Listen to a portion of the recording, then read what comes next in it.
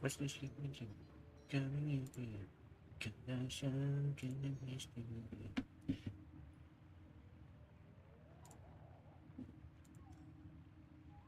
Oh my god, what's new, Scooby-Doo? We're coming after you.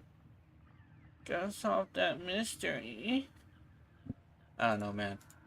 I mean, I miss Scooby-Doo, honestly. That was like a... Okay. How do I say this? It was a simpler time, but... I don't know. That was like some of the worst times of my life. So, do I actually miss the Scooby-Doo, or do I actually miss the times? I would say I miss the Scooby-Doo.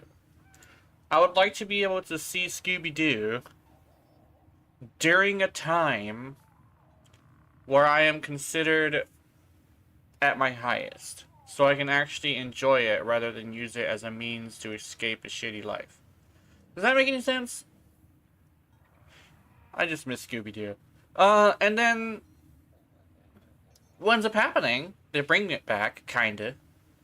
But the way they bring it back is they ruin it. And when they ruin it, they take away all the things we love about it. And they go really hard on the things we don't like about it. Like, I don't know. And then they take away Scooby. They take away the dog. And I'm like, shit. Also, isn't that show getting another season? Didn't they greenlight another season? God. Sorry. I'm actually in a good mood. I just started thinking about Scooby-Doo. Oh! Okay. Let me start this. I think I'm ready. Boom. Okay, so... Speaking of, like, animals and, like, being smart, I think this is what brought this on. I was just reading an article about a fish passing a cognitive recognition test. That's what some scientists kind of sort of believe that they were watching. So basically, they find an animal, right? And they take the animal, get it used to a mirror, and then they put a dot or some sort of mark on it. And then there's a recognition of some sort. And that fish saw the dot and was like, oh my god, there's a dot on me. And kind of sort of tried to get rid of it. And so the fish passed a cognitive self-recognition test. And as someone who... No, I don't work with animals, but I have animals. I've been having animals for a long time, so I know a lot about them. I kind of sort of already knew that all animals technically are self-aware. Because if a cat is capable of talking, right, and specifically understanding what it is saying, that's kind of like a sign that's trying to communicate with, like, mimicry. But not only that, but you ever heard of the cat called Bapcat? Bapcat actually is a cat who uses a special pair of glasses to see the other side of cards, and then it chooses the stuff that it thinks is funny. And the fact that this cat has a sense of humor that's dark as shit, and is actually enjoying, I guess, bapping these cards, and getting a response that it wants, kind of sort of means that that cat knows how to read, for one. And for two, that it's looking for a comedic reaction from people. I know this because, as someone who is a pet owner, if you talk to your animal like it's a person, then it does respond as if it is communicating with you directly.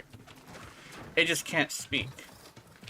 And you can also see this with fish. where if I were to go to button and say something about food, he will get excited. So he can not only hear me, but he understands the word food. That is a beta, by the way. He is smart enough to understand when I'm about to feed him. Speaking of which, he's excited, so I kind of sort of messed up a little bit. I gotta go feed him now. I saw him move when I said food. He's good, and he knows his name, so. Button. Food.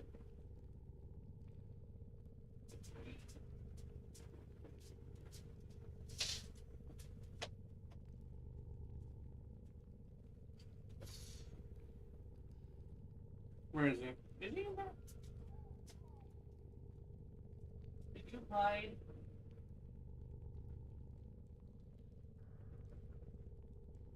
Bitch. Alright. I noticed he does this when I'm streaming for some reason.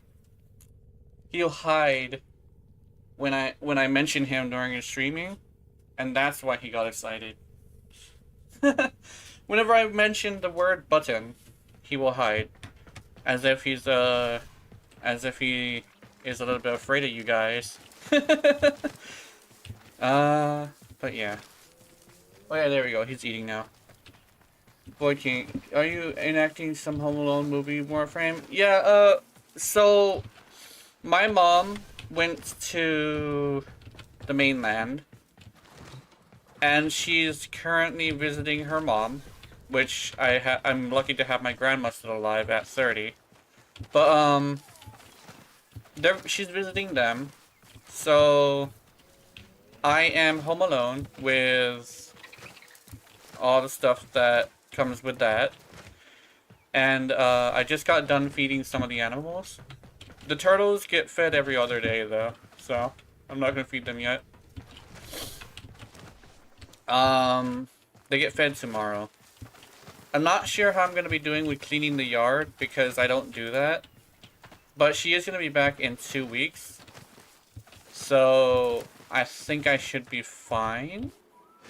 In fact, she's coming after May 1st, I believe. I believe we have decided on May 1st.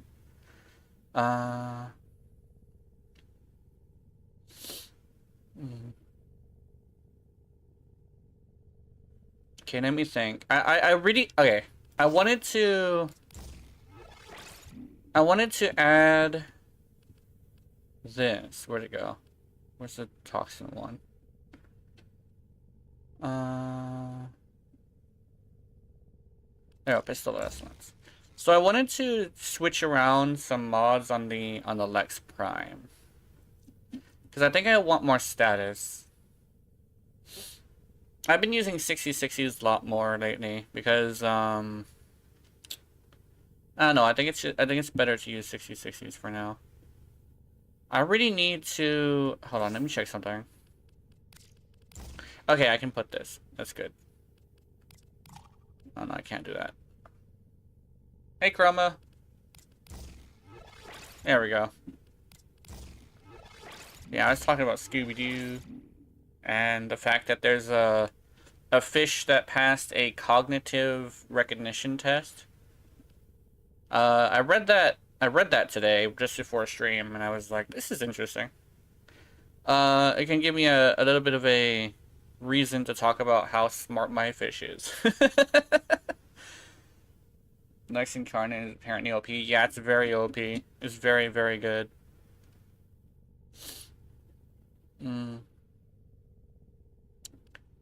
Let's see. I wanted to play with the Lex, but yeah. There's also another. Okay, there's also another thing. That let me show you something. So there's actually a reason why I had it like this, and the reason why is due to the fact that slash procs are based off of your total damage. And specifically, if you get a crit, it also modifies it as well. But it's basically, it's the total damage. So, well, I guess like without multi-shot, so it'll be like this. But it's based off of this. So I wanted it to be like this with the Scorch, right? And that's because I wanted to have almost a guaranteed viral status. So I think mathematically speaking, because of the fact that it's also 70%, I think this is better than going with full 60/60s. Mathematically speaking. So I think I'm gonna go with this. Let's see. I like doing math in this game. This game makes math fun. Okay,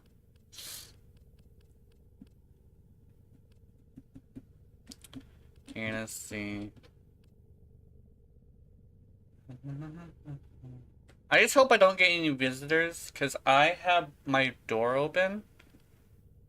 And I am also not ready to be seen. If you get my drift. So, let's see. So today is Nitrocell Day. I think I'm gonna do that. The one thing is about Nitrocell Day is I do need a fast-firing weapon. Just because the Necromechs have this weird situation where they really like to... How do I say this? They have damage altruition, right? But their damage altruition lowers the damage that you can do to them to 6,000. No, I think it was like 3,000 plus yeah. It's 3,000 plus your critical multiplier. So I actually think that it's probably a bad idea to bring the Lex to Nitrocells, but I'm gonna do it anyway. Another day. Cavia. I only need to do 3 Nitrocells because I like to rush the deep Archimedia. Am I in solo? Oh, I'm not in solo. Okay, go. For some reason, I thought I was in solo.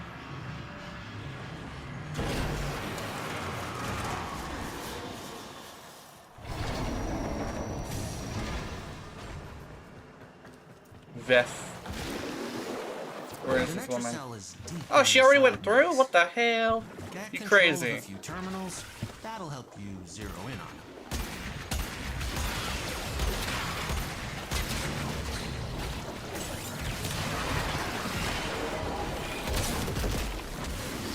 Okay. Slash procs are working, guys. That's good, that's good. Oh, she's zooming over there. She might have... She's just gonna rush it, okay. Oops. Okay, let's go. We're gonna rush it too, since she wants to. Da da da da da. I'm going with a slash heavy weapon against slash resistant enemies, and I think I just kind of sort of realized how stupid that is.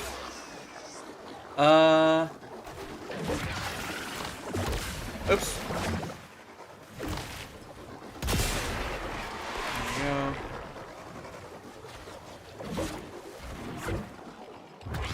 I think this is the room. Is this the room? Yeah. Let's see. Oh, this is the room. Oh shit. Isn't this one of the bad rooms? This is one of the ones that aren't as good.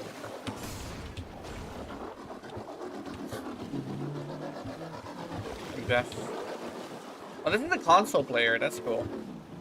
Don't die, please. This is it. Use the key glyph and get ready for Oh whatever shit, happens there's a next. Necromech. I was worried about that. Security's freaking out. I didn't hear the alarm, I'm sorry. Let's see. Clear out the uglies around the entrance. I just did like 1,000,000 damage. I don't know how I did that much, but okay. Okay, let's see. What is...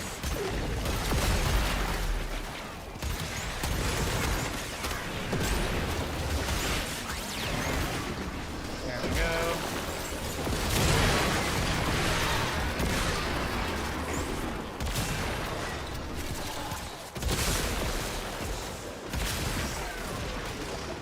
Oh, she's doing meta thing.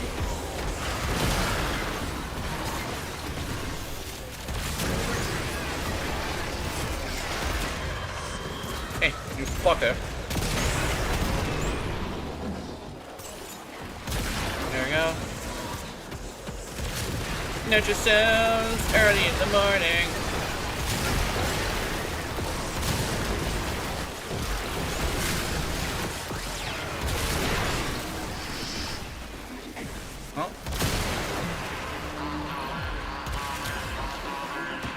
Oh, I think I let her do that. She seems to be ready to rock and roll. There we go.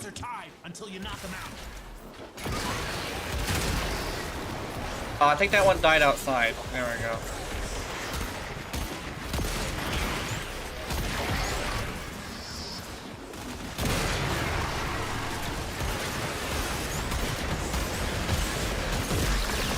There we go.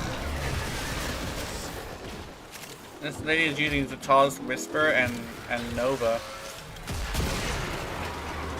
There we go.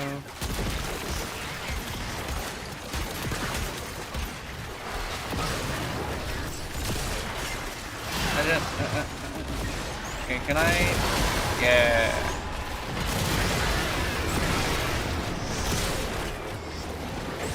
Man, this isn't that bad. This is actually pretty good. You know.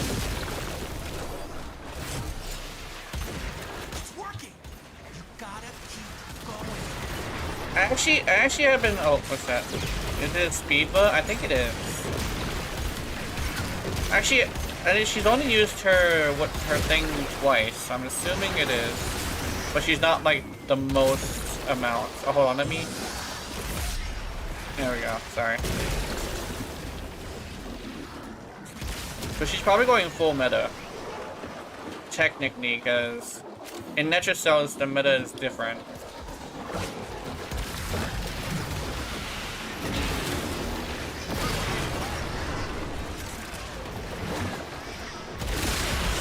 People would go good with those missions, yeah. I usually go with a Slova just because the Slova is probably more my style.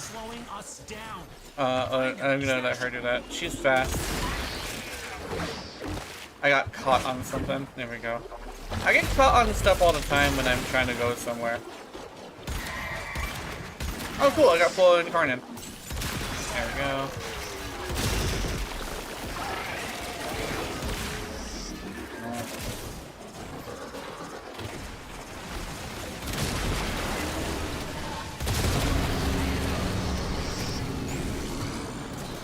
This motherfucker talking shit.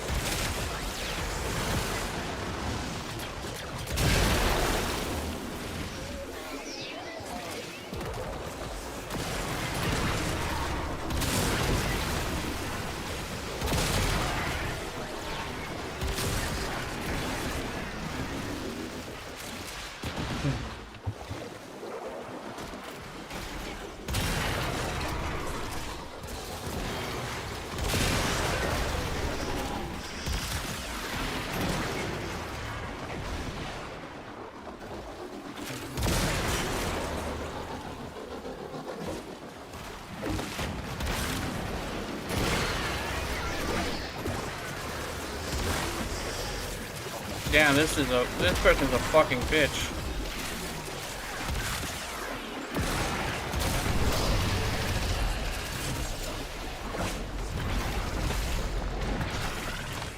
Take whatever Albrecht was hiding and get back to the sanctum.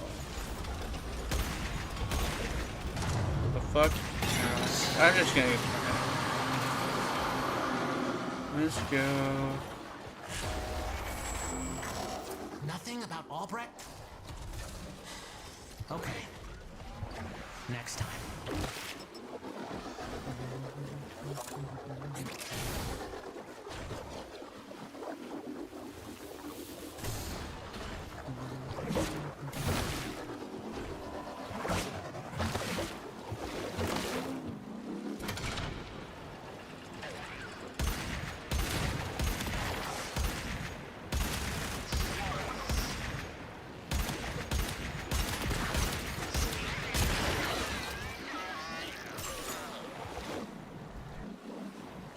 Let's see.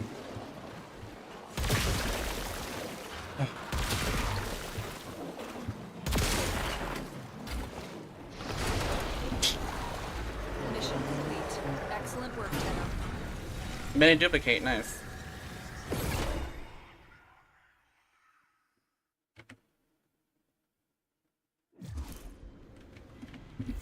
No, you're not getting a fucking GG from me, you fucking cunt. Come on. Stupid ass bitch. You in the mood for a little... net? Go. Let's go. All right. What's his is ours.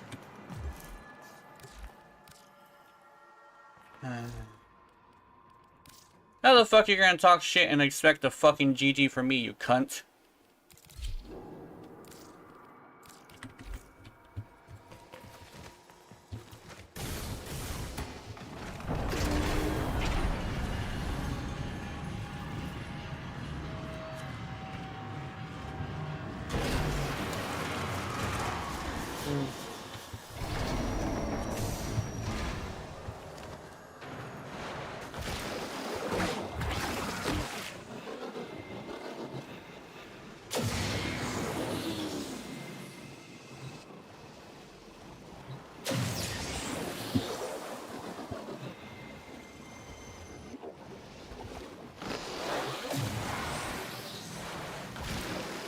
Ready? To leave the anchor hold, access Yeah. that terminal. Listen, you're not getting out of the anchor hold without all 4 key glyphs. Yeah.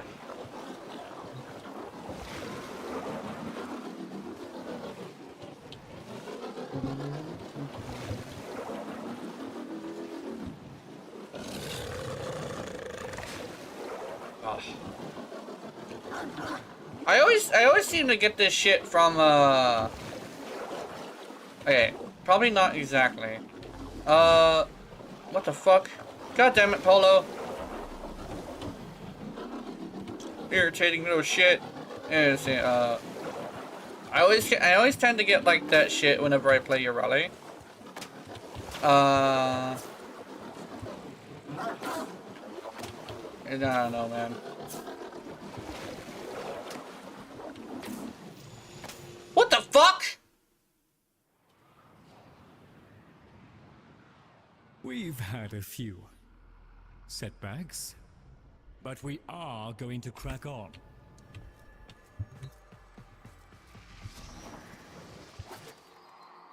Bird 3. What I wouldn't give for some of that optimism. Go. Okay, maybe there's a... Nice. Maybe we can start this again. It's... Oh.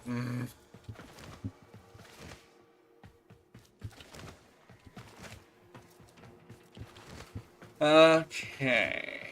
Alright, let's go. Let's get the fuck out. Another Yeah. day. What'll it be? The old man kept Alright, the let's lock go. marks for Let's me. try this again. I don't know, Warframe's community has been really weird lately.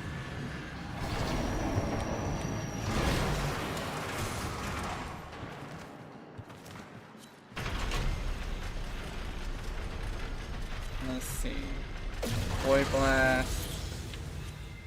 Exhaustion. What's this? Frame Curse and Knife Step. There we go. Only one way out of the anchor hold. Use that terminal.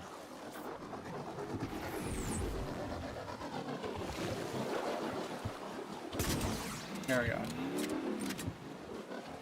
There's no conductive sound. That's good.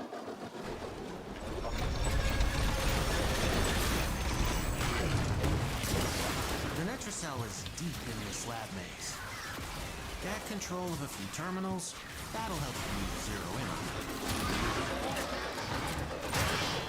it. Another Nova.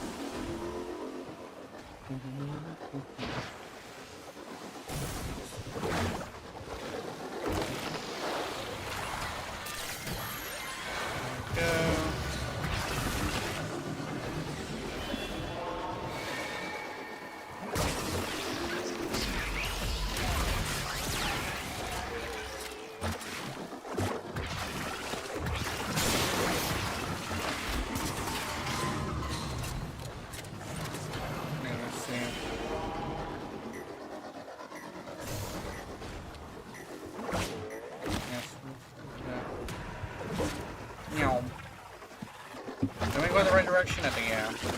Let's go.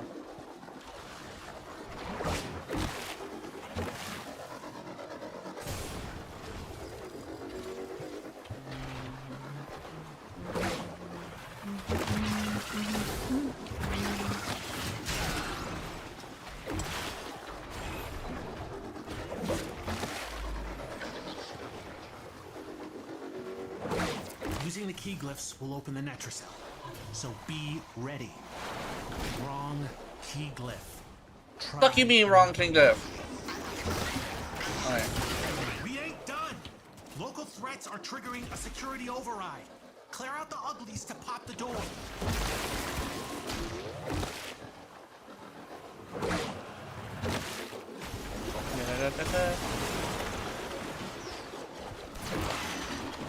Oh, we're not gonna be able to make that one.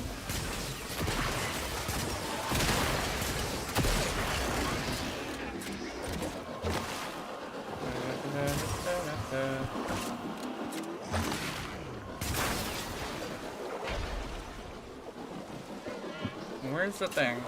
It's up here somewhere.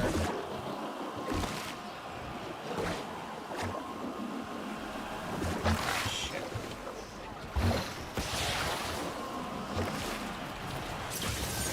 Got it. Yeah.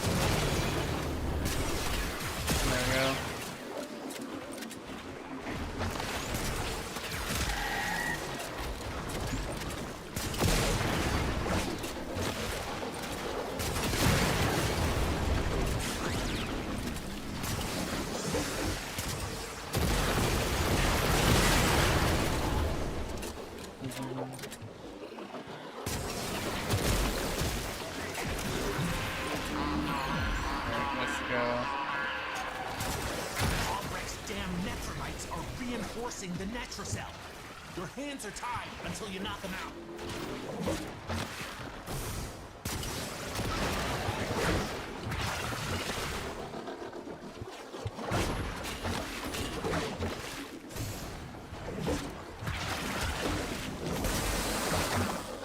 Let's go. Oh, star.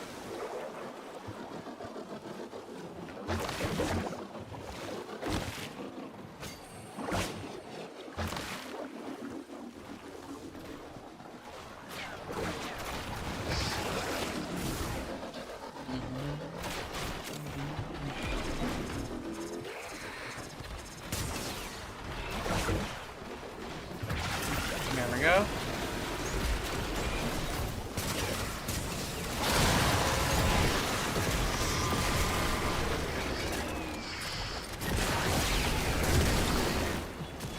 Any of y'all see the feeds line up? There we It's go. going down, kids.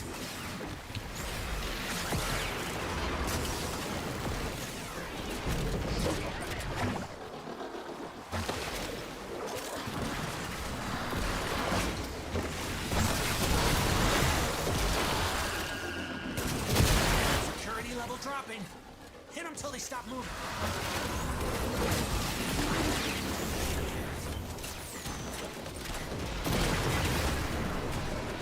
My mind is stuck on that now. Let me see if I can chill out on something else.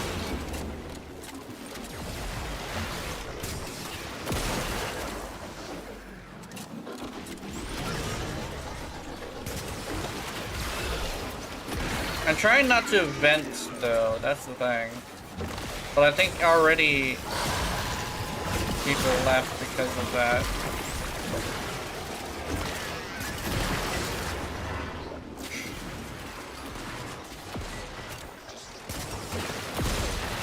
There we go. Prime version of Murmur mods. Yeah, I think the Prime version of the Bane of Murmur mods would be good.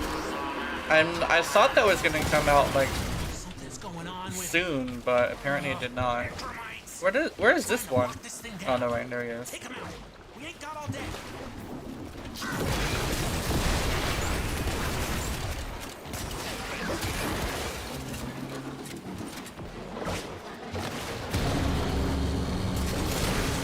There we go. Enemy intensify increasing. That's intensity increasing. There we go. We should be good. No one died. No one died. That's real good. Weird how it takes a. Okay, this is probably gonna sound mean, but it's weird how it takes the level 12 one. Yeah, she does. But like, it's weird how it takes the MR12 Revenant with a health build to show the higher level people how it's done. He has all of the things for one, and he's obviously a new player, but he has not even gone close to going down. And I'm like, this is a fucking MR12, and all the ones that go down are, yeah, he's an MR12, and all the ones that keep going down are like MR4. Yeah, I put health on Revenant. Oops. Yeah. I think the thing is I don't think it's a bad thing. I think it depends on what you're going for it. Because I know one thing that's pretty interesting is that there's usually a time where you need a buffer to survive, because most of the time the reason why the Revenants are going down is because they keep getting yeah.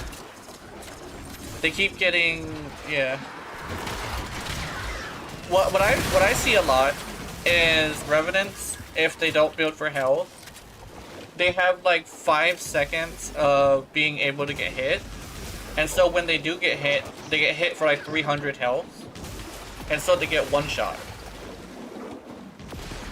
Whenever you build for no health, you gotta make sure you're paying attention or you'll die. But most of the time, that's why Revenants go down. They're not paying attention. Dying with Revenant is a skill issue? Yes. It definitely is a skill issue. Oh, did my, oh, never mind. I thought my stream went down. But, it's always a skill issue. Always has been. But, one of the things you can do if you know you have a skill issue is to accommodate your skill issue. Or no murmur, I've been Also, all 3 Umber mods can help for strength, which I don't know what that does. I know it probably does something. Isn't that like a... Isn't his arm... what's it called? His surviving ability, based on what you go. Just use rolling guard, yeah. But that's the thing is like you have to be paying attention, and most of the time they're not paying attention. Like they will go down because of that mesmer skin. There we go. Is it mesmer skin based on strengths? Because I think it's based on strengths.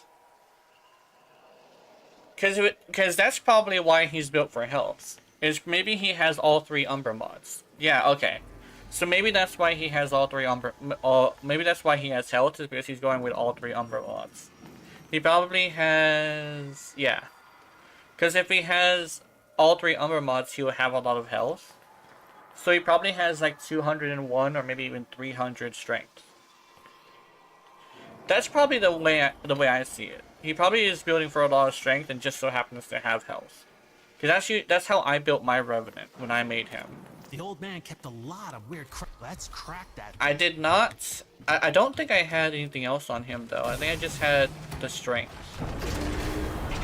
Because one of the things that I noticed when people are playing Revenant is that they're not paying attention.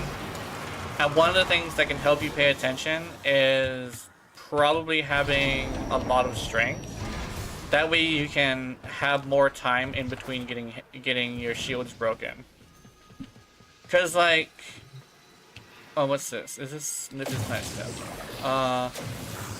Cause if there's a lot of time in between getting your health broken, use that terminal. you can actually go from hitting something to looking at your health. You're like looking at your abilities. Cause that's what I see a lot is they're not paying attention. But most of the time it's because they're preoccupied with something else. The Netracell is But if you build for all 3 Umbra mods, you're gonna have health anyway. Sniff it out yourself, or So I think that's what he was going for. Because I think he's not in this group anymore. But yeah.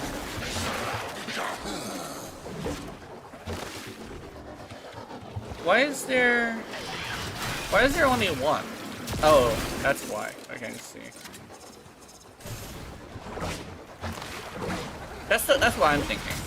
It's probably just the fact that he's building for 100% strength. That's a good idea though. To build 100% health strength so you can have a higher amount of mesmer skin. Where'd he go?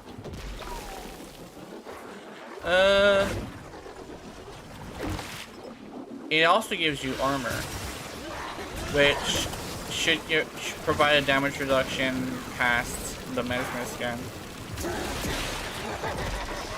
That's the one thing about Revenant is he does have his mesmer skin, but it's not like an end-all beat-all thing, because the mesmer skin will eventually go down, and that's why a lot of level 4 MR4 motherfuckers are going down as fucking Revenant, which I still think is the most hilarious thing in this game.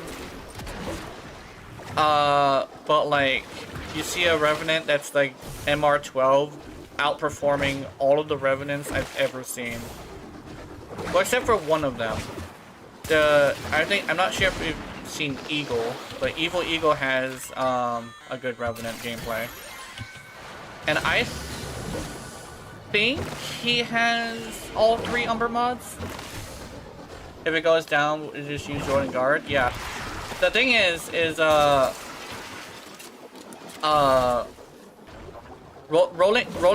rolling guard requires you to be paying attention. That's the thing. That's what the whole thing is. So your rolling guard requires you to be paying attention. And if I remember correctly from playing Revenant, your shield will go down and then you'll go down immediately afterwards. And most people who utilize shield gating without understanding it will see the shield go down and not do anything about it. That's kind of like the thing, is like they will see the shield go down and they won't do anything about it. That's kind of like a thing that is the thing about the Revenants. Because I played Revenant before, and I did notice that when his shields go down, he will go down like a second later. Get ready for whatever happens next. Wrong key glyph. Which is hilarious. Try a different one. Wait, didn't we have a fourth motherfucker with us? We have a fourth person with us, right? Let's see. I'm coming. Is it me? Oh, it is! Oh. The right key glyph. Oh, bitch. Ah. Got away from the gyre.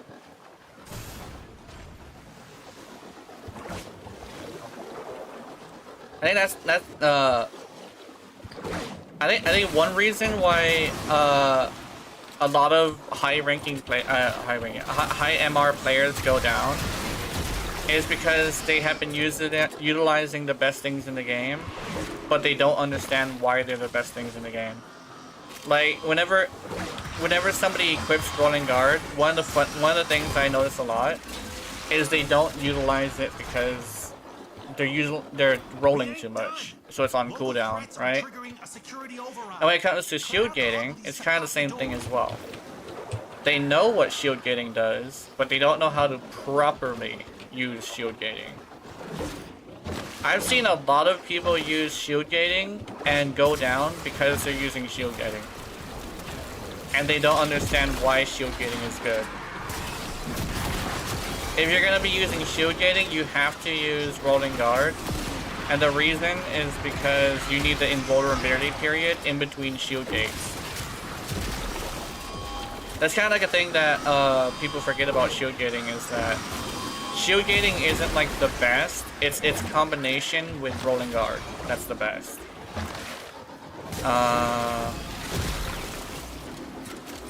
And a lot of the Revenants will actually, I've actually seen this. They will actually roll without rolling guard or without high shields. And they'll have low shields, and as soon as it go pew, that little shield go down icon thing, they will immediately just like pew, go down. Weird noises, but exactly what happens. I don't know, Revenant players are not entirely the smartest players in the game. I don't think. What the hell is this? Oh shit! Gyre's down. Are we gonna pick up Gyre, or are we just gonna let her go? Okay, I see. Yeah, he's just gonna let her go.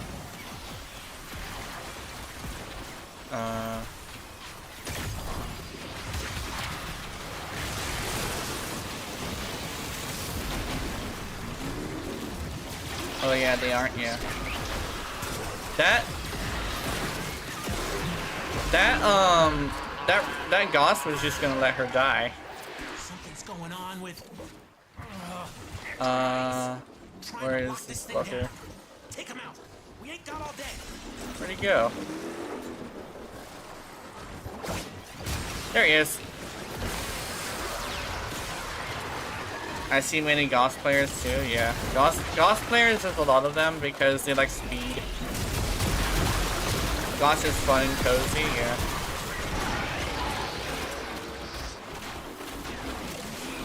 Me. Goss is fun. I played him a long time ago, but I don't remember if I used him that much. The rare item I see revive people, I don't revive people, is to secure a player or reviving them sometimes, yeah. He was kind of sort of just like, he was right next to him too. And I'm not exactly sure if these people are having a beef or something.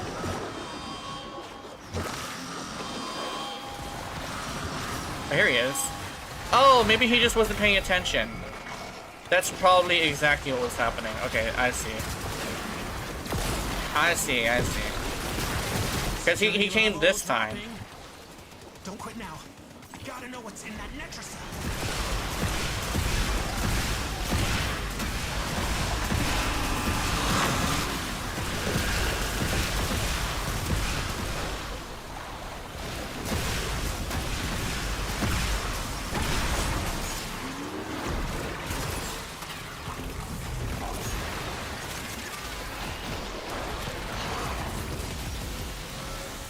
Are these deep cells? No, this is not deep cells. This is just Netra cells. Where the fuck this guy go?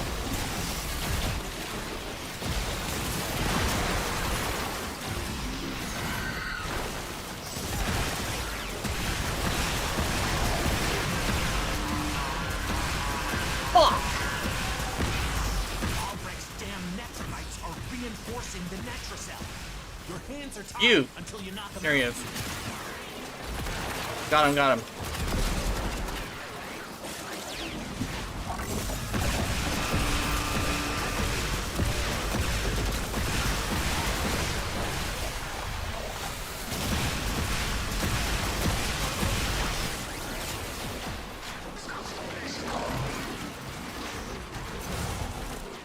Am I out of ammo? No, I'm not. She's just not firing. There we go. There we go. Ooh. I don't know why that necromech was harder than the others. That was super weird.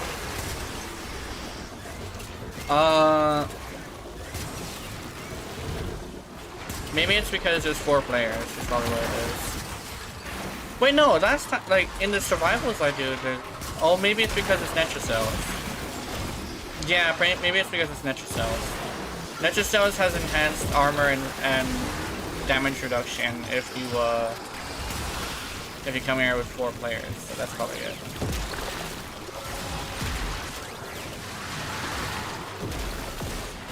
I think I did the deep cells on Wednesday. The deep cells was a Wednesday thing. I think the deep cells went pretty good. The deep cells were fine.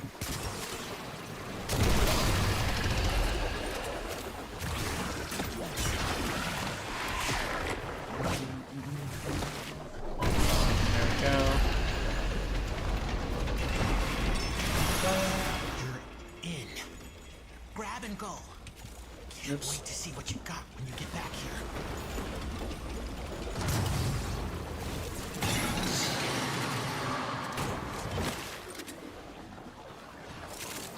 Okay, let's see. Pet, you can make use of that.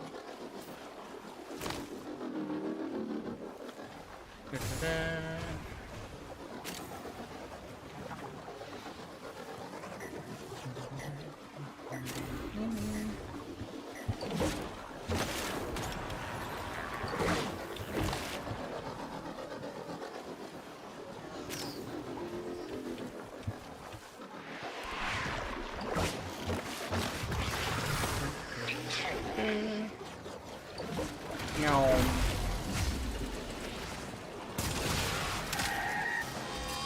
Oh shit.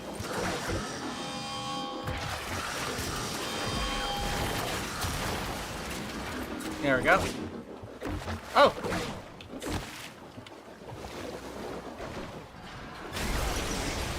Let's go. Wait. Out of curiosity, what is your opinion on Warframes like Octavia?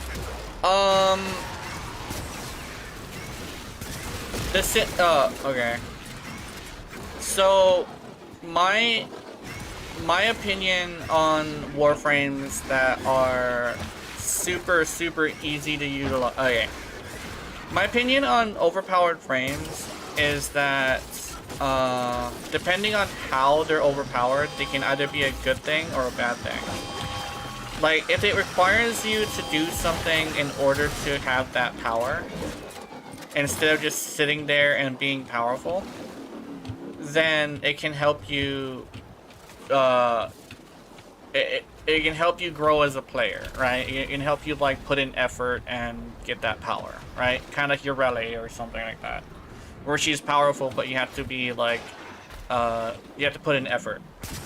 But if it's someone who's, like, really easy to utilize, like Wukong or Octavia, they can actually be somewhat damaging to the way you play games. Because they're so lazy, if you build them correctly, that you don't really need to try. And what this causes is, I think, is people thinking that they're badass, when in actuality they're some of the laziest players in the game, right? Oh, another duplicate, that's good. And that's kind of sort of where the problem starts, is when the lazy players get a fat head, right? Because that's kind of sort of where the problem starts. It's not that it's not that necessarily that you have to be a good player to play a game. You don't really have to do that. It's when the lazy meta, the easiest to utilize characters in a game, give you an attitude as if you're the best of the best, when in actuality you're just utilizing the easiest methods in the game. So it's not that I have a problem. Exactly, it's literally a Revenant brain rot moment, where somebody will be utilizing Revenant to go like level cap and shit, and then what ends up happening is they get so used to using Revenant that all other Warframes are like a foreign concept to them.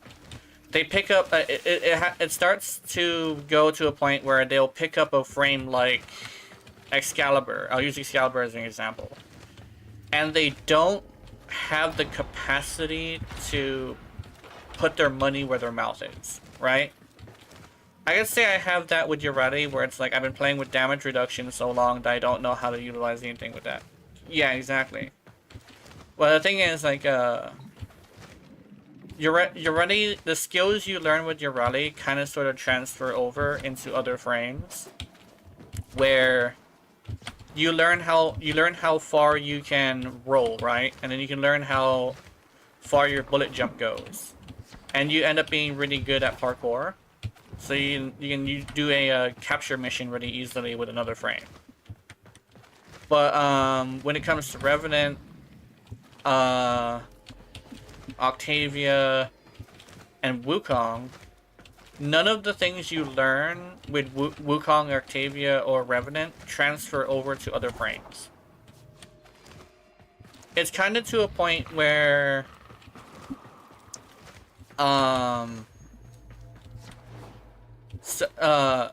almost all of the meta players are some of the laziest and players in the game, but they also have a huge attitude, right? Wukong isn't meta anymore, exactly. And you know how fucking angry the meta players got when they nerfed Wukong? Yeah, but the thing is, they didn't necessarily nerf him. They made it to where you could not be AFK with him, because he's still just as powerful. You just have to point and click to make your clone do big damage, right? And you have to pick up ammo, which means Wukong didn't necessarily get nerfed, he just got changed to be more active. And they called it the worst nerf in the game. You wanna know what's a really, really, really bad nerf? Ember. Ember used to be extremely powerful. And her first rework was one of the worst.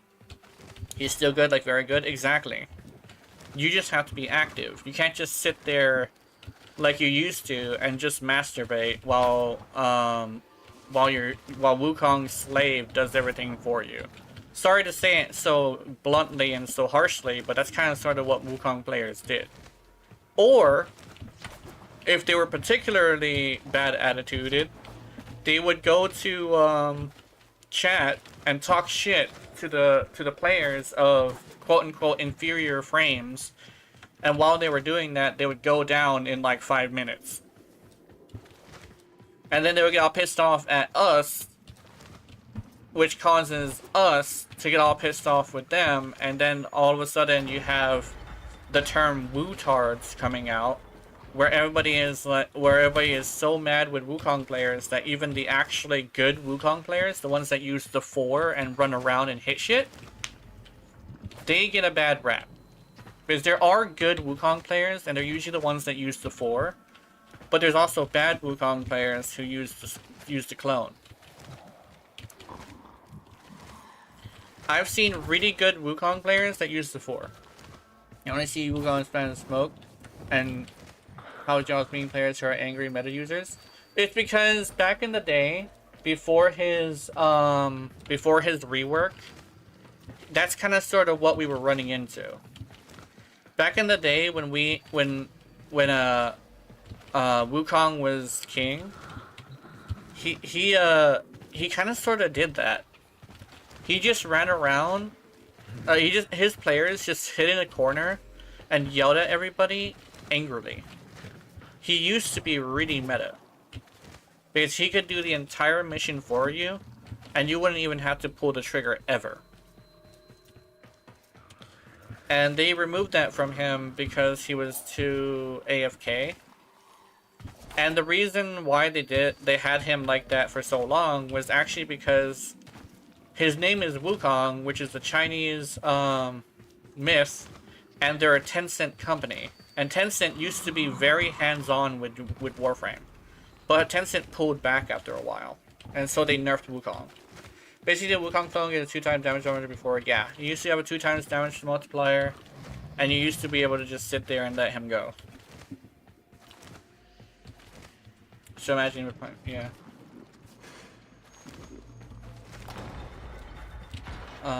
He also had unlimited ammo, so he could actually use the Brahma, and the Brahma was broken with Wukong. There's no ammo go for a clone too, yeah. A new quest is available in your codex. But Wukong now sits at like maybe mid-tier. But the thing is, he's still very okay. Well, the Envoy. The Envoy was broken. The Envoy, because they would, or the Tsar, yeah. The Envoy, the Tsar, the Brahma. I think there was another one, but I forget. Oh! It was the Nucor. When you had a damaged Nucor, it was like the only time you'd ever use a damaged Nucor was like a Wukong. Was it? It's either the Nucor or it was like the Cyclone or something, but the Cyclone is still OP. Ogress. Ogress is another one. Ogress was pretty broken as well. Still like the Envoy. I love the Envoy. The Envoy is my favorite. Been a while since I used it though.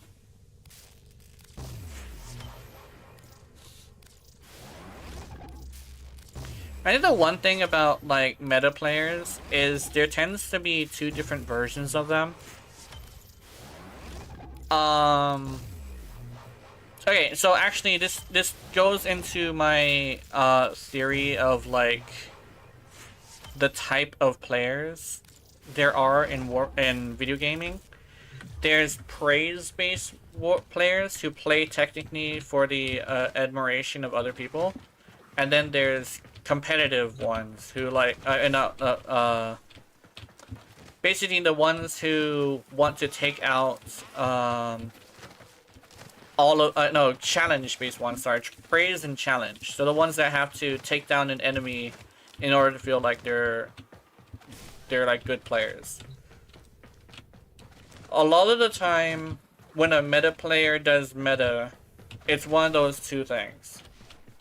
They either want to be the best in the room, so they use the easiest way to be the best in the room, or they want to get brownie points from their friends, and so they try to be the best one in the room, right? Either way, it's just them trying to be the best. I say praise-based players are probably more like easy to deal with because they're just trying to look cool in front of their friends. But the ones who are the worst are the ones that have to take the challenge-based ones. The ones who consider all of their teammates an enemy that must be defeated. And that's when you get the ones who will scream, get hyperventilate into the microphone just because you're playing your rally. Now here's the thing, I've heard this before. I've actually had someone throw a tantrum because I was playing your rally, and then he died. And they got he was hyperventilating so bad as if I wronged him in some way when he went down and I revived him trying to get him back up. And he did not like that. nobody else was reviving him either. I revived him because I'm a good team player, because I like to play with teams, and he got so mad he actually had a hyperventilation attack. So after that, I stopped having my thing on. I'm happy to see when you're ready, players. Yeah, I think what it is whenever you see a you're ready player, you know it's somebody who's playing something because they enjoy it. She's not the best frame by far, but she's so fun that that's definitely why someone would be playing her, right? And it's good to see a player who plays for fun, because it's like, it's not like the end of the world if they lose or something, right? I mean, depends on the situation. It could like be embarrassing and that could suck, but like most of the time it's not the end of the world if they fail. I mean, if they're playing your rally of all things and they're bringing her into whatever they feel like. Oh, cool. There's a assassination and this. Okay, what is this? This is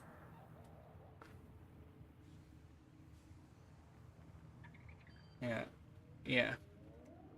So with deck skin or credits for me, survival here.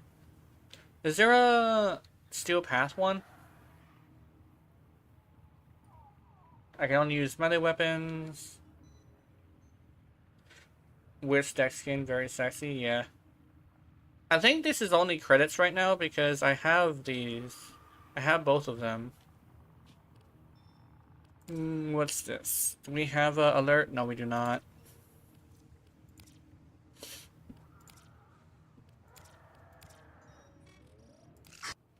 I remember having a conversation with somebody about like, if I made, yeah. I remember having a conversation with someone about like, what's the difference between respect and what's it called? Respect and admiration. And I think the one thing is that like respect is kind of sort of hard to come by nowadays. It's like people want to treat other people like a tool rather than or an enemy rather than like a person. And I don't like that. But like I don't have to admire somebody if they don't have any benefit to me, you know?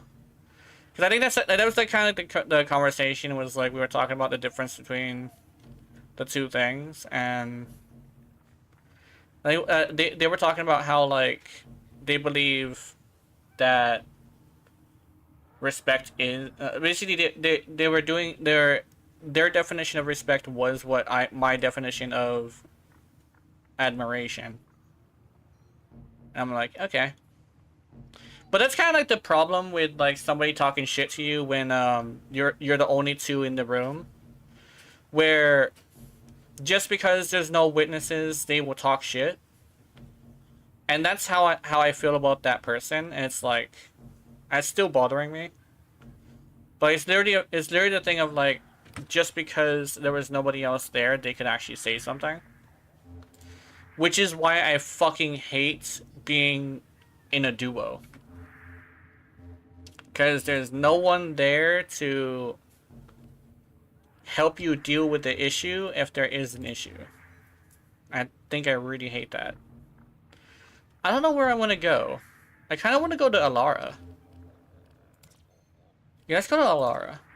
Fuck it. Put it in the fuck it bucket.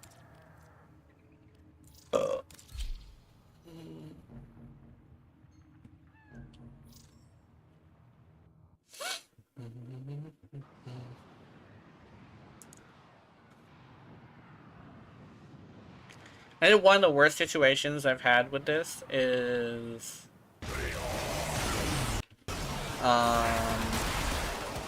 probably back in the day, Tenno, prepare for life actually, when I used to have my mic on.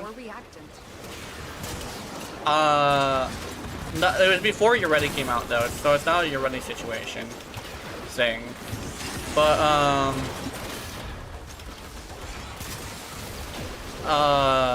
when I used to have my mic on, there would be like somebody like talking shit, but it was somebody who was in my clan who kind of sort of did this thing where they would only talk shit when nobody else was there. And I don't know what their problem was with me. I think what it was is like back in that time I was a kid, so like I played this like I think I was a kid. No, I was like it wasn't a kid time. I think it was like about in my early 20s. But this person was like 30 or something. I think his problem was the fact that I mentioned that I'm autistic. Because his thing used to be to call me a retard. So yeah, it's like I think the one thing about the Warframe community is even though I've been off and on a part of it, the only like really bad situations I've ever had in gaming has been from it's been from the Warframe community. Like the super fucked up and bad shit has been from the Warframe community. The stuff that's abnormal, the stuff that no one really like would understand because they don't see it because it's very abnormal. I don't know why this community is so passionate that they have to think up some weird shit. Because it's like the absolute disrespect I see from Warframe community is abnormal to a point where no one believes that it happens until it happens on stream, right? And even then, usually the people who don't believe it are not there. The ones who do believe it are the people who stay because it's good to see like somebody enjoying the game. Well, like you guys see it a couple of times actually lately. I think it's getting worse again. It fluctuates, I think. That's the thing.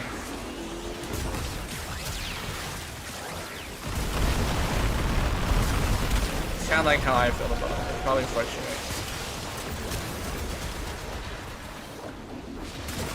I'm still like bothered by a bunch of things, but it doesn't come up until something happens again.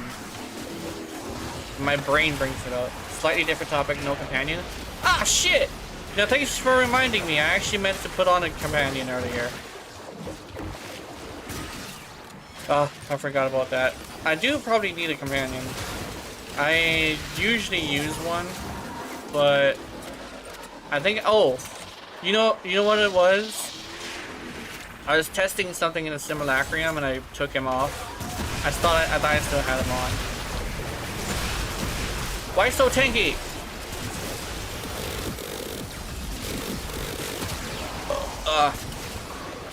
Hopefully I can do that.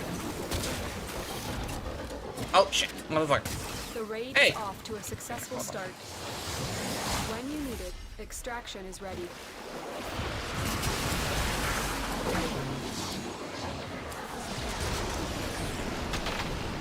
And a simulacrum with criminal making people forget their companion? Yeah, pretty much. Ooh, Ash Prime.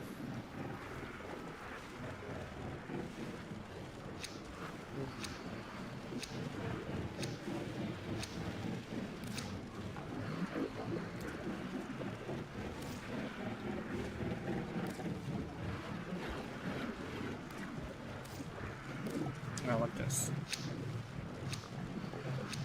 I'm hunting for. I forgot that I'm hunting for Forma.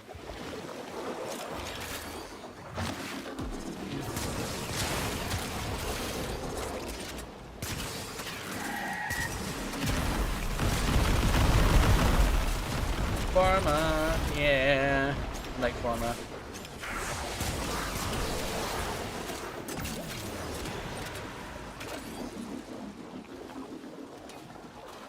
I think legitimately, the Netrocells someday are gonna make me lose my shit. Cause I kind of okay. Who doesn't love Forma? Yeah. I kind of have been running into this situation where there's disrespectful players in the Netrocells, like a lot. Which Formas can drop from Netrocells? Yeah, that would be cool. Like fully built Formas from the Netrocells. That would be so cool. Or like, maybe not blueprints, but fully built would be awesome. I wish there was a mission that just did that, you know? But Formas are so important that I think they're never gonna have it like drop from a source that is other than like a really rare source. Because like, they do drop, they just don't drop from like a mission that you can do easily. If it did, I'd cry looking for shards in arcanes, yeah. Pretty much. I think the one thing is like, technically Forma is easy to get, it just takes a long time to build them. I do get that, but like, I kind of wish it was, okay, if it was like 6 hours, it'd be much more understandable. But then again, people would probably play for maybe like 6 hours just so they can make 2 Forma. But I'm thinking more, maybe what would be a little bit more fair is probably combining, maybe like, before it was 24 hours, yeah. I think what they could probably do is like make a triple Forma build. Like legitimately, I think a triple Forma build would be really cool. Even if you have to do something really specific for it, I think that would probably be really cool. Oh, you would probably be really good if they make it so where you can build multiple of something. Like that would be cool. But like make it a limit of maybe 3. Then I would get free Forma. But for now, because they don't have that, I don't get free Forma. I wail for it. Did that guy just die? There's lots of oxygen today. Why hasn't that been a thing yet? It's mostly because this game is a free game, and they kind of sort of need to make you. They kind of sort of need to make you spend money at some point. I do get it as somebody who is very business centric. Like I understand the whole mindset of the customer. The customer needs to needs to have a reason to pay money on a free game. But my thing is, like, it's very inconvenient to be someone who plays the game regularly and need to spend days on a Forma. It's kind of a weird thing of like, I understand it, but I'm not exactly a fan of it. Like, I definitely understand that, like, if it wasn't for the fact that Forma was 24 hours and you can only build one at a time, then people wouldn't buy Forma. It's a little bit junk though. Like, not only that, but the reason why they don't change the build length of stuff is actually due to the fact that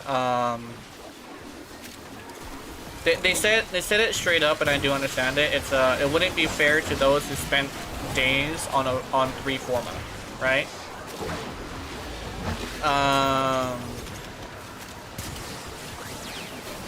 But I think if they make multiple builds, that would be cool. Maybe like even if it's like 2 at a time, 3 at a time. That would probably fix that.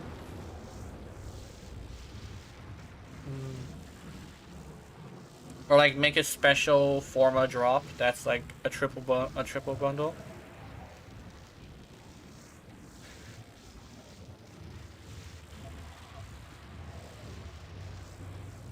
What is happening?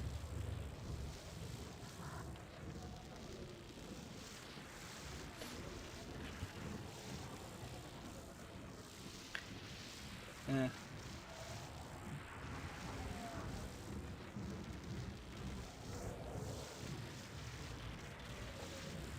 Game?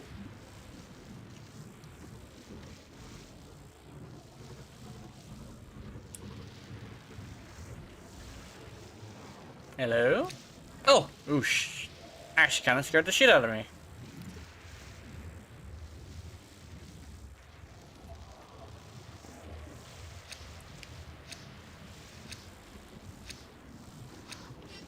Oh.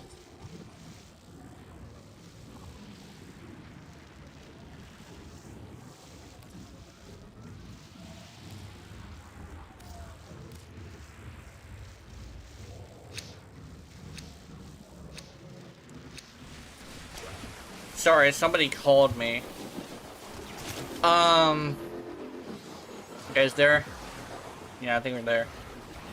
There we go. That's there. A little bit of delay. It's fine. Somebody called me. Okay, here's the thing. I've been getting a bunch of scam calls from Hawaii. So, because I don't know the number, I'm not answering that shit. If they call again, I'm hanging up on them again. Because I've been getting so many scam calls around this time. And I think I'm now on a list of people who will actually answer. They think they can get me with this shit.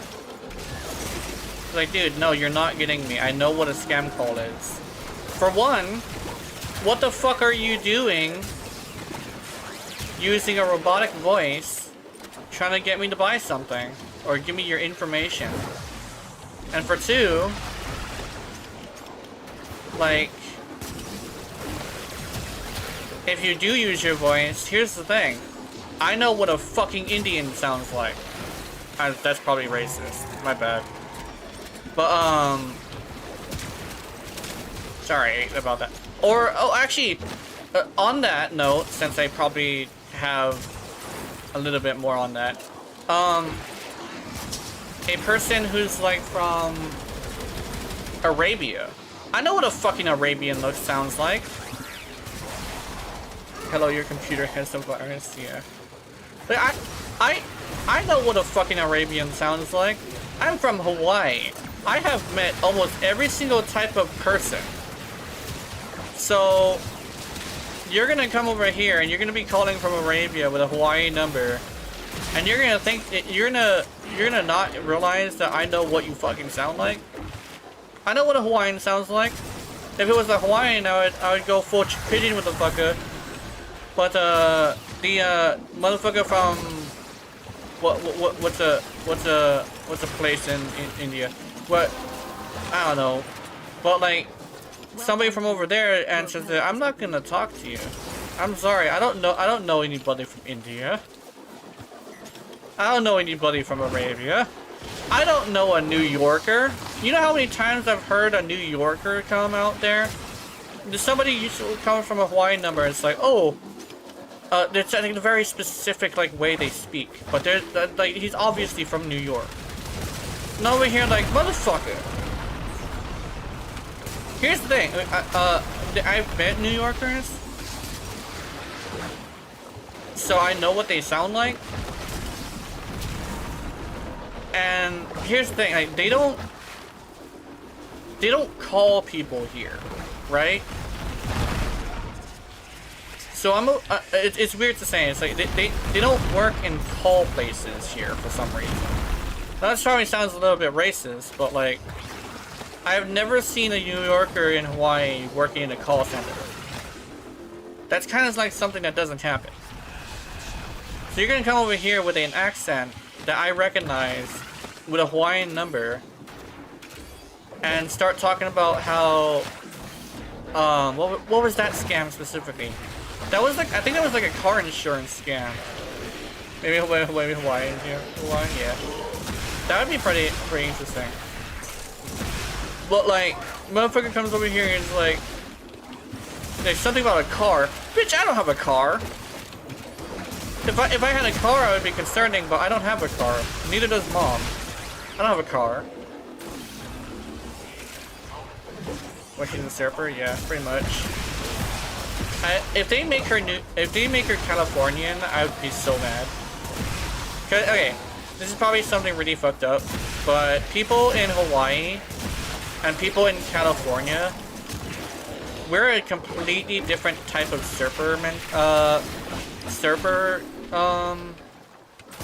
people. Like, the surfers here are nothing like the surfers in California. Fish tacos are fucking disgusting, for one. The terminology we use when surfing is completely different too. For one, a lot of surfers here in Hawaii don't use terminology specific to surfing. And for three, most people, I know it sounds weird, but most people who surf here in Hawaii are not fucking losers.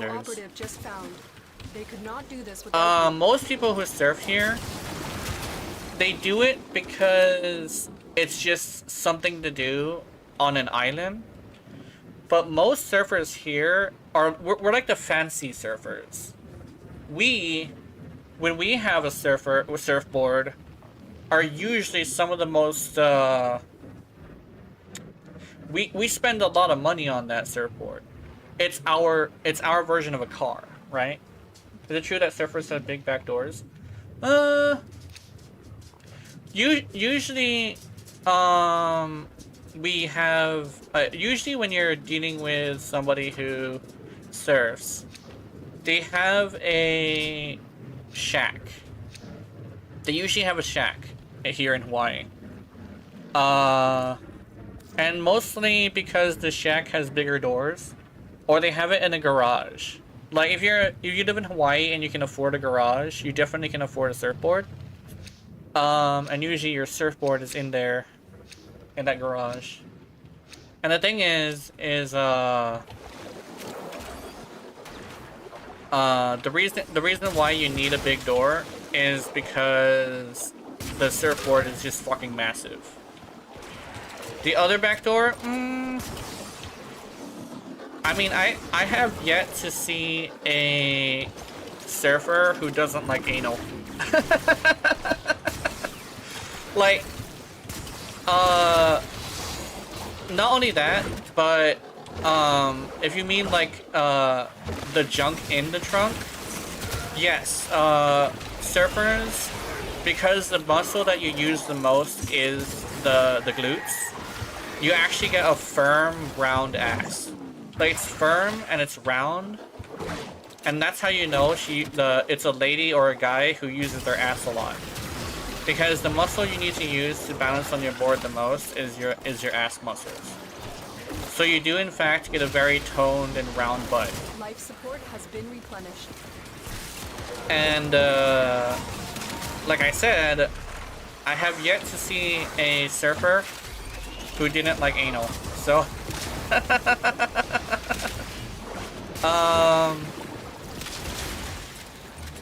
explains why you're right. Exactly. It's look how firm and round that thing is. They actually got the surfer body right. The nice big round butt. That's why I was saying like it'd be probably a little bit better if the new skin had was a little bit thinner, because a heavy set surfer is not too common. And I'm thinking like if they want to make that Urites skin, they kind of sort of would like to make it a little bit thinner, because I saw the artwork, the concept art, and I didn't like it because it was too wide. And now that I've seen the 3D model that they're rigging up, I think it's a little bit better because they actually did make it thinner. So she's a lot more There. What sport would Chroma do? I think I...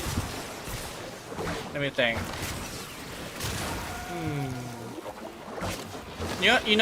Since he is a dragon, I don't know why. This is probably like a weird thing to say, but I don't know why. But I think he would probably be into BMX. Because he reminds me of a Power Ranger when he doesn't have his coat on.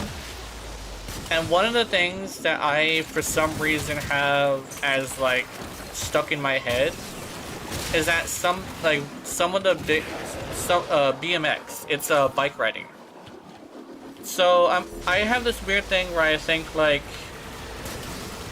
I think like the Power Rangers are weirdly good at, yeah, like American Ninja or something. He seems like the most American. He seems like a Power Ranger, like specifically the American version of Power Rangers. So I think he would probably ride a bike everywhere. I was thinking of something like bodybuilding. Yeah, I think bodybuilding probably not, because he's actually really thin underneath his armor. But I think he'd probably be into like something like that. And definitely Hildren, maybe Rhino. Actually, I think Rhino would be football. Rhino would be football. Bodybuilding is probably a Hildren thing. Surfing is Yoreli, and she already does it.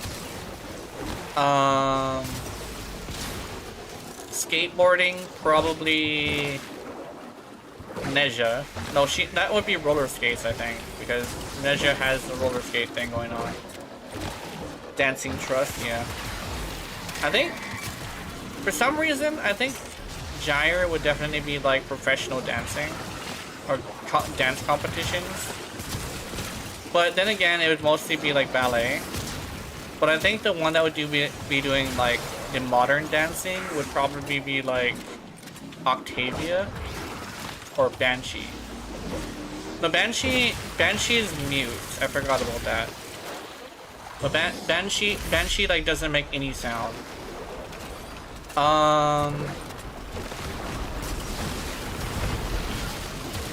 Which is weird because she's a sound-based character. But I think Octavia would be like the modern thing. Alice English boxing, yeah.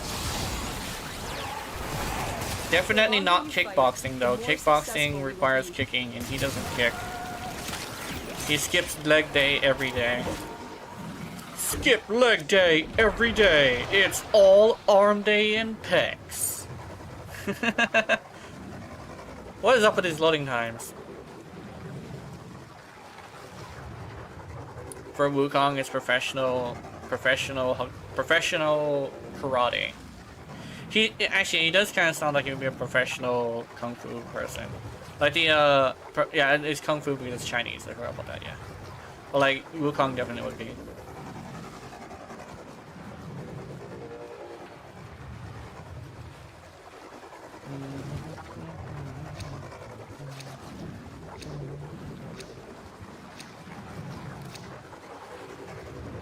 I would go for the head tricks too, but I'm looking for format.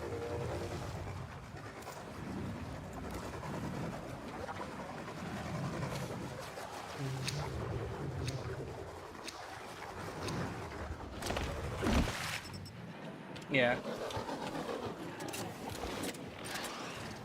Yeah. Ballet. I think yeah, I think one would be traditional dancing, and the other one would be like I think they both technically would be like traditional dancing. I think there would be like a partner dancing. Like they would dance with a partner. I think that's something that I think they would probably do.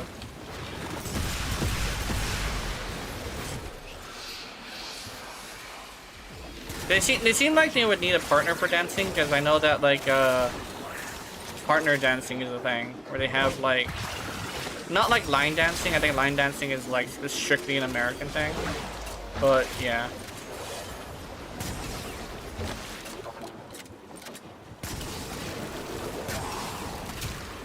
Move on his chest. Oh yeah.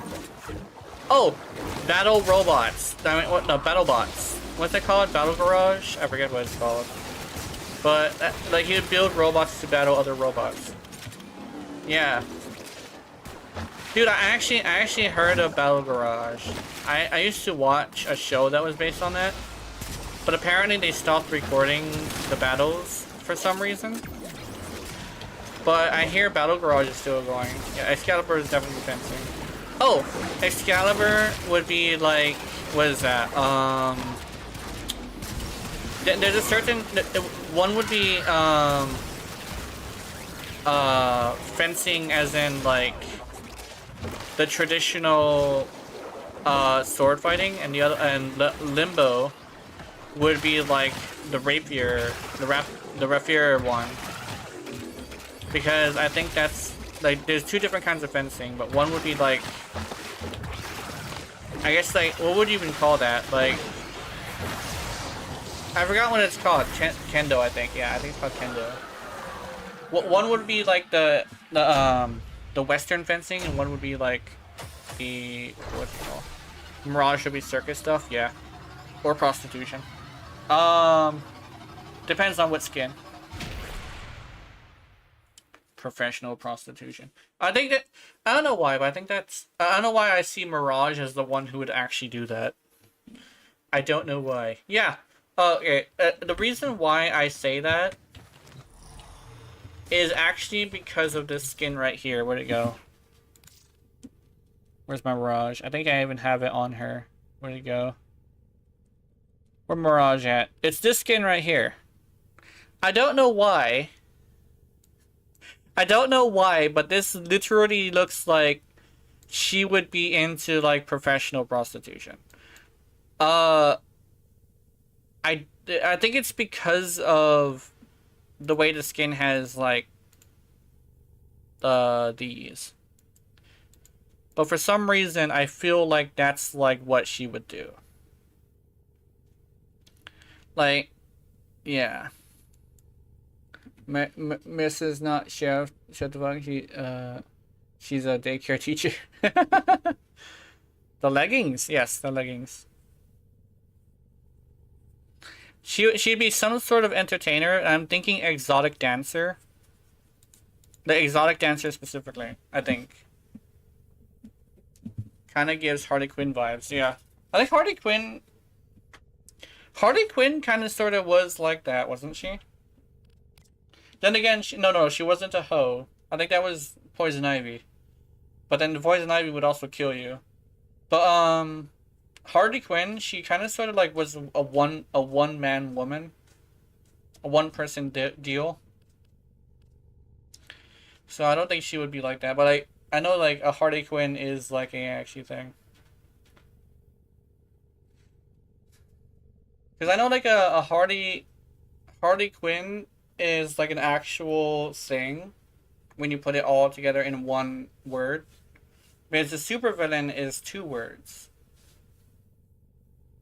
Like a Harley Quinn and then a Harley Quinn.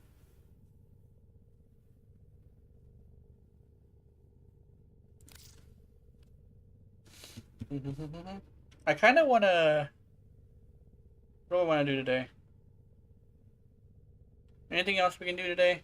Let me check. Necros' Gravewater, dodging lawsuits, reinforcing the dead to defend them, yeah. Oh! He could be a private investigator. Like, he could solve murders by just asking the person who was murdered. Keeping in mind that not all people who were murdered would be able to identify their killer. Because that's like that's one thing that's pretty interesting about it is sometimes they didn't see their killer. That's kind of like how murders work. Sometimes they didn't see who it was.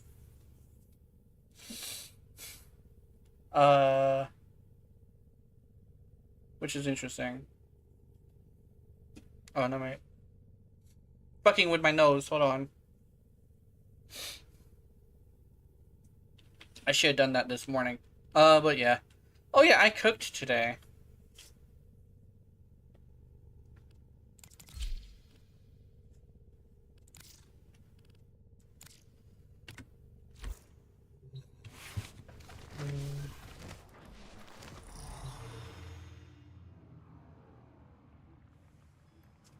Yeah, it's a cold case. Cause like that's kind of like an interesting thing that a lot of people don't realize is that if you can talk to the dead, sometimes they just don't know what happened. What'd you cook? I cooked potatoes and steak, I think. Mesa would be using her second amended a lot, yeah. Mesa is the most American one out of them, and she probably would be like definitely second amendment lover. I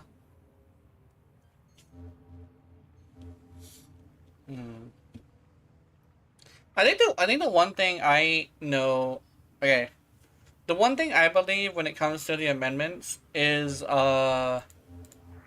yes, you do have the right to speak your mind, but the thing is that people have the right not to listen. Does that make any sense? But the thing is, if you have it in a spot where they are kind of sort of forced to listen, that's bad. Like, you can't just go into a train and start talking about, like, religion or something to some stranger. She could also say, I had a bite phone on, I didn't see that I was carrying a gun. Not totally believable, yeah. She would definitely live in somewhere that has, like, a stand your ground law. Which is, like... And she would probably be one of those people who would invite someone into their house just to shoot them. Because I've actually heard of that.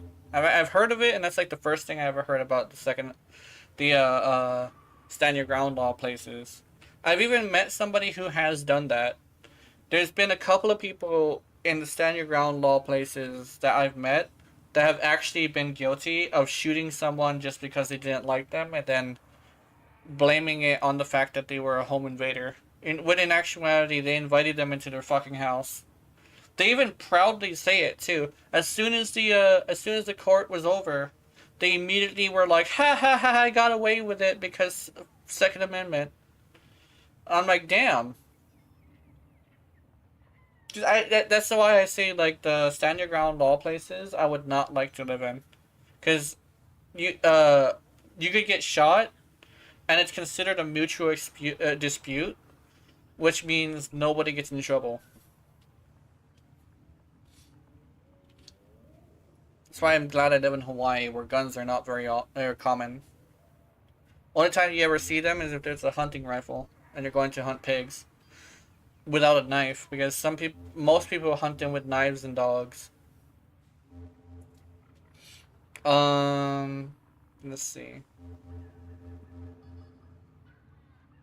Oh, have I ever mentioned that?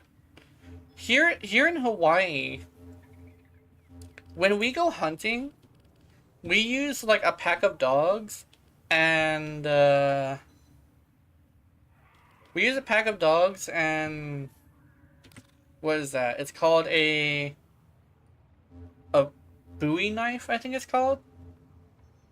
Depending on what the knife is, but we basically have the dogs grab them, and then we strike the pelvis with a knife blow,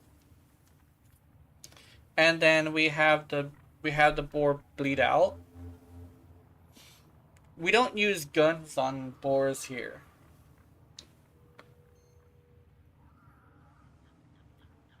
The only time you'll ever hear a gunshot in the mountains is if, like, someone's dog bit somebody. And because we live in a, we call it a draw blood state, you have to choose the vet to do it or yourself to do it. But, depends on what, if the dog draws blood or not, you know? But bullets are really expensive, actually. Bullets are hell of expensive. Like in America, here's the thing. You know how that guy said the heavy from Team Fortress 2 said something along the lines of it takes like several thousands of dollars to fire his favorite gun. It's true. There are bullets that cost $1 each, and there are bullets and they're like the big caliber ones. But like there are bullets that fit inside military grade stuff that are like $5-10 each. And those are like depends on what kind of bullet it is. But when you have specifically one that's like military grade, every like 5 bullets is a have you yet to see a man who can outsmart a bullet? Yeah. There is this thing where like some of the bullets are coated in some sort of powder that makes it catch on fire as it's coming out of the barrel, so you can see where you're shooting, so you can adjust your aim. Those are the $10 bullets. Those are fucking expensive, and they also are specifically made to be on top of the back of an SUV. I don't know. I don't think it's an SUV. I think it is on the back of something, or mounted on a helicopter. Those are expensive fucking bullets. Like, you want to know where all of our money is going into the military? It's to the ammunition. I remember like somebody saying that we have been utilizing some of the old engines in planes for our tanks. We have been refurbishing old engines for planes for our tanks. So the fact that we are technically refurbishing things to make things work means that most of our money is probably just going to bullets.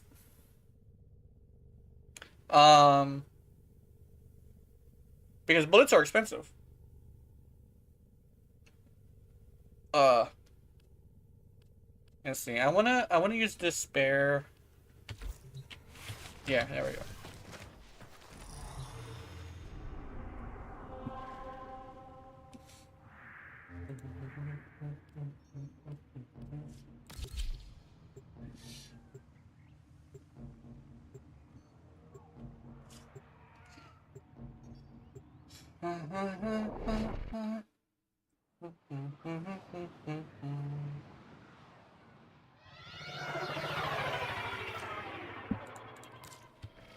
Your weapons Oh my make God. music. Somebody The enemy calls for a song. somebody showed me a box of bullets like when I was like 8, I think. And it was like, I think 9mm. I think it was 9mm. But like, Messi is the richest Warframe. I think she shoots balls of energy though. I don't think she actually shoots bullets because she's shooting with her finger. That's why it costs energy to fire. But there's also this thing where I saw a box of bullets. It was like a small box, I think, like 9mm, and it was like $100, and it was a single box. That was back before inflation. Her wrist has guns. Prime, both form Divinity has guns. Yeah, they have guns that flop over onto her fingers, and her thumb is the firing mechanism. And so what she does is she has a really fast finger, a really fast thumb, and that really fast thumb fires energy into the chamber, in the back of the chamber. And it fires an energy-based bullet. That's why it costs energy for her to fire it. Technically, if she had a lot of energy, she could like fire infinitely. But she's actually like charging her thumb with she's charging her thumb with energy and firing it out the barrel of the gun. So it's not necessarily an actual gun. Her finger is this fast, she'd be good finger. Yeah, probably. Well, I'm sending life support capsules your way. it depends on the yeah. I think she just has fast fingers, but I'm not sure if she's dexterous or not. She might be. Actually, she actually might be. But she's like the least ninja person in the game because she literally is like a gunner instead. And I do not remember ninjas using guns.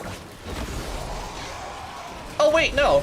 I remember, okay, so this sounds weird, but like, I remember learning in history class that around the later periods of Japan's time, ninjas and samurais started using pistols and rifles. The ninjas did not last as long because pistols were actually not as easy to like carry. I mean, sorry, I got that wrong. But basically, ninjas went out of style before samurai did because ninjas were becoming much easier to catch after a while. So they kind of sort of liquidated all the ninja clans. And then I think that's what happened anyway. But like, I know that the samurai, they all life support capsule to the area. liquidated their whole thing. Activating it will buy you more time. And when they did that, I think people forgot that samurai were a thing until the movies started happening. I think when movies started happening, a lot of things that were forgotten were remembered. Because people wanted to make movies about stuff, and so they decided, hey, let's take historical figures and make them like fantastic. So it's like, that's where historical fiction came from. And some of the best historical fiction was like samurai. Because, you know, kung fu movies were like really popular. Because that's kind of like how people popularized Japan's thing. But like, Get ready for at first, I think it was about maybe 80 years of no samurai. Because right after they introduced guns, they started having conflicts with people, and then after a while they were like, okay, looks like we don't need to have samurai anymore, or something like that. It is much better to have a competent military instead. It's a weird little thing that I know from history class. Another life support capsule. I know my history class, I was in like a special needs class. So what we did for history was, yeah, that Beast Ninja is great. The priest, monk, bird, dragon, boxer, Kirby, clown. Yeah, really loud dude, and you're telling me that Beast Ninja is a gunslinger. I was actually thinking about it. While I was talking, and I was like, the reason why I was saying like the whole gun thing is that, yeah, but essentially that I was basically thinking like, I was actually like thinking like, I think she actually is one of the more ninjas because ninjas used to use pistols for assassinations when they were still around. So I think she's actually a lot more ninja than you would think. Because I know samurai used rifles and ninjas use small firearms, but the small ones, right? They still use blades and stuff, but like the main, like if they ever had a target that was too far away, or like if they ever needed to like make a point when they were assassinating, they would use a pistol. Because a pistol is a devastating weapon. So I think legitimately, Mesa is a lot more ninja than you would think. I was thinking she was like least ninja, but yeah, what's it called? I think my brain keeps trying to think the Edo period, but I don't think that's right.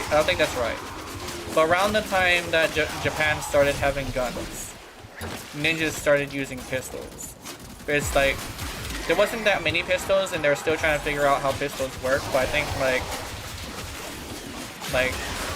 they started using a lot of pistols. This will help our cause. My history class is interesting. Oh yeah, I remember I was explaining about my history class. So I was in a special needs place.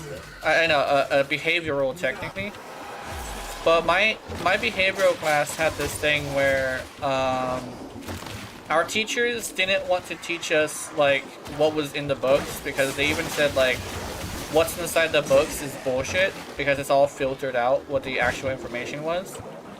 So what we would do is we would actually go and search it up on the internet. And what we would do is we would go to specifically really good sources on it, like private sources, and we would look it up. We actually learned about what Thanksgiving actually is in America. That one's a little bit of a dark story, I probably won't say it, but believe me, the actual story of Thanksgiving is dark. What happened on that very first Thanksgiving is fucked up.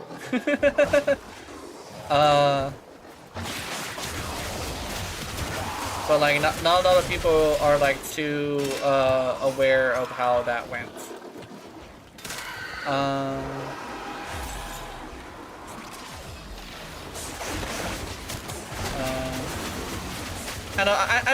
I used to be a really big into history, because history was easy, but after I started getting super into video games, I started liking math better. But the thing is, as someone who likes math, I will say the way that school teaches math is some bullshit, because there's a lot of math problems and there's a lot of math that you will never use. The only time you'll ever use any of math is if you're like in a job that requires certain calculations. But in most cases, you are not doing algebra. Algebra is not what you're doing.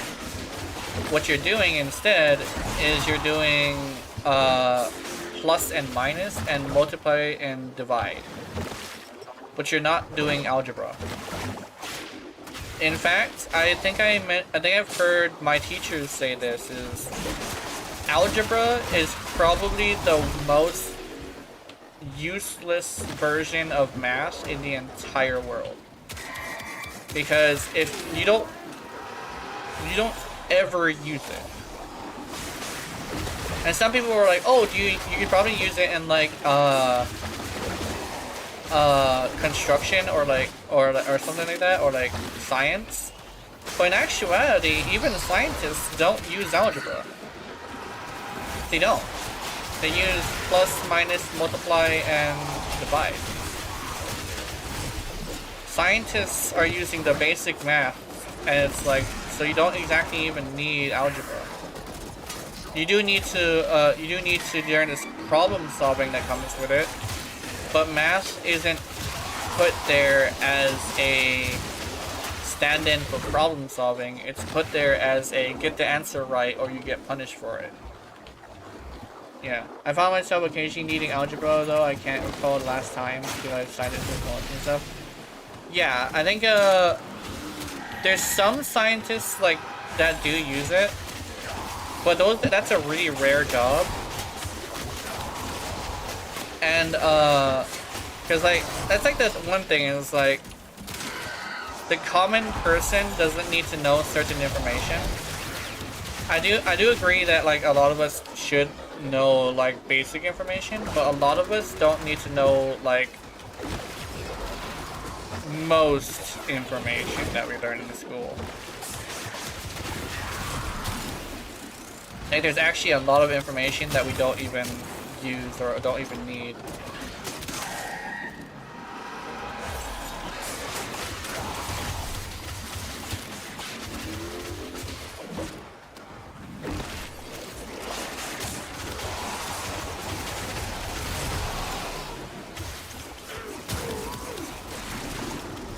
But what's a good one?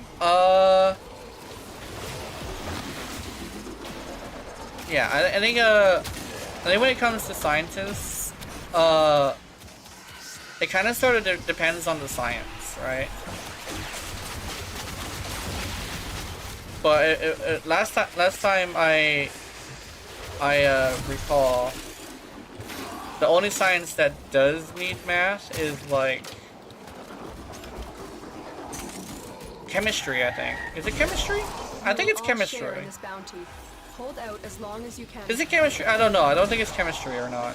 Depends on the science. I think machine engineering also needs it as well. Like, there's a bunch of information that we learn in school that we don't ever use.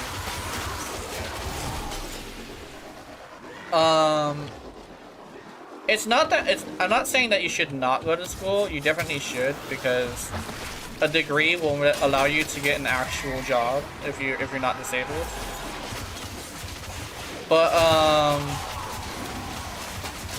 at least a high school diploma is probably a good idea, because it may be useless information that you would never use, but I mean, some of the jobs that people get is determined on whether or not you get a diploma. Like, I know I got a certificate, and I can get a job more than somebody who quit school, technically.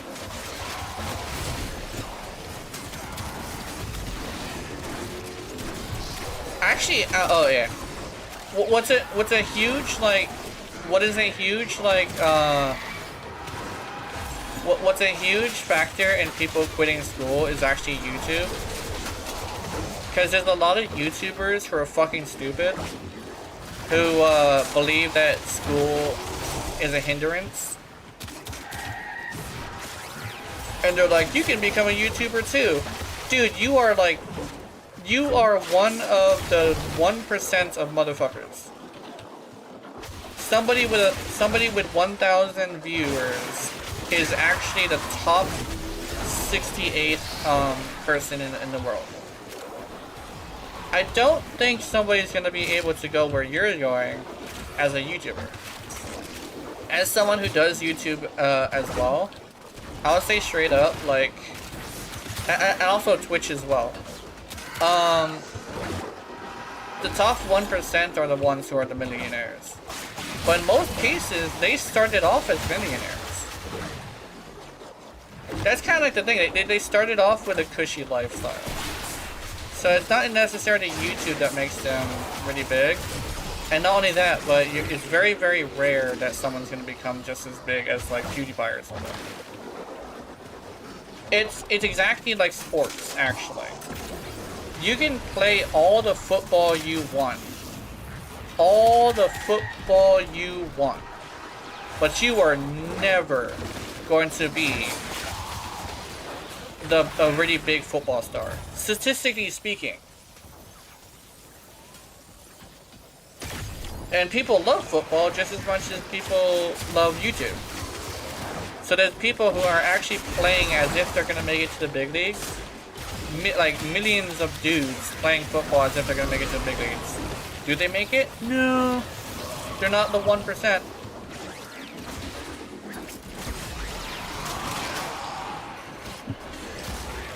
It's just a tiny dose of reality every once in a while that I'd like to go over. School has this interesting thing where it is useful for people who want to live a normal life. But most of the people who have extraordinary lives kind of sort of started off with an extraordinary life. To be absolutely, completely honest. A good example is actually the people who play football. You want to know why they play football? It's because they're 6 feet tall and have access to a gym. As well as one of the best teams in the game. And even then, you know how many people have that too? And they don't go to football?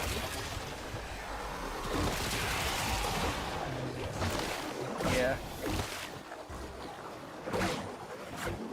That's why I think, like, if you're not disabled or anything, you probably should get a career. Even if it's like a career that's like super, like, not great. You do have the thing of, like, in capitalism, you decide what your dollar is worth or what your time is worth. though, you could definitely just go get another job. I know it sounds really weird as somebody who like who doesn't have one, but in actuality, as capitalism states, you could just go get another job if you just know where to look. You don't have to stay with your shitty job. And I advocate for going and getting another one if your job is shitty. Look what our Tenno operative just In most found. cases, if you're We looking cannot for a do new this job, without you. if you don't tell anybody you're looking for a new job, you won't get fired for looking for a new job. But if you stomach it for a little bit and you do what is necessary, just enough for you to get by, you could definitely have a better life if you just decided to get another job. Never stick with unhappiness. Somebody was like, "Oh, never stick with mediocrity." No, never stick with unhappiness. Always search for the happier life. Sometimes that's literally just, instead of working at McDonald's, you work at like 7-Eleven or something. That's how I see it. If your job at McDonald's sucks, go work for 7-Eleven. I mean, it's much more common that you're gonna get robbed as in 7-Eleven, but I think it's much more chill. You do have to deal with homeless more often though, but that depends on why you don't want to work at McDonald's. Oh, the homeless at McDonald's suck!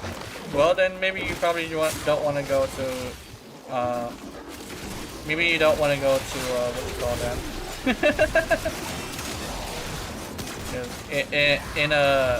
In 7-Eleven, I think it's worse.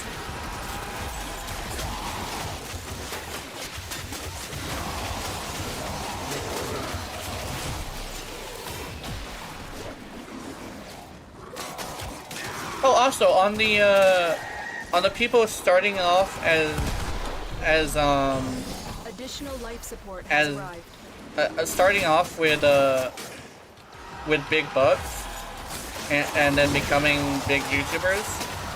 I think that's kind of like a thing that people forget. A lot of the big YouTubers manage to get a hold of like a lot of resources that nobody else has. Like a lot of the time, you'll look at a YouTuber and say, "Oh, they're so big, I want to be like them."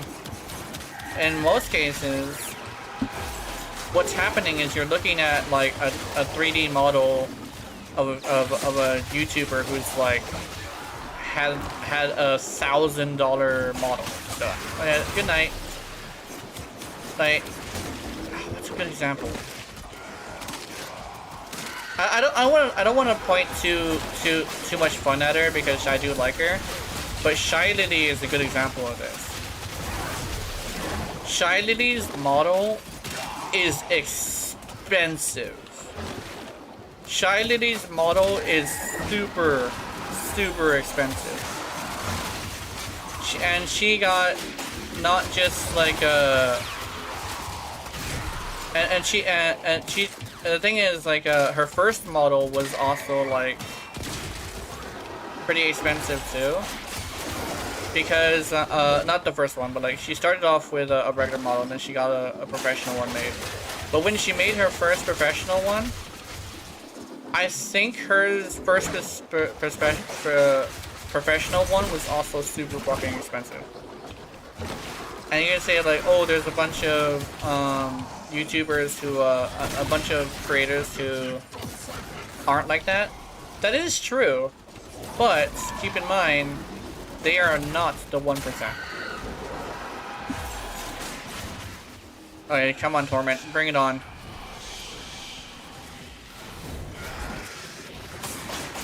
Oops.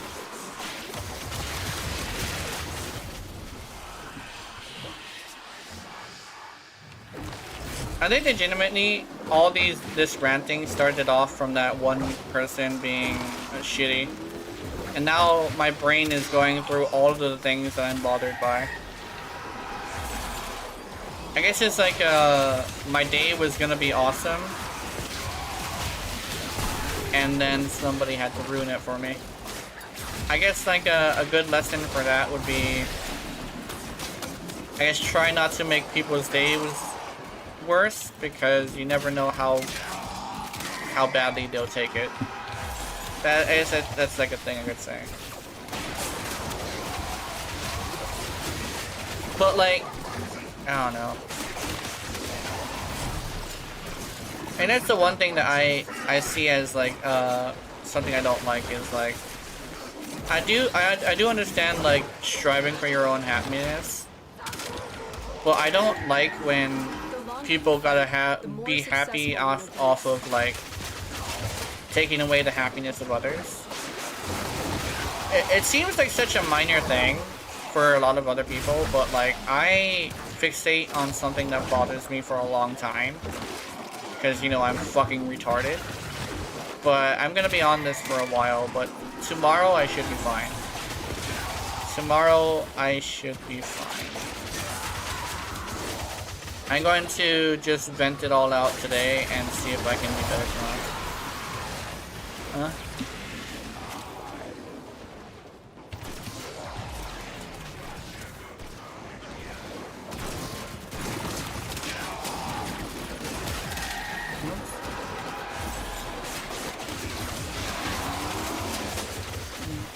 Am I doing good? Yes.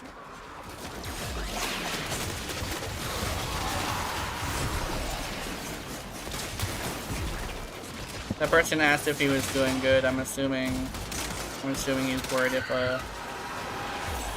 about him not.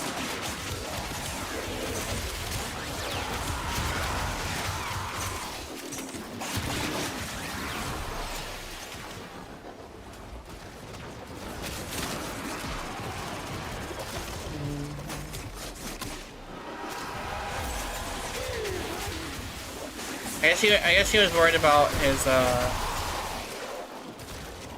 stuff. Let me see.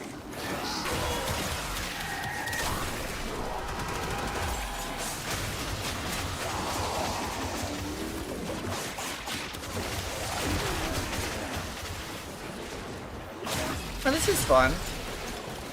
I'm with a duo with someone who apparently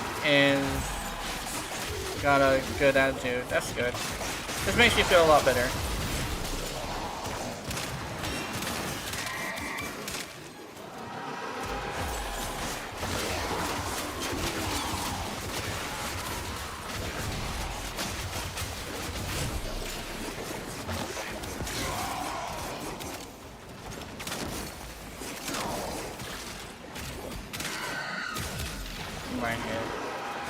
My head is going so deep into this bullshit. My head,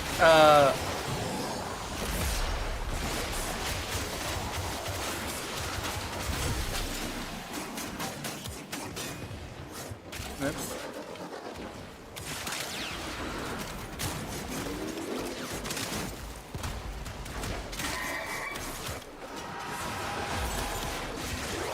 Badge Prime upcoming.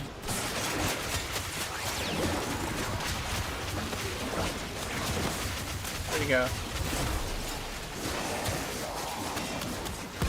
Oops.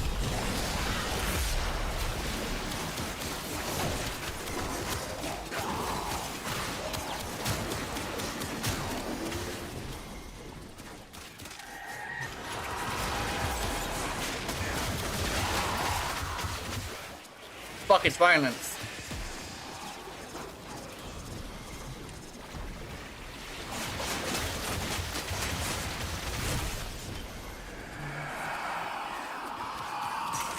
Oh, we're good. Yay, no violence.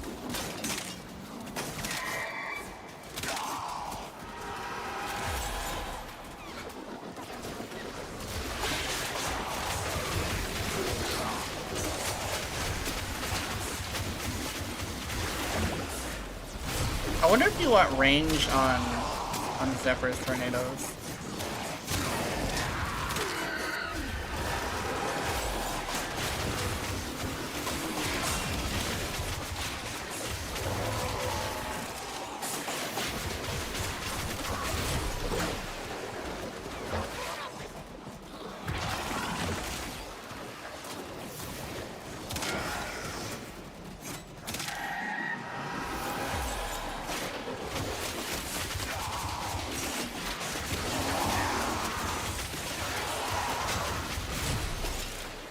Yeah, I'm probably gonna be on this situation for a while.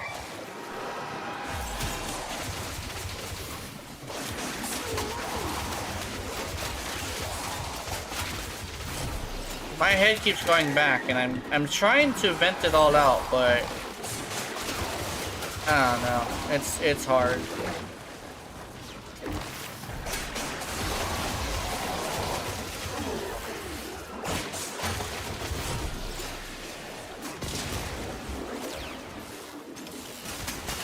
The longer you fight, the more successful we will be.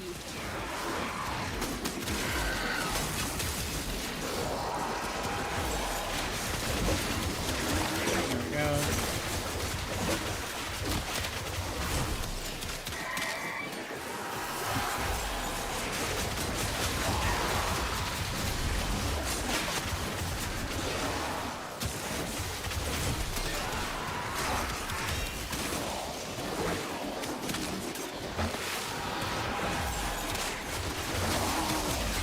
There we go.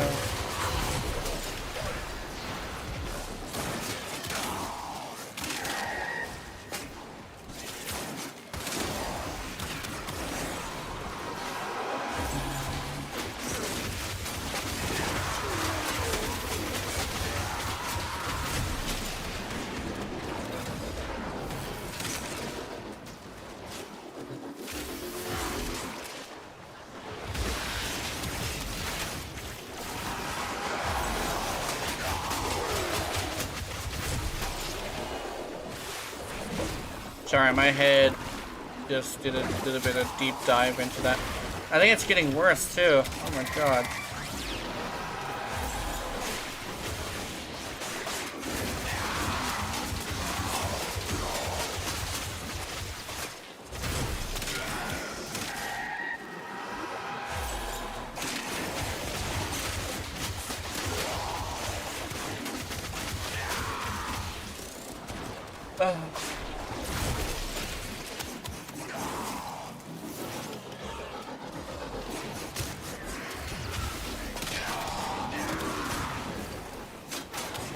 I was actually thinking of, okay, we're gonna talk about the game, and that'll help. I was actually thinking like, would be a really good update for your Ruddy that I think would be pretty cool. Would be like, what if her passive worked multiplicatively rather than additively?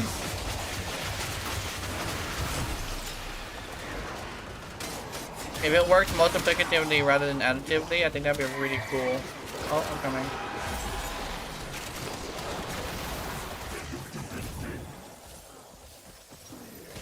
And that would make her a lot more powerful, but like, I think the reason why I would like that is because,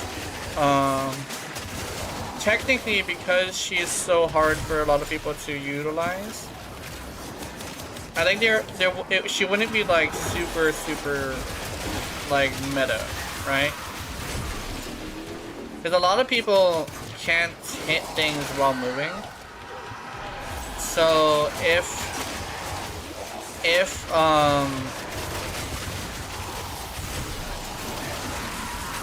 she were to have multiplicative passive, then it wouldn't damage anything, I don't think.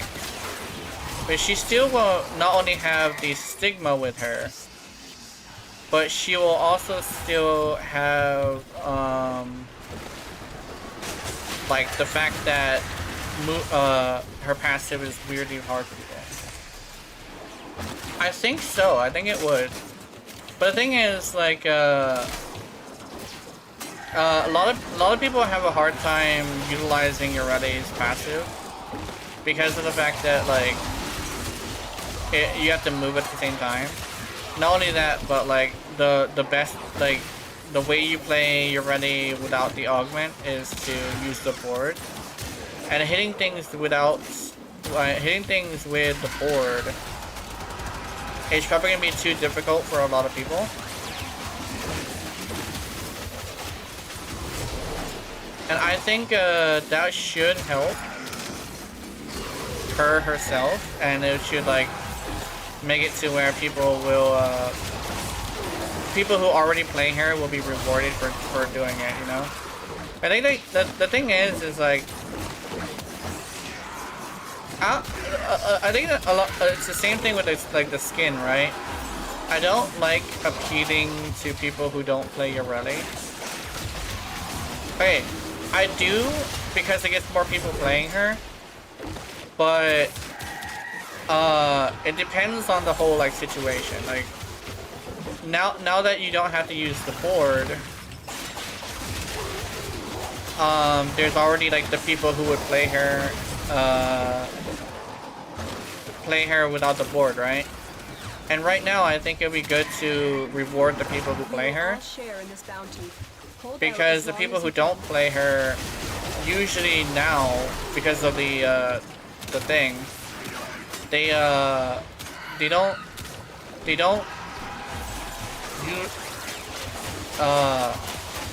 they're never gonna play her because they already don't have an excuse, right?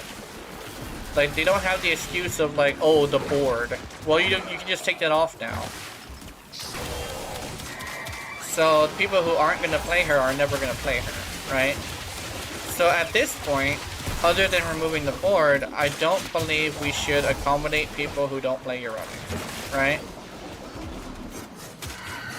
It's like that with me and the skin, because the skin is designed for people who don't like the flowy floppy bits, like the dress and stuff.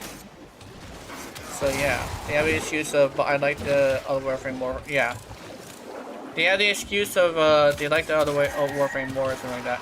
There's also they also have the other excuse. Okay, some people have this other excuse. Not all of them, but like a lot of them have this excuse of like, Nightmare Frame says it sucks, so I'm not gonna play it. Right? It's the same thing with Chroma. So that's the one you would never ever win them over, because Nightmare Frame will never be won over. And a lot of the time, that's what it is. Like a lot more of the time than you would think. People just don't like Yorelli because Nightmare Frame will not give them the brownie points they desire for not liking Yorelli, right? And it sounds like a really weird thing to say. It's kind of like how strange it is. But that's kind of like the reality of living in a world where there is content creators. Because a content creator who's really popular will sway the opinion of people to a certain degree, right? It's like that with everything. It's like that with anybody who is considered a icon.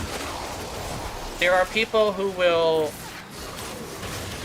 say the same thing with like Will Smith, and I keep using Will Smith as an example, but it's the same thing. He's an entertainer, and people will wait until he says something in order to say the same thing, right? And that's how it is a lot with Yorelli. A lot of the time, Nightmare Frame said it sucks, so it sucks. That is a lot more fucking common than you would think.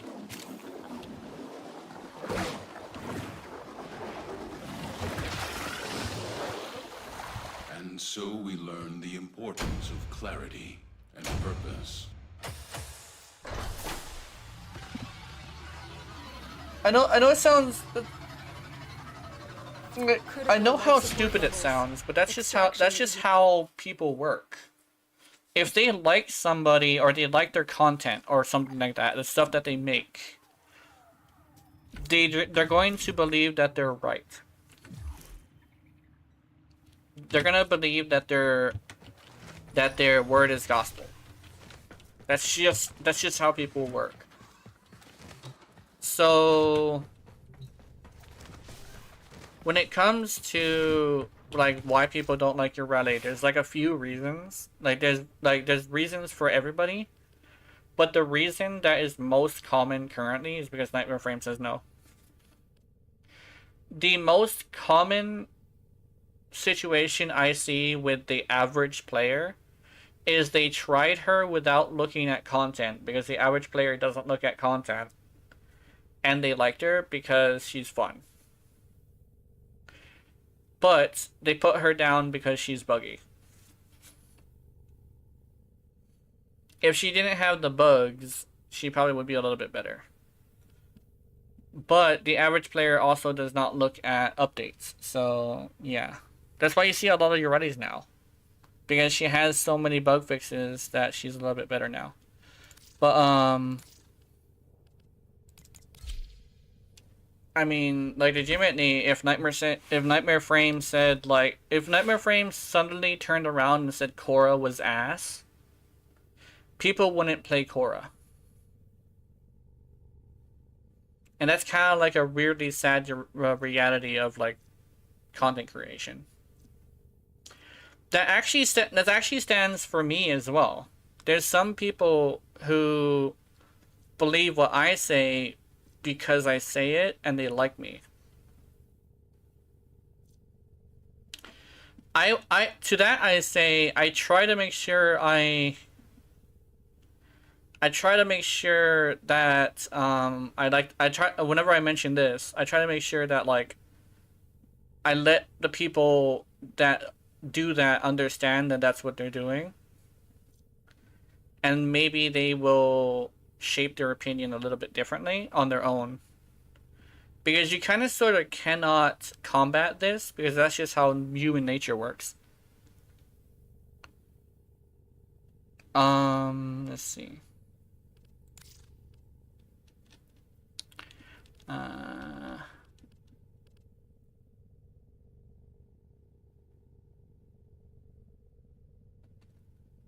Let's see.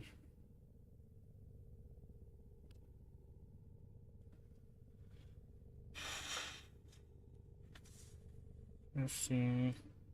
I wanna play with something. To be frank, anyone who can sway the opinion of others is said other trust anyone. That's, if that makes any sense. Let me see. To be frank, anyone who can sway the opinion of another if said another trust to anyone. Yes, that's exactly what I'm saying. It's like, if you have trust in somebody you like, if you have trust in somebody, usually it's because you like them. So basically it's like a hand-in-hand sort of situation. You trust somebody you like, essentially. So what ends up happening a lot when it comes to whether or not a frame is seen as like a good frame or a bad frame, it's kind of sort of that. It's kind of sort of like, Husbando said no. And it's like the basics of human nature to believe that. My husbando said it sucks, and therefore it sucks. I unga, therefore I bunga. Essentially what it is.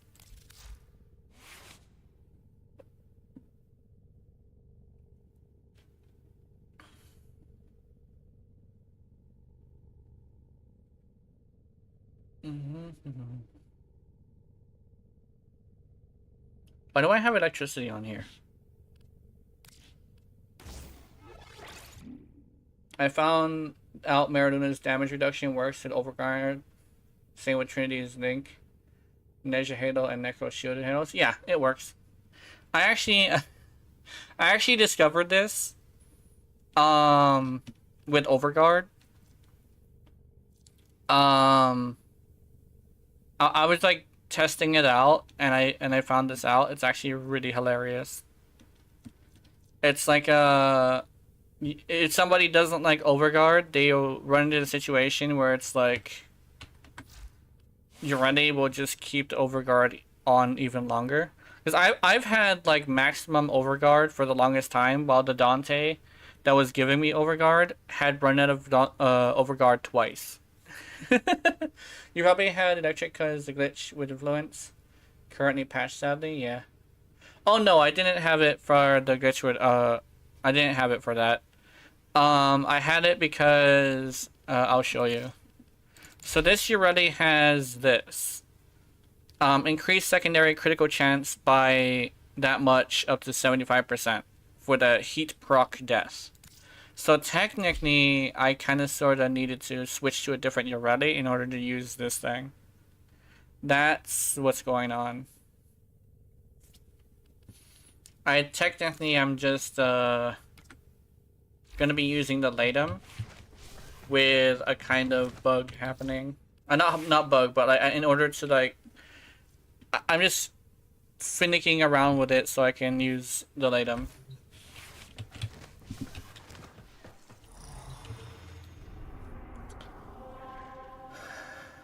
Let's see. Oh, whoa, whoa. Oh. Hi, bitchy cat.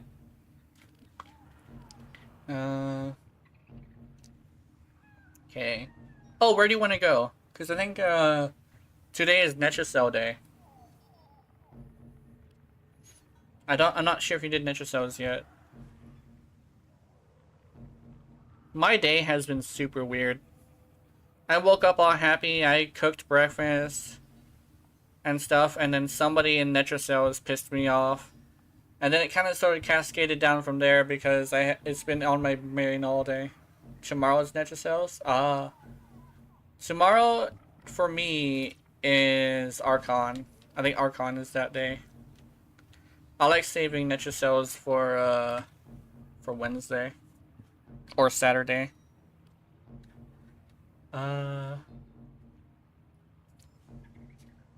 What happened? So the person, it's kind of like okay. The person said, the slowest Yoreti I've ever seen, not gonna lie. And I got all pissed off about it. And then, so I wanted to get out of there quickly, so I went to the exit. And he took forever to, he like, took his sweet ass time exiting. And then he said GG's. And I'm over here like, this motherfucker, he's over here like talking shit, and he expects me to give him a fucking GG's. Fuck that guy. Sorry, it's really bothering me. Mind if you join? You can join, definitely. Let me see. Is message my thing, or I think I've had you here before, but I'm not sure. But I think I should be able to get you in here. But, he's over here being all like, expecting a GG after that, and I'm like, talking, like, being disrespectful and then expecting a fucking GG for me? Fuck you. And so I left. The thing is that, it's been cascading all day, actually. Although, after this guy that I was playing with,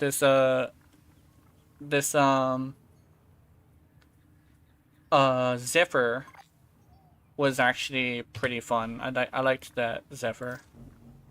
There we go. Let's get you in here. Invite.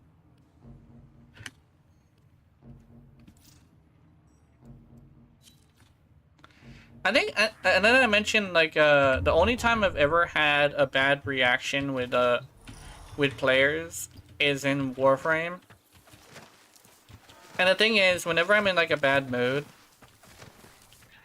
my brain fires itself in different directions because all of my bad mood thoughts remind me of other bad mood thoughts, so it cascades on itself.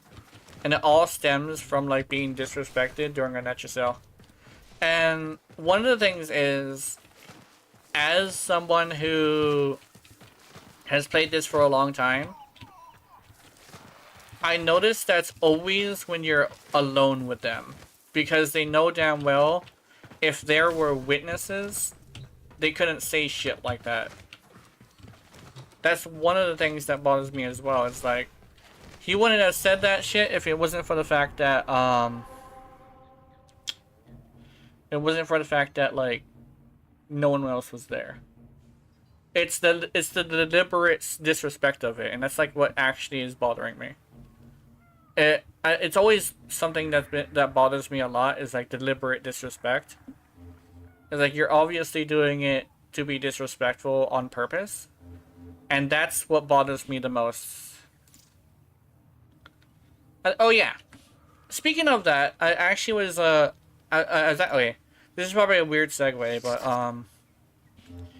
I was looking at a video on villains, and this person was saying how what's worse than a villain that's doing things on purposely evil is someone who doesn't know, like someone who's an idiot and who's incompetent. And I say for me, it's the opposite. Incompetence is not as bad as purposefully doing something fucked up. That is a much, much worse villain for me. They know it's wrong, and yet they do it anyway. Okay, so where do you want to go?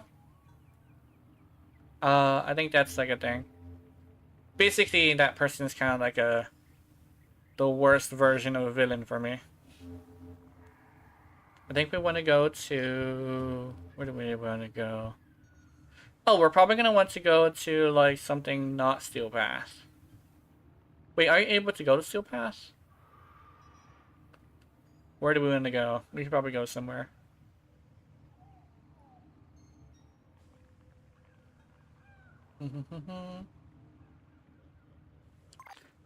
Let's see. We want to go. I think they're meant to severity of crimes, like a villain who thinks that they're helping might have a greater severity to them thinking they're being good. That makes a lot of sense.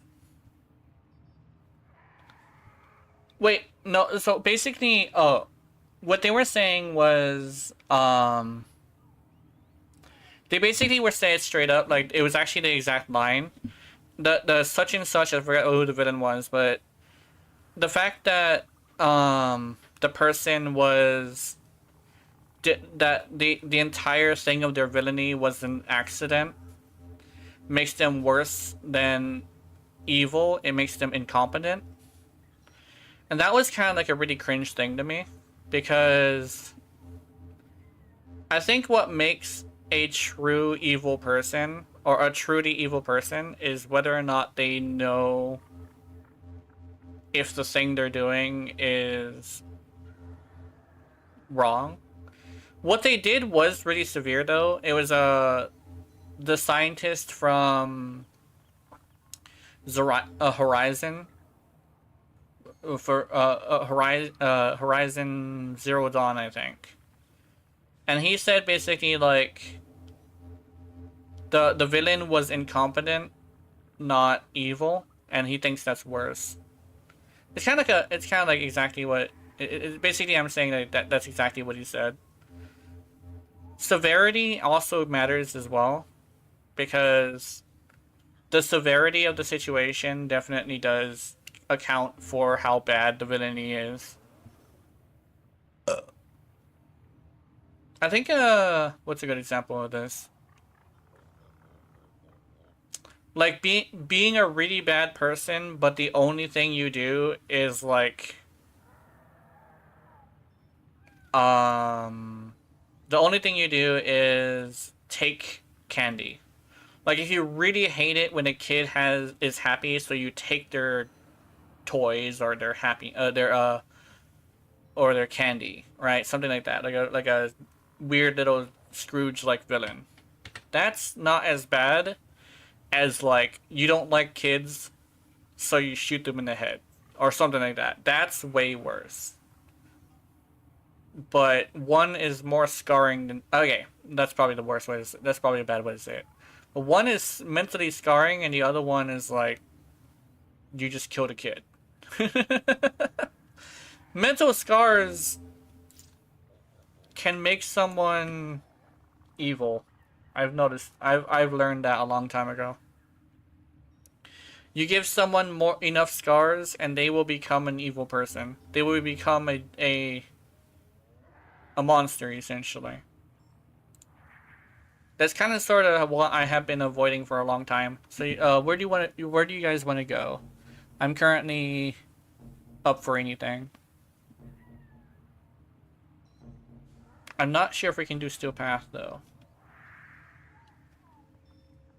Let's go to...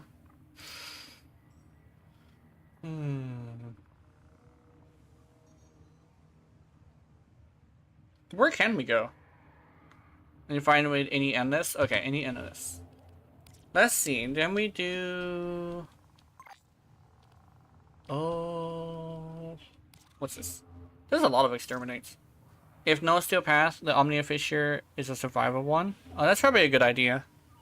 Yeah, we can go to the Omnia and go to survival. Void flood.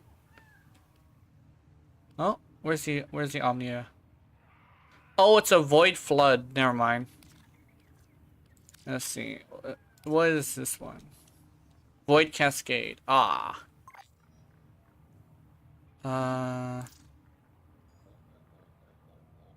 Me win Void Cascade, yeah. Yeah, let's see. Let's go to Annie, because I think Annie's probably a little bit better. I thought there was a survival too, but there wasn't one.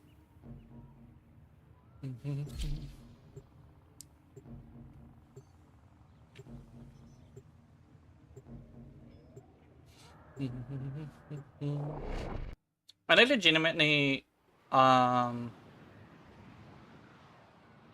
think with some of the worst villains I've ever seen. Well, not as in like what they've done or how they are, but like the quality of villain are villains who Their rage is villains who don't have a reason for being evil besides they are just evil. I think some of the best villains I've ever seen are villains that I can kind of sort of get why they're villainous. They have just shut down all systems. There is I'm like the sending thing life where support some people are capsules like, away. the better villain is just a villain who's evil because they don't like it being so complicated. But I do not agree with that. I think a complicated villain can be good. Just like a villain who's just evil can be good. But like, I really like it when I can understand why they're evil. If it's just some mysterious evil that you don't know why they're evil, they just are, I don't like it as much. Like Cthulhu is a good example. Why the fuck is Cthulhu evil? It's because he's an asshole. I am not a huge fan of Cthulhu. That's actually like a huge example. Oh fuck! I have Arcane Avenger, guys. Shit.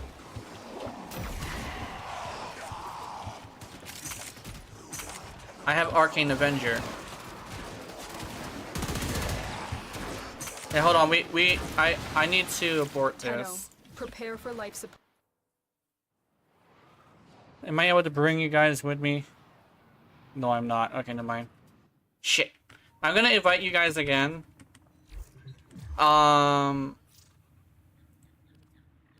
Invite. Hold on. I didn't think I invited that one. Yeah, I need to invite Butchie Cat as well. But first things first, I need to get rid of this. Where'd it go? Avenger. Ice. There we go. Sorry, hold on, let me recent Butchie Cat. Okay, Butchie Cat.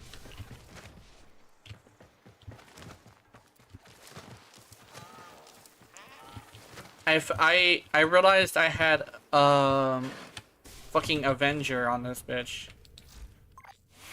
What's this? I started lagging hard in the loading screen, followed by double host regression. Love my life. Yeah. Sorry, my bad. Okay. Let's try this again. Sorry, I needed to take off Avenger because Avenger was ruining my build. Hopefully the lag subsides. Okay.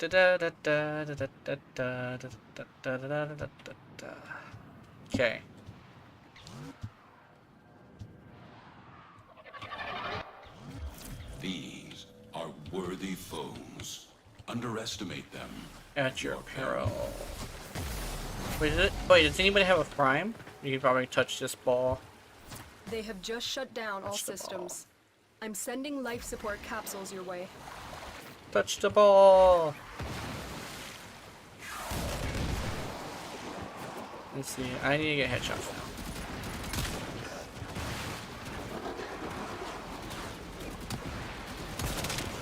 Okay, that's a headshot.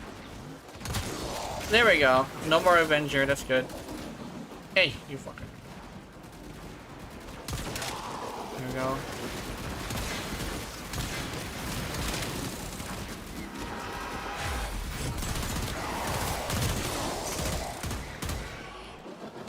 Sorry.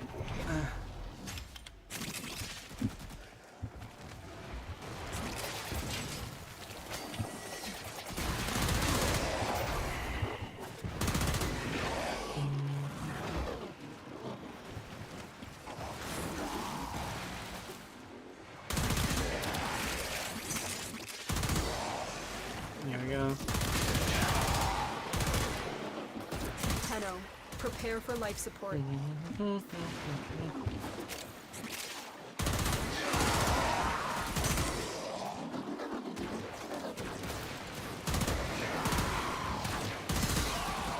Okay, how are we doing? Let's...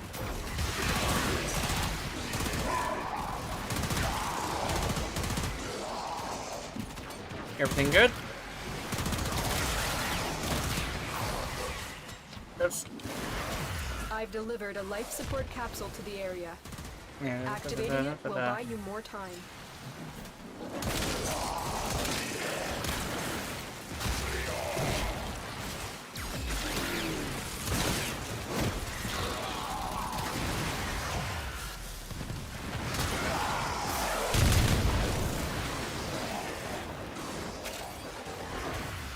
I like how Pupsker is like, I don't want to get any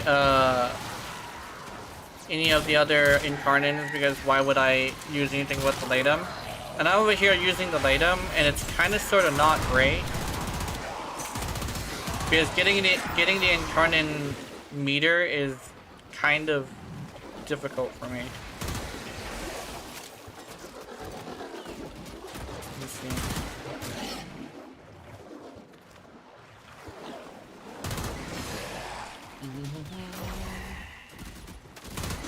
Life support on the way. Oh my god. I actually managed to get like super well received video, the last video I made. I'm really happy about that. Oh, where's... Let me join you. Oh, the ballroom. The ballroom is right here. I actually, for some reason, forgot about the ballroom. I've delivered I think I another passed it life too. support capsule.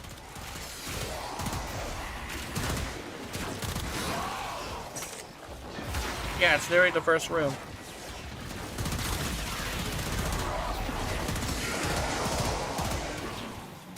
The amputator is also another one, but I think the ballroom is better currently. Because we're not using like a Korra or something.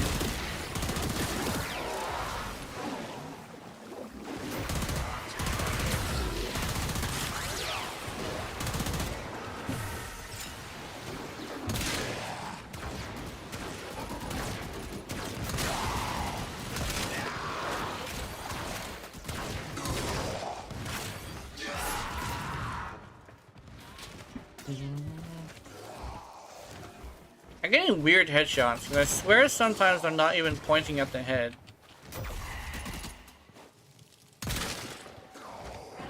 Yeah, that I don't think I was pointing at the head that time. I might have to look back at that to see what happened. I might forget though. I always forget. Let's see.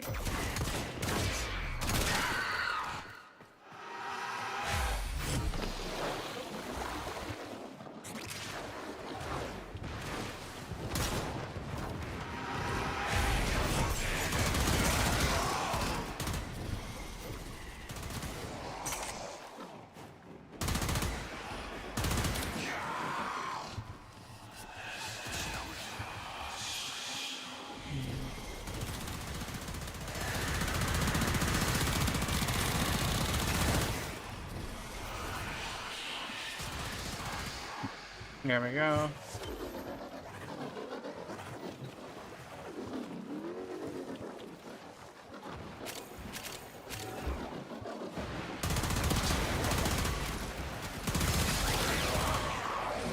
I know this version works on Our operative is acolytes, making progress. but I'm not This sure will about the help other our cause. version.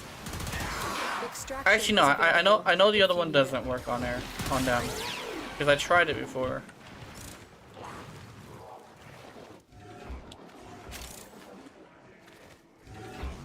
Where are you guys going? Oh, Frost wants to leave. Okay, cool.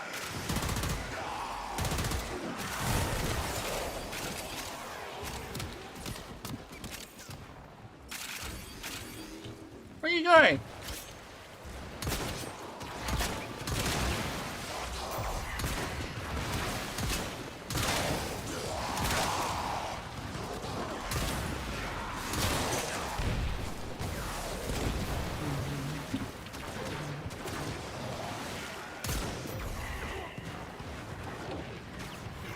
There we go.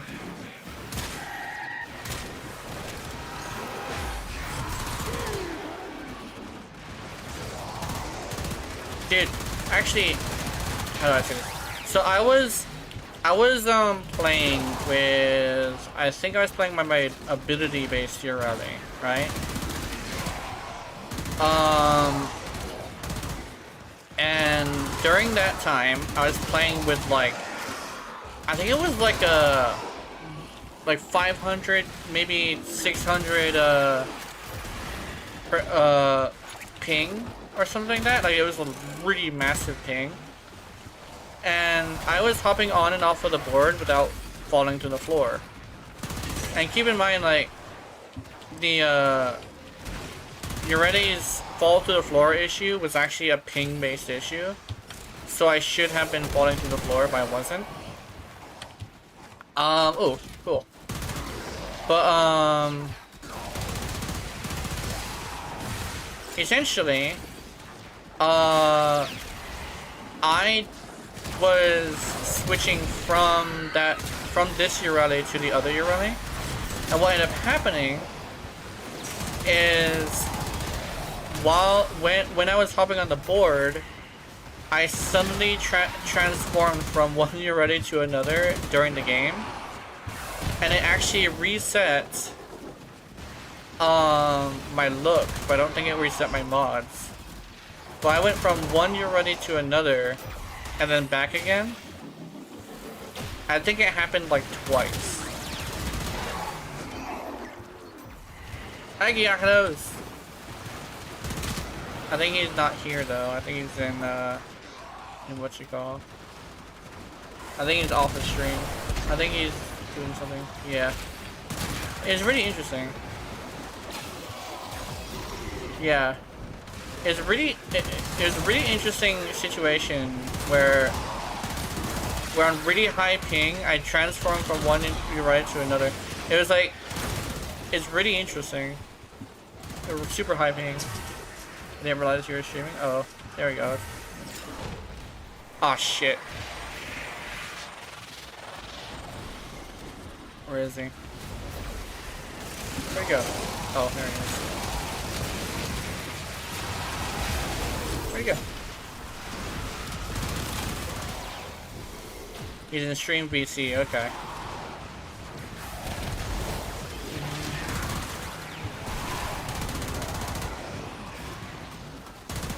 Hold on, let me reset this.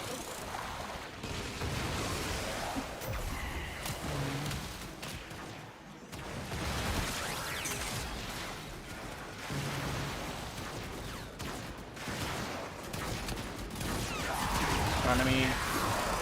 Hey, Jenna. Hi. How you doing?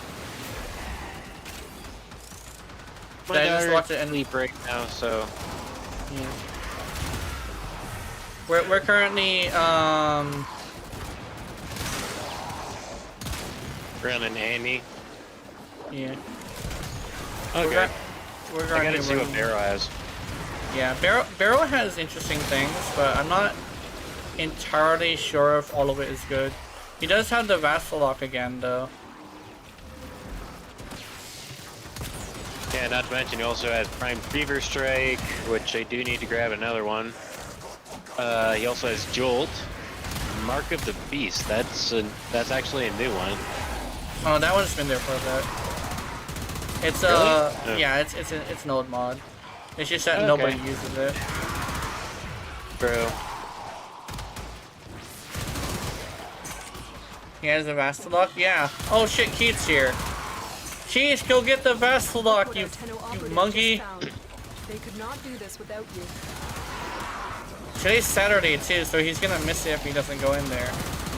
Yeah. Always check barrel, dude.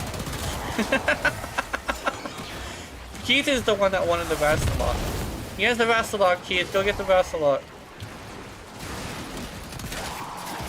Oh, I just spent all my ducats. Yeah.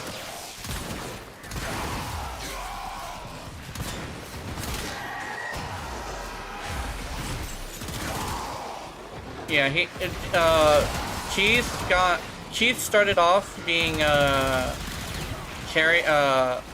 boosted in DD2, and now he's higher ranked than I am, which is nice. I think the thing is that when I quit a long time ago, I quit because of a bug, and I never came back after, because I was looking for a new game to play, and I found Warframe. So I've been obsessed with Warframe ever since. Yeah, I've kind of been playing Warframe forever. Like, I mean, it's funny how my experience with Warframe kind of originally started. I started playing Warframe because a viewer would not shut up about the game, and I'm like, fine, I will play it on stream for one night. That's all I'm gonna guarantee. Yeah. Turns out 2 weeks later, I'm playing it pretty much non-stop. Yeah. And when you before you took a break, you were pretty big too, right? Yeah. I was actually getting about $100 every single month. Oh, that's big streams. So you definitely know how streaming works. Like, I haven't been able to get anywhere near that. I actually had regular subs. I had bids going on. Like I said, I was actually pulling in about 100 to sometimes around $250 per month. But I took a big massive break. Originally it was supposed to be a short-lived break because we were moving from my apartment to our first house. But the break became what was just supposed to be about a month to about 4 months because of various issues that arise. And then I kind of just stopped streaming altogether for a period of time. Oh. It's probably the stopping streaming thing is probably what did it. Yeah. Oh shit, I almost killed myself with the I have radiation proc. Like, I haven't been able to reach those regular numbers because I was having on average about 12 to something like 30 viewers on average. Yeah. Yeah. Like, my follower count on Twitch hasn't dropped down. Which is kind of good, kind of also bad. Yeah. But, it kind of means that the people who are watching you before are not coming back. Well, I know quite a few of them aren't. Because quite a few of my regular viewers did end up going to another streamer by the name of the Pandanate. He's a great streamer. Just as of recently in Warframe, we haven't been seeing eye to eye. Oh. He's been kind of going more towards the meta as opposed to you know what? I have this cool idea for a build. I'm gonna toss it together and see what it does. Well, you shouldn't do that because it's not meta. I don't fucking care if it's meta or not. It's fun. Yeah. Cora's not a corrosion frame. You shouldn't toss corrosion skills on her. But look, I'm killing Blades. Yeah. Look, you should use the whip club because it's meta. And I don't care. Yeah. I think that's the one thing that kind of sort of takes center stage with a lot of like arguments about Warframe is whether or not you should use something or not. It's usually like meta versus something else, or it's also another thing of like policing how people play. Like, I will Yeah. never police how people play because it's a fucking video game. The way that I see it is I can make recommendations on your build, and it's up to you whether you want to use them or not. Yeah. I think with me, it's more like a thing of like, I'll tell you like the most powerful version of how to build something, but it's completely up to you on whether or not you utilize that. Because like To be honest, there's quite a few builds that I do have I could probably make a lot better.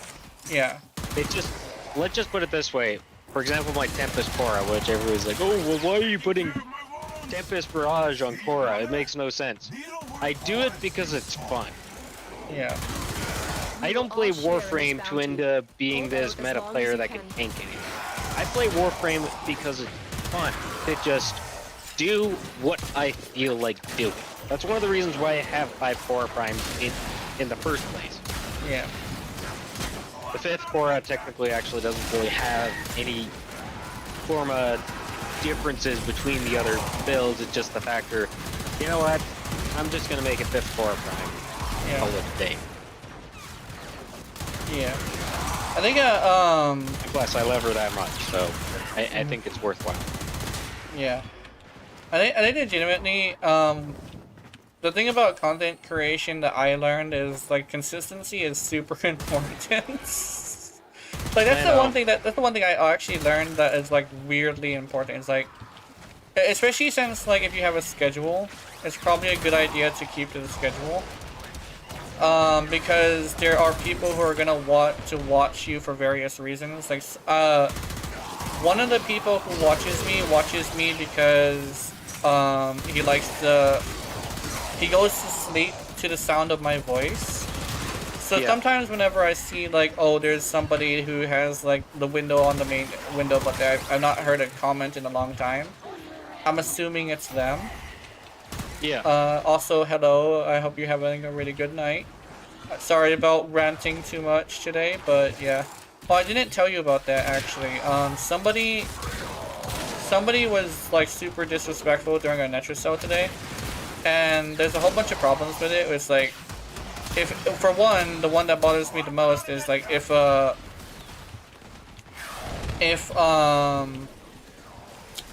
is it actually bothers me most? If it wasn't for the fact that I was the only one there, he wouldn't have been disrespectful. So it's kind of like the cowardice of it. So he's over here like, basically it was one sentence, but it was like, slowest Ureti ever seen, not gonna lie. Now over here like, I just got done talking to my audience and saying how I was gonna let them take care of it since there should be only one person doing it. Mm-hmm. So there was a reason why I wasn't rushing, right? Yeah. And then he goes and sends me a GG's. And my thing was like, how can you be disrespectful and expect the motherfucking GG's from me? It's like, I don't know. It's like, okay, actually, here's a good example. Actually, here's a good like example of what it feels like. It feels like talking to somebody from California, where they just have this vibe about the way they speak, which is very condescending and disrespectful. Like, this is probably gonna be really disrespectful to say about like California people, for a lot of them, but it's not like all of them. But here's the thing. I've spoken to a lot of people from California, and they have a very... Oh, I don't want to say... Oh, you know, that's like the word I'm looking for, though, so I'm just going to say it. They have a very ignorant way of saying things. Mm-hmm. Where it's like, they didn't realize that they were being disrespectful. That's how it feels like to talk to somebody from California. That's kind of like sort of how it felt. It's like, it felt like I was talking to somebody from California, where it's like they're being disrespectful, but they didn't mean it. So I didn't want to say anything just in case that was the case, but I think that might have been the case. But like, it ruined my entire stream because I was over here all happy and shit, and I've been stuck on that all day just because, you know, I'm retarded as fuck, so I get stuck on things sometimes. So we all yeah. do. Which is why I don't like working with customers, because I'll think about that customer all day. Although that customer will be a distant memory the next day, but it'll ruin my whole entire fucking mood the whole day.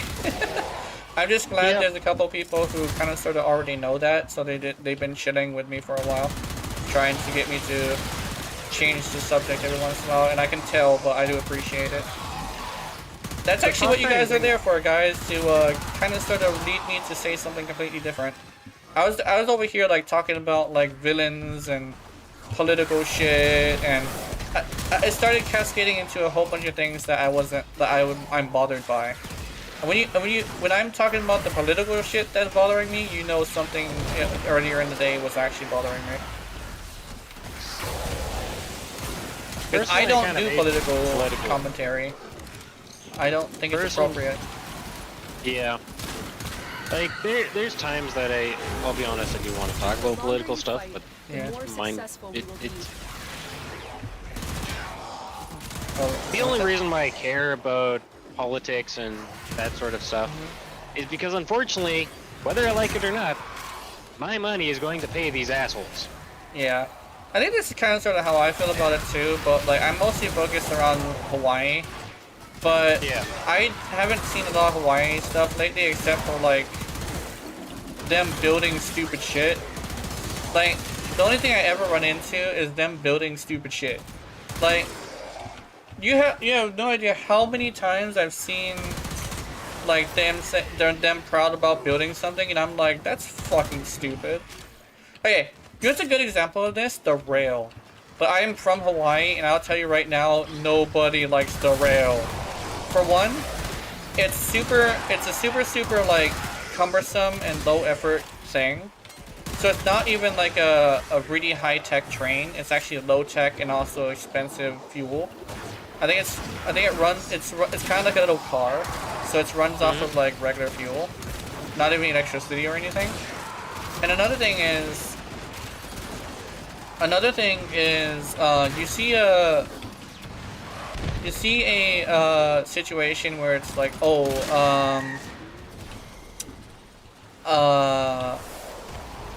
you look at the places where you go up into the rail. It's open air for one, like that's some bullshit, and for two, it's very cumbersome to anybody who isn't either not afraid of heights or not on a wheelchair. There's actually this thing where there's no elevator, so there's no access for people in wheelchairs. And I'm like, how the fuck are you gonna fuck that up as a democratic state? You're here for the people, but you're gonna have a rail system that doesn't have an elevator for the people who cannot walk, when this is supposed to be a replacement for certain bus routes. I'd rather take the goddamn bus. Especially when the bus is cheaper. Because the bus is like $1.50 even though I'm supposed to get a free ride. Because I did not know that they actually made it to where everybody has to pay now. But I'd rather take that than go on top of a rail, because the rail is ass. And let's see, got to go, sorry, yeah. Let's go! And then we can do a disruption together, Butchie Cat. I heard disruption, I'm listening. Butchie Cat wants to do a disruption. I'm in. I mean, I'm also here too. They fought well. Yeah. Good deaths, all. Actually, it depends when y'all do it. Nightwave? Oh shit, I got 50,000 points in Nightwave. No, wait, that's the opposite. It's that 10,000 points. Did I hear disruption? Oh, hey, Leaf. Me chilling with, oh wait, no, I didn't see you. Holy shit. I thought that was Brig talking. Okay, hi, Liv. I didn't say hi. Yes, Yeah, there's a couple people who watch to like go to sleep because they like the sound of my voice. I try to make sure I don't rant about something that they don't want to hear before they go to sleep. Especially since like some of the people that watch me aren't even Americans, so they wouldn't even care about American shit. I know. It's kind of the downside that I have. Most of the people watching my content is from the U.S. and Yeah. to talk about Canadian politics. Yeah, I think it's the one thing about why you shouldn't talk about politics around your area is because, for one, it's a gaming channel, and for two, since you're dealing with people across the world, there's probably going to be somebody who doesn't really care about your specific politics. Like, I mentioned, like, stand your ground law a lot, because stand your ground law does bother me. But the reason why I say that is because over here we don't have that. But, yeah. What's this? I'm a former Trinity regular. I'll be booster. Okay. But the reason why I say that is because, like, stand your ground law is kind of sort of a universal thing in America, since everybody kind of sort of either has or doesn't have it. But I'm not going to go and talk shit about how, like, they're building stupid shit, like, here in Hawaii. Well, if you want to talk about building stupid shit, we have the city of Edmonton. Which is literally just painting a line on the road and then fucking charging $100,000, and it's like, the fuck, guys. What? You're literally taking an already existing, like, they keep on having big debates about people. Oh, well, we should be cutting carbon emissions. People should be riding their bikes more. Okay, take it from an actual person that would ride their bikes if, keyword, if you actually had proper bike lanes. Oh, yeah, bike Painting lanes. a line down a road where drivers are with Alberta drivers that don't like anything that's not a car. So even a scooter or motorcycle, they try and force off unless you're Hell's Angel or the Bloods. You know, the two big gangs that we have here in the city. Yeah. If you're not a car or a truck, you are forced off the road by everybody. Yeah.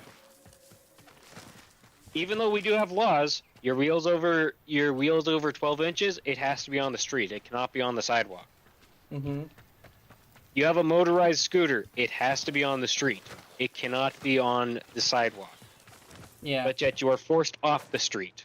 And cities aren't fucking walkable? Yeah. I've actually been to this place called, we call it, Honolulu here. We also call it Town. But the thing is, in Honolulu Town, we have this situation where the sidewalks do not exist. So it's like, you want to walk there? Yeah, good luck getting your fat ass to be able to not get hit by a car, because the sidewalks are tiny. And I heard that other places are like this too. Like, what? Can I join a disruption? I want my Nikana / Brock. Yeah. So, message my in-game name, which is on the title of this video, and I should be able to find it. Victoria_Rider. And let me get Butchie Cat in here. Where's Keith? There's Keith. I found Keith. Alright, I guess I'll set this one out. Ah, Keith went to go do Sanctuary Onslaught. Yeah. Ah. I'm available. Okay. We should... I think we're gonna have a full thing as well. Here we go. What's this? Ruby Rose. There we go. Oh my god, Keith! Ruby Rose is joining us. Dude, Keith is a huge Ruby Rose fan. Specifically Ruby. Whoever you are, I love you and you're a great person. Yeah. Keith is already like, smash? Smash? Shut up. Hey, Night Owls. I've been here the entire time. Yeah. Whoever Ruby Rose is, I will play Trinity and I will protect you. Yeah. Yeah. Let's see. I think let's no, not the ignore button. I want to close tab. Now I want to invite Butchie Cat. Oh wait, Butchie Cat went to form us something, so yeah, Butchie Cat is gonna be here soon. I think Yakudos was coming too. Wait, Keith, are you coming? No, I'm leveling up my Vast a lot. Okay, I'm gonna invite Yakudos then. Plus, we're playing with viewers, and you never know when the viewer is gonna be too much for your system. Because you cannot handle 4 people at a time. I noticed that. It's mostly 4 people at a time rather than just Yakudos. Because... Well, Yeah. Not only that, I could care less about disruption when I got my new Eidolon weapon. Yeah. Yeah, let's click on, let's press the talk button, then we can have Butchie Cat over here. I'll send this, and we'll wait a little bit. I think, I don't know which one we're doing. But apparently Butchie Cat's getting a Trinity. And according to what I've seen, Trinity can utilize, her abilities on Necromex. So I'm assuming we're going to go to that one. She can use it on Necromancer, and since that her ability isn't a damage reduction, she can use it if she has Overguard, since it's damage redirection. Mm-hmm. I'm just using Volt. Yeah, Volt's cool. I like Volt. I think the only time I ever seen a Toxic Volt is if they're in Eidolons. That's the only time I've ever seen a Toxic Volt. The Murmur Disruption, I don't know. Because they're getting a Trinity, so I don't know if it's Murmurs or not. But I think it could. It depends on the depends on what we're gonna do. But since Butchie Cat suggested it, we gotta wait for Butchie Cat, which I think they're almost done. Because oh wait, no, they're leveling up a Warframe, so but they do have a booster, so. Also, Jenna, in DD2 I left you. I'm now Chaos Mountain. Oh, nice. I don't play it very often. I only play it during streams or with you. I think the thing is I don't like playing with strangers in that game for some reason. You know, fair. Yeah. I think I did actually turn it on last night, and I did a not survival. I did a mission. So I think I am getting a little bit more comfortable with that game. For some reason, I think what it is there's a bunch of people who have been playing this game for a really long time. So it's kind of embarrassing more than usual to not know what I'm doing, since I am coming back after a long time. There's a bunch of people who have been playing that game for so long that it's like super embarrassing not be able to do what they can do. Keep in mind, it's kind of the same idea with Warframe. Like, I mean, I met a couple people that have started as founders and are MR14. Yeah. I think with Warframe, the one thing that probably stops you from being so nervous is you don't have to rely on your team that much. Like, legitimately, you could literally just go off on your own and do whatever, and just meet your people at, yeah, you just started a year ago, yeah. The one thing that actually is really good for here is you literally could just do whatever you want and it's fine. Oh, Keith is here. How did Keith get in here? You invited me. Oh. Okay, we have a full group, unfortunately, but where's Butchie Cat? This is Butchie Cat's thing. Okay. We might... Wait, which disruption do you want to go to? I think, my blindfold is bugged, yeah. Let's see. I think... I think tomorrow morning I should probably fix my beard. Yeah. I shaved it a little bit. Bucci can join. Yeah. I joined to add Ruby and left. Oh, okay, that's what you went to do. Added Ruby and left, yeah. Ruby Rose. Okay. Hey, Poopy. I think, like, usually I'm pretty hot around this time, but now that Mom's not here today, I could literally just, like, stream naked. So I am. And I'm not hot, so that's cool. I'm down in the basement right now. Yeah. I'm not ready to be seen. Then you have this other person who's like, I'm ready to be seen. Like, ew, you nasty. So Okay. which disruption are we running? I don't know. I think Butchie Cat is gonna put it up. All right.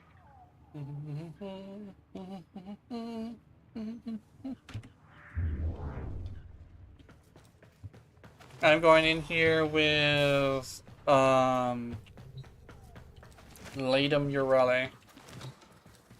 And I'm going in here with Meg Prime. Yeah. Man, it got okay. I'm super passionate about this game, so I started getting super excited to play the game ever since I realized that Urere's been out for 3 years. Which means next year Urere Prime is coming out. Yep. So my brain has been on fire with all of these things of like, if they're gonna redo Urele before her Prime, what are they gonna do? So my brain has been going over fantasies of being the person who chooses what she gets. And so I've been like, yeah, it's like when you're really passionate about something and you realize that the rework is coming, you start fantasizing about being the one to rework her. But I'm over here like, I gotta stay realistic and know that like if they rework her and nothing that I want is there, it's fine because they have been hearing more input than I have been, because most of the input I've been hearing is from people coming to my streams or coming to Discord and talking to me. But so it's not, I don't know all the Ureti mains what they want. I just know that like a lot of them that I have been watching like the same shit that I want. So Mag is gonna be used this in this one. Oh shit! Disruption, the murmur. The murmur! Actually, if I remember correctly, Mag can use her bubble on the thingies. Or did they remove that? Or what we can do is have you as a killer of the enemies. Yeah.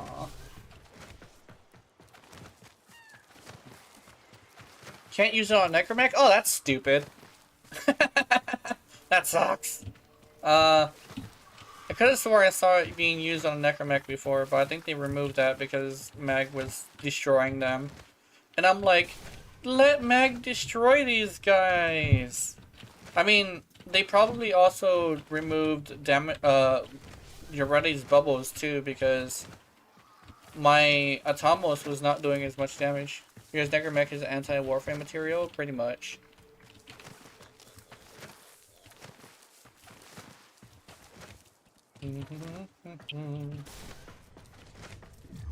I know that Necromechs came first apparently. But like they decided to use Warframes because Warframes were like better at doing multiple things, not just like, oh, we're gonna go destroy shit with our big cumbersome bodies. But that's how it was. Back to Revenant again, yeah.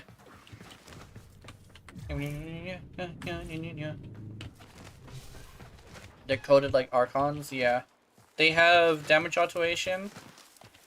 And I think their damage alteration is like the Acolytes, where it's permanent. So what you're gonna want to do is hit them with high fire rate, with high amounts of crit damage. Yeah. And yeah. Zephyr Tornadoes do indeed direct damage to them, nice.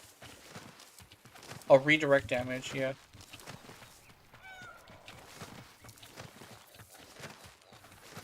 I mean, Zephyr works, Revenant works, Mag I don't know, because I think they might have removed Mag's ability to use her stuff on him. But Ureti does work too, because damage vulnerability works, I think. Because I used damage vulnerability on a Necromech before, and it did work, so...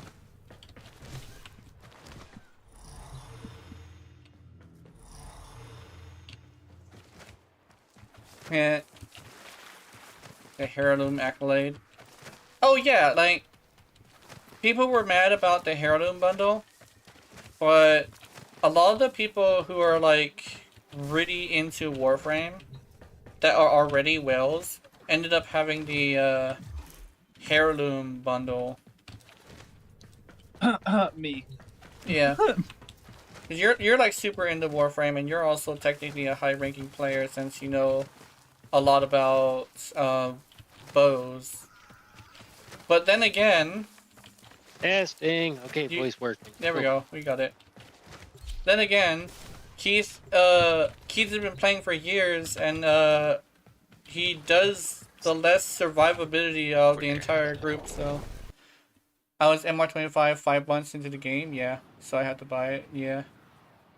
I think people who speedrun the game tend to not know as much about the game, but like people who take their time tend to know a lot about the game, like a lot. Yeah. Oh, If you I can hear this, speedran like a then you will have decided to act Yeah. as my field associate. Yeah, but then I again, need you're also those playing with artifacts to us, keep and Pavel's we kind of remnant taught from you quite a taking bit too. control of Oh yeah, everything you I you have usually built. get taught things, but you retain the information pretty well, like in DD2 as well, because I was teaching you how to You'll need the place correct your docket to open defenses, an and you arterial managed to conduit. utilize that Start looking. information. Also, Then you also the went to conduits share the same technology that makes content traffic creators, so right? burdensome. I do. No, not really. No? Where did you get the information? Your Mostly necromancer is en just route to you, me even as seeing we it speak. through the game I look Oh. and being like, oh, okay, now I'm soon curious. may. And then I look into it. Oh yeah, that makes sense. I've been watching a lot of videos, but mostly from this one guy, but I think he's the only guy who makes videos. I actually think that's the thing. He also streams on YouTube, because I looked for him earlier and found out that he wasn't there. That's it. Protect the conduit and watch out for enemy necromechs. They'll blow the whole apparatus up just to keep you out. The Murmur have captured the dockets you need. Be aware, the Groslings have Here we a go. particular appetite for dockets. Yeah, we're gonna pop in another one. Alright. I'm ready Where'd for it that. go?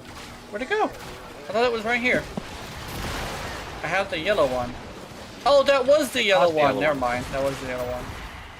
I was wondering. Yeah, I have an extra yellow one for next time. I'm gonna carry this. I learned that from Trigun. Is if you're running around with a secondary out, you do want to grab the duck kit. Grab the. Yeah, exactly. Especially Yeah. when you're gonna be there for a while. Ah, shit, energy drain. That's actually gonna hurt.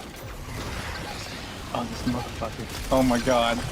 This dude is playing Octavia and specifically made it to where his roller looks like one of the Grenier rollers. Oh, what an asshole! Brother. I just spent like 3 minutes shooting at it just to realize that he's now playing Octavia. Oh, jeez. Good for you. Bitch! You Groslin motherfucker! You Groslin your last Grozle!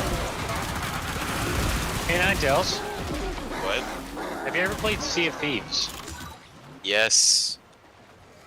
What do you think about it? Well, when I played it with some friends, they hated me because I Security systems chose to be a responding to leader. your intrusion. I'm not Watch out playing for it ever explosive again. necromancy. I just went from doing half its health to doing nothing. You letting the excavator down? Damn, damage automation is scary. They seem to have the one that gathers immunities. They have adaptation basically. Shedding that is and we go. And away we go. Fuck you. Fuck you. Wait. Fuck you. There we go. There's the trigger. I picked up an Andrade Lanthorn. Wahaha. And why your robot gotta look like a dog with torture spikes on his face? Does he even do anything with those things besides torture? Yes. Yeah, he gives you your medicine. He just spilled within. He just spilled in the face within Vega.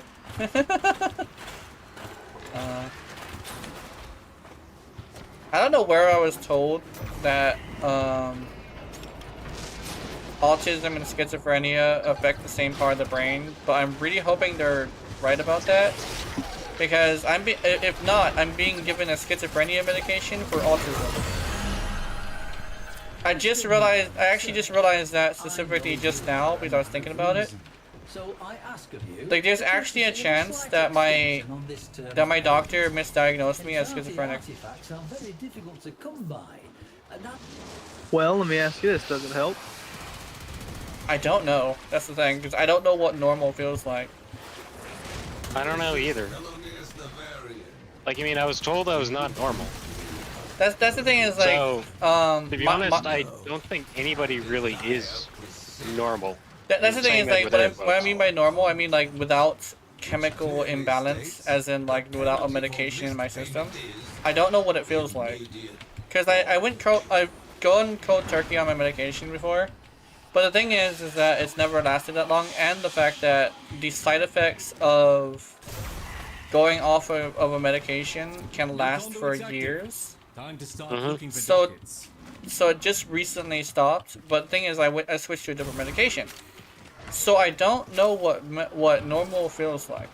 So if it helps or if it doesn't, the Invega shot stays, because apparently it's one of those shots that is probably like not the best to go cold turkey on, because it's not only a psych med, but it's also a super powerful one that affects the same part of the brain that causes schizophrenia. And the thing about that is that if you go cold turkey on a medication that does that, it gets worse. So if you don't have it, you can contract it. And that's probably like not the best way to say it, but it's the most accurate. If you go from not taking a medication, I would go from taking a medication to not taking it, you can actually contract the disease it's trying to prevent. That's something I learned from my doctors a long time ago. They said the reason why I have to go off slowly is because I could contract the issue that they're trying to solve. Even if even if it doesn't exist, it will exist at some point. Which is why it's super dangerous to go cold turkey on a medication. Never do it. You may not be somebody who needs it, unlike me, but you just never ever go cold turkey on your shit. You will fuck yourself up. Don't go cold turkey on anything. Yeah, same thing with alcohol. Actually, alcohol I hear can kill you if you go cold turkey on that shit. In fact, want to know something interesting? Yeah, because bad habits are also technically chemical in nature in your brain. You do not ever want to go cold turkey on your habits. If you go from playing lots of video games to not playing lots of video games, you actually will replace it with something else that could be worse. Yeah. That's actually what I learned from this one guy who is a grind hard mindset guy. His name is Assad. I talked about him a lot because I was following him for a while. He used to be a gamer, and now he's addicted to success. In fact, if he ever gets old enough to a point where he cannot succeed anymore, I'm pretty sure he'll become suicidal. That is how obsessed with success he is. He actually got violent on the video he made about me. He didn't say exactly my name, but he did describe me, so I know that he actually was talking about me. So he threatened me with violence. That's what got me as super odd about what he was saying about me. So the fact that he's so obsessed with success that he gets threatened to a point of threatening violence by some person who makes a comment on his video, I think that might be a little bit much. Yeah. That's what happens when a video gamer goes cold turkey on video games and goes to another thing. They become obsessed with that. when I'm talking about people's comments sometimes, okay, yes, I'll try and debate it, but I'm not gonna end up putting death threats to it. Yeah.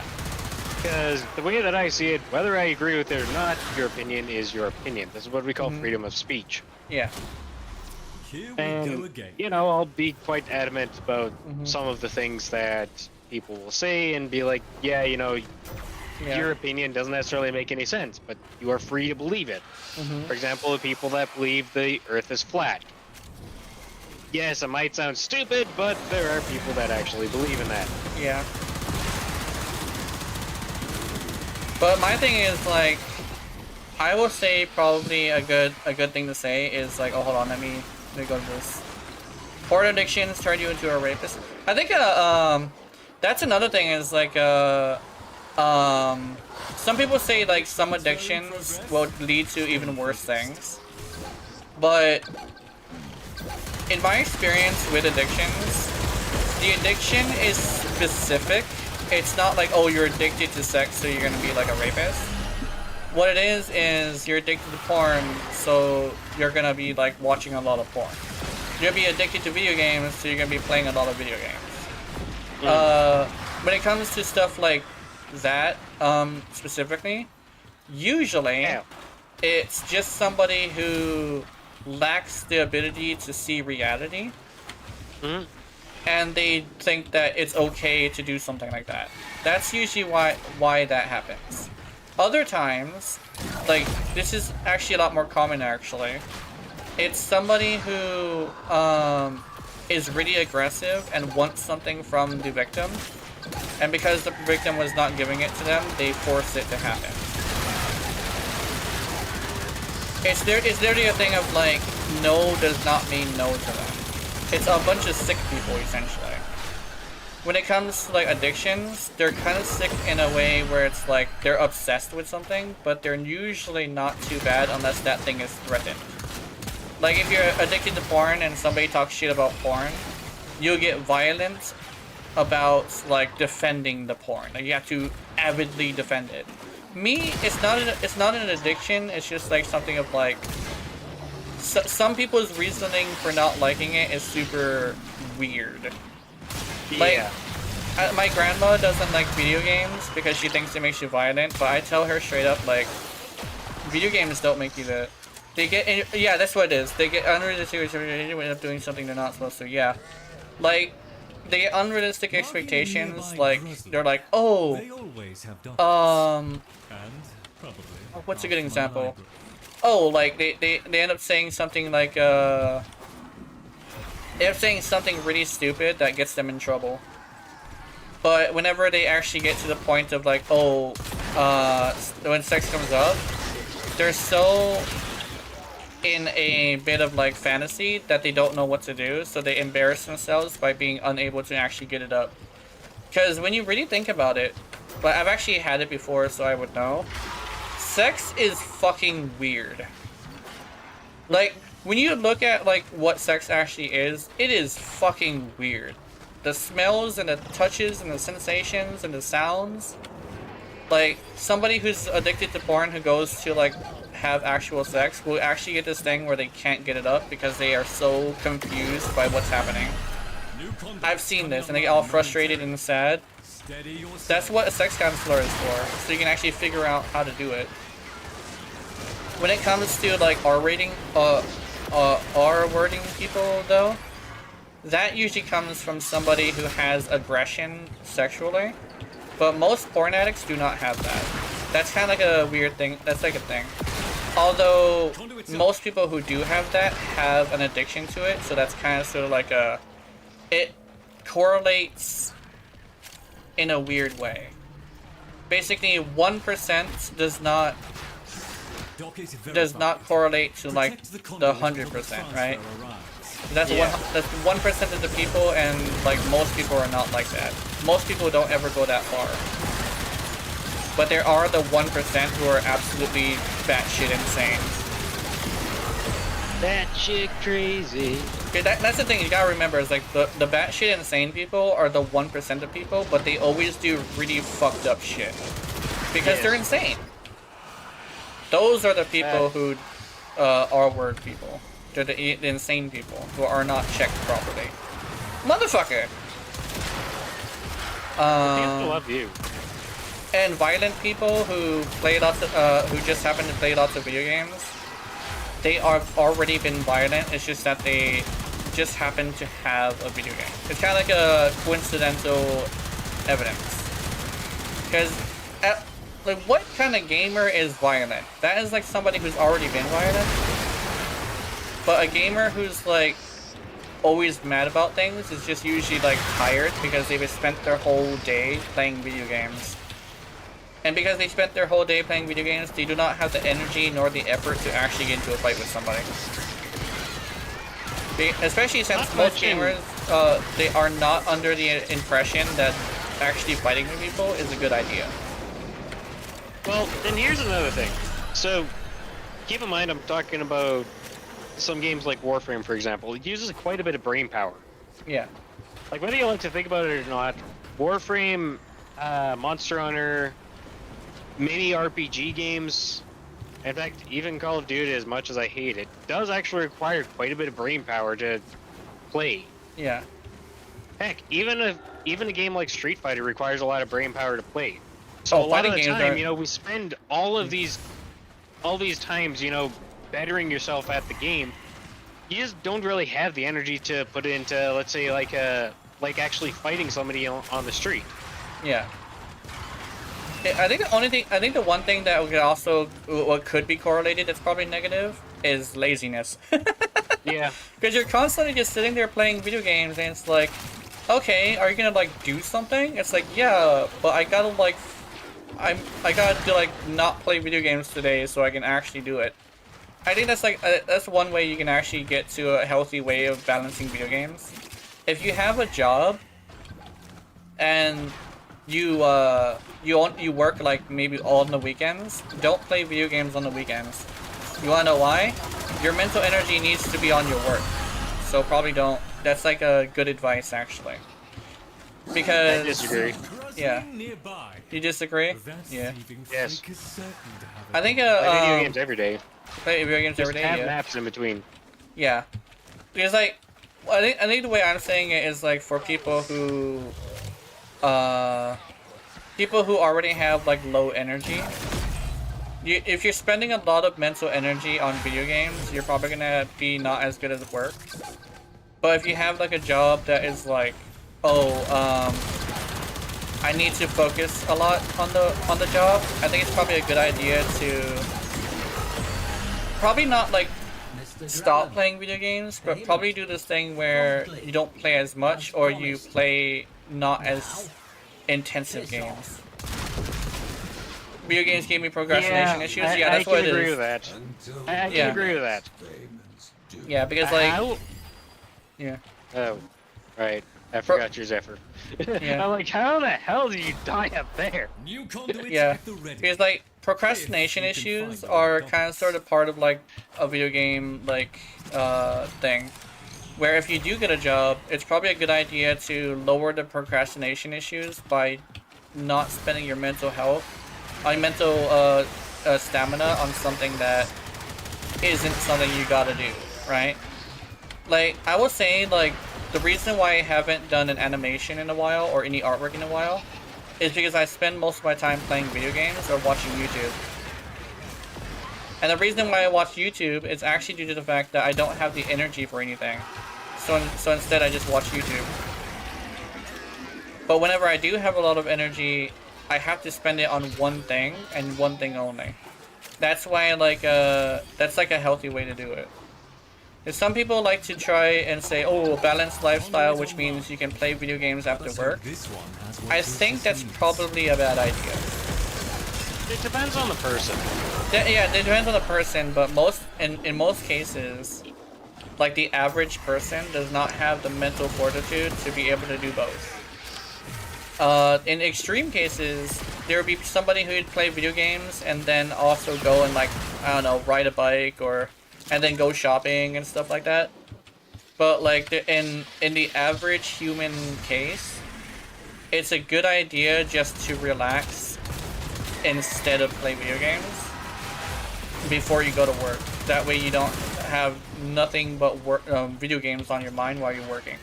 That's what causes procrastination, is wasting your energy on something else. It's the same thing with artists, actually. I can actually say that for anybody who's an aspiring artist. If you decide that you want to sell your art, one thing I will say is you gotta have a long time to have open for you to do it. And the best way to avoid procrastination is to have nothing else but that artwork to do on that day. Because as one of the VTubers I was watching was saying,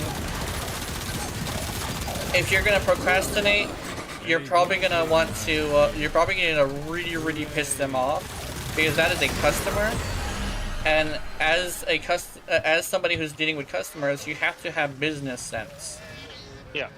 So you have to be aware of what makes you procrastinate, and you need to get rid of it at least during the weekends.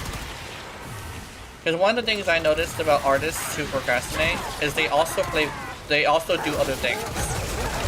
So they're spending their mental energy on something completely unrelated to their artwork. So legitimately, the best way to have a balanced life is to have one thing one day and one thing another day. Like if I were to actually get into something completely different besides video games, I would actually have an entire day of not playing video games, just so I can do that thing. I can multi-manage, but it's also been years to end up getting to that point. Yeah, it takes years to grow to be able to multitask. But the average person does not have the fortitude to be able to build up that ability. I like to go and like talk about like the average person, because the average person is a lot more. I'm gonna say it. The average person is a lot more pathetic than a lot of people think they are. So like, when it comes down to it, you need to be aware of how your limits, because you are not Saitama, right? You're not a god, but you're not as you are a god. Yeah. I think you're not an anime protagonist that can go from playing video games all day to saving the world. And like another good example is there's a lot of people who think they are the protagonist in somebody else's anime. Yeah. And all of them cannot put up to the protagonist, and you want to know why? Because they are not the protagonist. The protagonist is the 1% of all the people inside that area. So be aware of how human you are. That's probably like the greatest quote from me that I'll probably put out. Be aware of how human you are. Because when it comes down to it, you are not the main character. And you need to be realistic about what you're able to do. Are we missing anything? Conduit activated. There we go. Explosive necromex incoming. Sorry, I was hanging on to a blue key. I just needed to actually get to it. Yeah, I'm coming. By the way, the self drain actually hurts. Yeah. Just gonna say that. Oh, motherfucker! Oh, he got himself stuck. Man, we would be able to destroy these guys if they didn't have damage automation. The average person doesn't have the mental fortitude for including me. Exactly. So legitimately, I'm not sure if you have a job or not yet, but when you do get a job, probably want to spend the time that you have your job thinking about your job rather than like a video game. I think YouTube is probably kind of the same thing. It's like if it's one of the reasons why I haven't been doing too many YouTube videos recently. Yeah. There's and very not to few. Mention, it's also kind of why I don't stream every single day after work. Yeah. Because streaming, contrary to popular belief, does take quite a bit out of you. Yeah. Because you got to keep your viewers entertained. You got to also play the game, and you might think of that as being very easy, but it's not all the time. Yeah. That's kind of one of those things you have to really mentally prepare for. Yeah. Because you could have a night where you have lots of viewers, and then there's other nights that you just have nothing. Hold on, I'll be. Hello? Yeah? I'm doing good. Yeah. He went out. Yes. Everything's fine. I'm doing okay.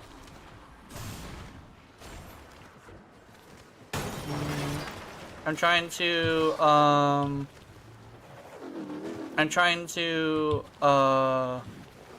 build up the effort to make my animation. Yeah. But I've been focusing on other things, and I just recently lowered the amount of times I make a video to once a week. So I'm currently just like trying to build up the effort because I used it all when I used to do 2 videos. So I'm just building it up. It takes a while. It's just I gotta be aware of it. Try to stay in a good mood and thinking about the animation. I have managed to invert the polarization of this. Yeah, I cooked. I do cook. It's just that I don't have a sponge. I think Mom threw away the sponge. So I need a sponge. Taking care of my wounds. See, brother? Needlework was okay. useful. You are fighting admirably so far. Think Okay. you can handle another Oops, set I of went the conduits? wrong way. Okay. I threw away the rubbish.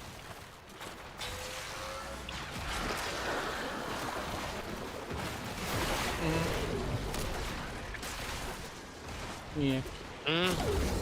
What do you say, Tenno? Once more onto the breach? Yeah.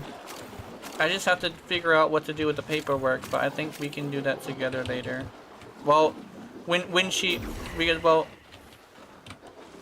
no, I mean like when it's time for Mom to move out or something, because she's getting old. Mom's getting me ready to be able to live on my own. Currently, I'm doing really good, but yeah.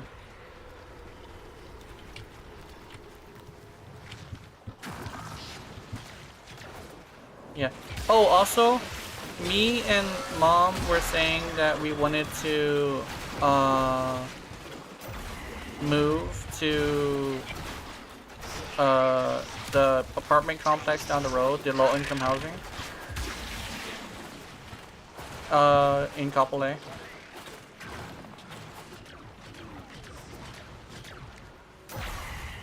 It's in the middle. It's like very middle, right next to, right in front of Foodland. Yeah, it's like it's in very middle, in the very middle of the city, right past where Kmart used to be. We're thinking of.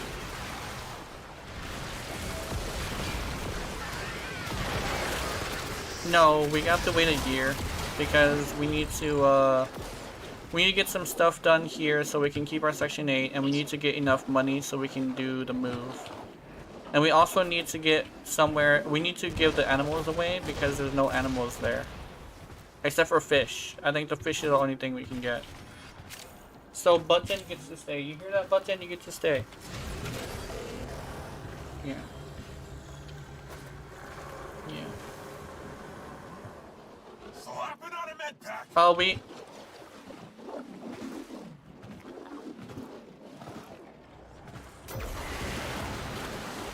Oh. Well. Okay. We were thinking about waiting a year before we apply because we need to get the money to be able to do it, just in case. Oh, he came after me. Gosling in your vicinity.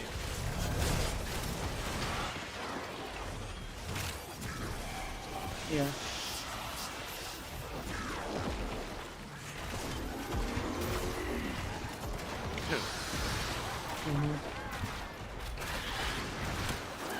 Yeah, we wanted to do it because we didn't want to live on the mountain anymore, because mom saw how bad it was living on a mountain, where we have to go up all the time, and all of our stuff run out of batteries, and we can't move it anymore, so we have to push it up the mountain. So we're planning on moving to down the mountain so we can have a straight walk.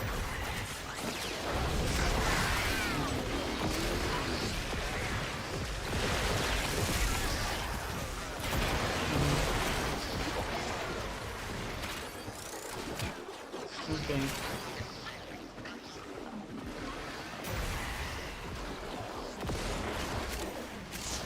No.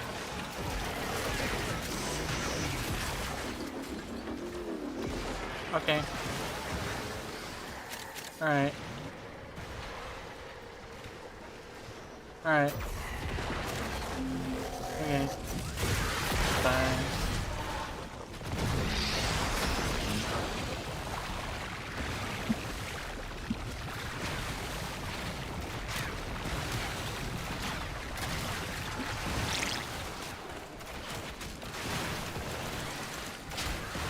Damn it. Damn phone. They just took down There we go, I'm ready. I'm back. Oh shit! He almost took me out. Yeah, I'm back. What are you guys doing? We had to lose a conduit because I ran out of energy. Yeah. That's unfortunate. I'm still kind of working on this build, so forgive me. Yeah. But it's doing quite well, so I'm going in the right direction. Yeah. I managed to kite angst to you guys, so I saw you guys manage to destroy her. Yeah, me and Mom are planning on moving next year, and the lady who called said that'd probably be a good idea to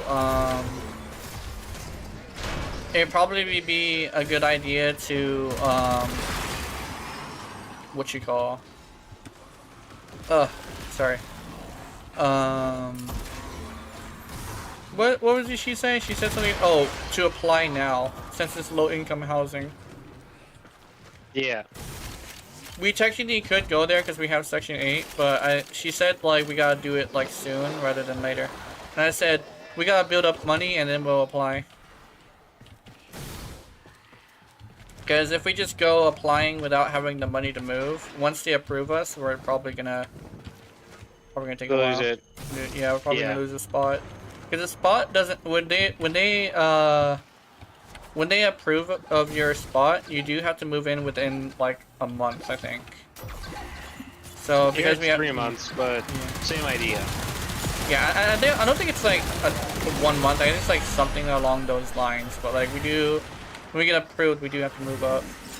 She said it takes a while for you to get approved, but technically it takes a while to get approved if it's like old income housing. This one's like only a year old, so I think we should be good. Plus, not only would it be a little bit safer for one, but I think it would also be a little bit more easy for me to run around. Because my whole thing with running around is that I don't like going down the mountain. Going down the mountain is ass. Yeah, I hear you. Yeah. I just realized that I need to take out meat for later. Stronger key carriers, okay.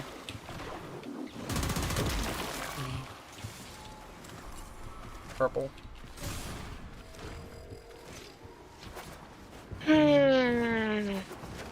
I know some people are like, oh, you gotta bullet jump to be fast. So I'm over here like, I'm just rolling. Rolling. A new set of conduits is opening. Up for another round? Oh, Dante blueprint. Dante blueprint.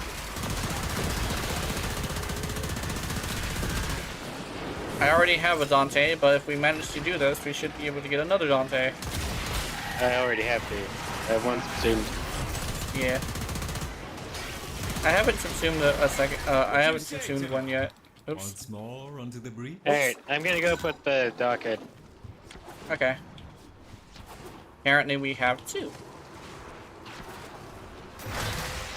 Yeah, 5 sets of Dante. Nice. Nice job.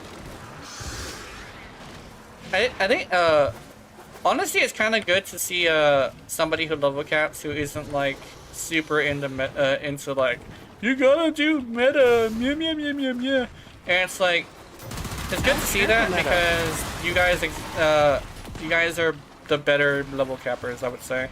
Yeah. The ones who are accepting of people doing whatever the hell they want, because you know it is a video game.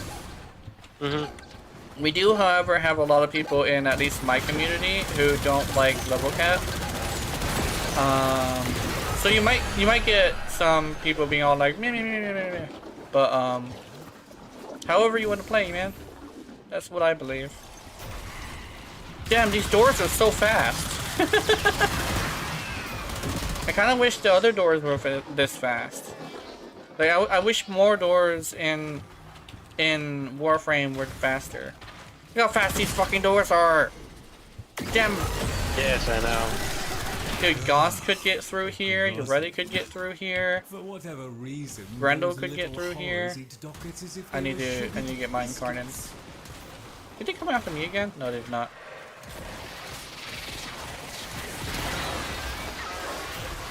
I know this version works on Acolytes, but like, it doesn't do that much damage to Acolytes as much as I remember. You're welcome for armor stripping. Yeah.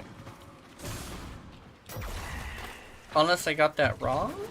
No, I didn't get that wrong. Meg is kind of interesting as she's the only Warframe that has 2 abilities that can armor strip in her base kit.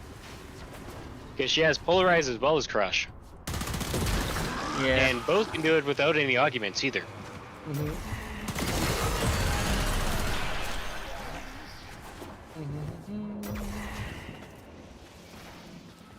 Grendel. Oh yeah, Grendel has a few things. I think he has limited control of the conduit yeah. system. He only has the one armor strip ability.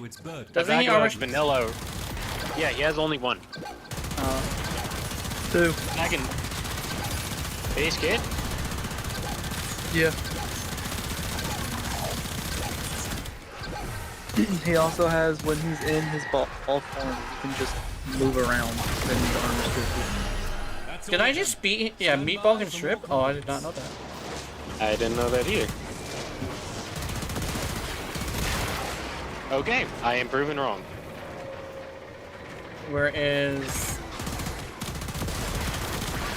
That's my the one... entire build has been being a meatball and armor stripping for my team. How far does the armor strip reach? It's dependent on your range. But also depending on how big you are too. Yeah. For your meatball, you know when you're in your meatball, you have that little bitty circle around you that shows like a certain range. This one has what Drusus Anything needs. in that range. Oh, okay. Yours goes into 30 meters. Holy shit. Armor strip. I like armor strip. I actually have that on a couple of my frames. Whoops, I want. I'm being chased by dogs.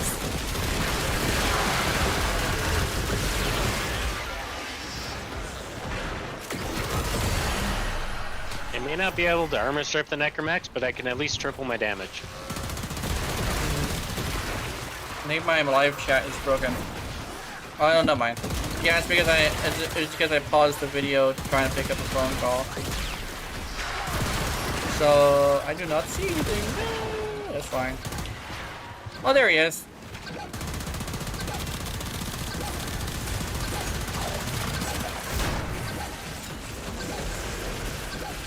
Yeah, in a little bit I'll have to go wake up Lara though. I gotta give her a bath tonight before we go to my parents' place. Yeah. I don't know. Ow. It's just one of the things that kind of makes streaming difficult for me right now is I have so much shit on the back burner these days. I work, and then it's like, okay, well, we have all these family events. Yeah. Like this week, we're celebrating my wife's grandmother's birthday. I guess you could call my grandmother's. Last week was my grandmother's, and it's just like all of these birthdays. May is gonna be a fun month because pretty much every single weekend there's at least 2 people's birthdays. Nice.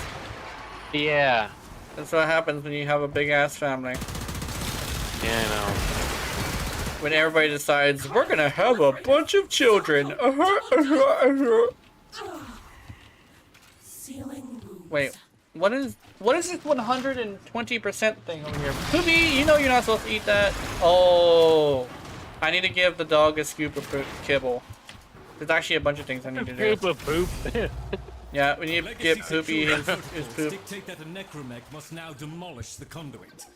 Do not allow that to transpire. Wanna do 2 at a time? Oh! I'm gonna go this one. I go this one. I'm going to 1. I don't know which one. I don't think I'm gonna reach either of them, as they're both 200 some meters away.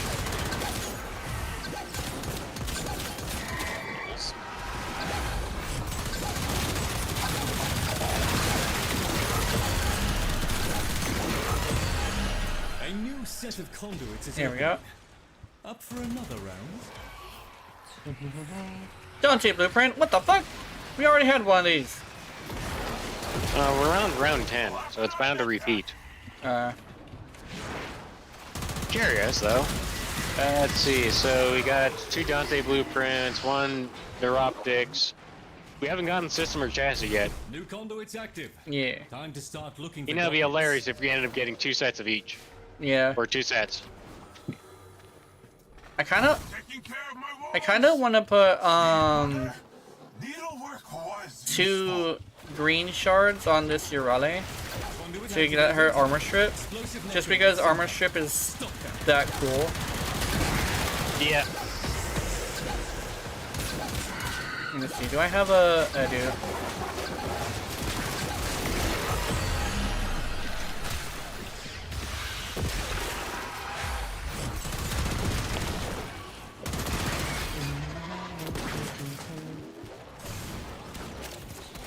The Viacron shards, I did actually put a bit of a health recovery onto this. Mm-hmm. So when I deal blast damage, I also heal. Oh, nice. So it casts by 2, which changes my... It adds blast damage to, let's say, like my main rifle. Mm-hmm. Oh, look.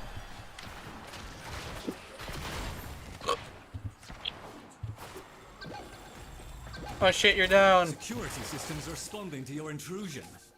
Watch out for Oh, he's over here. explosive necromechs.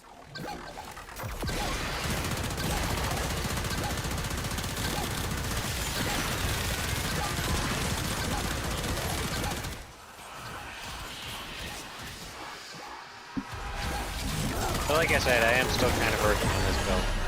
Yeah. And what doesn't really help is the health drain. Yeah. But he's down. He's down for the count. Slap it on the med pack. How does the med pack feel about that? Gruzzle him. Big Gruzzle! Yeah.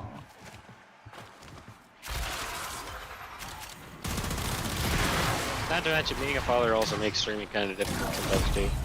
Yeah, that's true. I've heard of I've heard of people becoming a father and it turning their entire lifestyle upside down. But like, honestly, it's okay.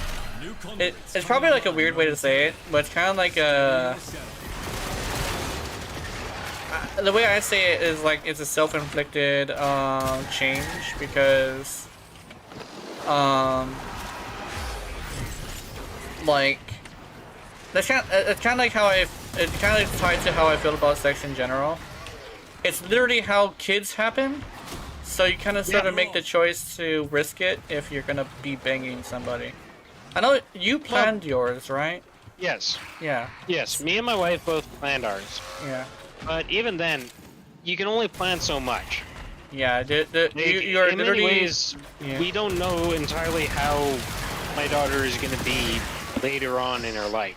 Yeah, because there's some things, like, even if, no matter how you So basically, So basically, we're talking about how like kids change your life, and as somebody who like is I guess like a pervert, I could say like sex in general has the capacity to do so. So whenever you're doing that, you do risk that, and that's kind of why that's one of the reasons why I don't have sex, is because I know that if I fuck up, I could end up having a kid, and that would turn my entire situation upside down if I'm not planning it, if I'm not planning for it, you know. It's kind of like life things that are happening during the game, but yeah, I'm one of those people who, even though I am I actually a father. Yeah. The thing about like my thing is like I may be a gaming channel, but I'm also a gaming channel done by a 30-year-old person. So what ends up happening is I'll talk about growing up, because that's kind of sort of part of it. Yeah. Because like one of the reasons why people should probably not have sex is if they're not aware of the fact that sex is how babies are made. So if you're gonna go in there not realizing that, for one, you're not gonna be willing to deal with it if it ever happens, and for two, you're not gonna take the precautions to make it not happen. You know how many people go from watching a lot of adult videos to actually doing it, and they don't realize the protection is there for a reason? I don't want to do it, but made risk of having an unplanned kid. Exactly. Like, the thing is, me and my wife, we did talk about it for quite a while. It's always been our intention to have kids. Yeah. From day one. We made that very clear when we first started dating. That we both wanted kids. Yeah. It's just timing and everything else could have always been a bit better. Yeah. Because what basically happened for me is I started a new job around the time of of my kid being born. That job didn't exactly pan out. Then I spent several months on EI and, you know, all that fun times. Yeah. And trust me, as someone who's been poor their whole life, going from having a decent amount of money to suddenly not having money is extremely scary. Yeah. It's honestly probably gonna be like the scariest thing that happens in your adult life. Also, we should probably join this fight. Enemy radar, enemy speed boost. Oh, that's not good. I'm coming. Got to go at 15. Okay. No! When they do that, you get nothing. That's fine. I went the other way because I saw you guys over here, and I thought I had to be on this side. The other one handled. Yeah. Okay, let's go.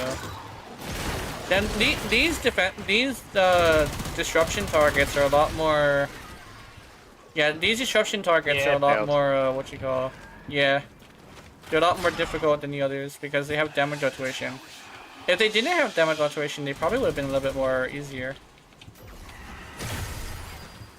But then again, this entire situation of a level is designed for those who were complaining that the game was too easy. Yeah. And honestly, I do appreciate it. It's just that damage fluctuation is such a crazy thing to be putting on necromechs. Yeah, I'm coming. I can make it this time. We are going to make it. I can check that. Hold on. Yeah, you can. You can. We just knocked them down. Yeah. I think they do move though. Motherfucker. Yeah, they do. They just slow down. There we go. Rhino's stomp does actually freeze them up. That's pretty cool. For half the duration. Let's make it slow with a primer, pretty much. Making it slow with the primer is actually a good idea. I think it's like probably the best idea. Wait, do they do damage to themselves until they explode? Oh, that just appeared in front of me. Did you see that? It didn't even have a sparkly or anything. It just said, I exist. Like, boop, I exist. No one except for me did not win a primary. Yeah, I forgot to roll a my Archon killer one, which does have cold on it. My Sentinel is your primer. Yeah, I think definitely it's probably a good idea to put cold on a primer. Yeah.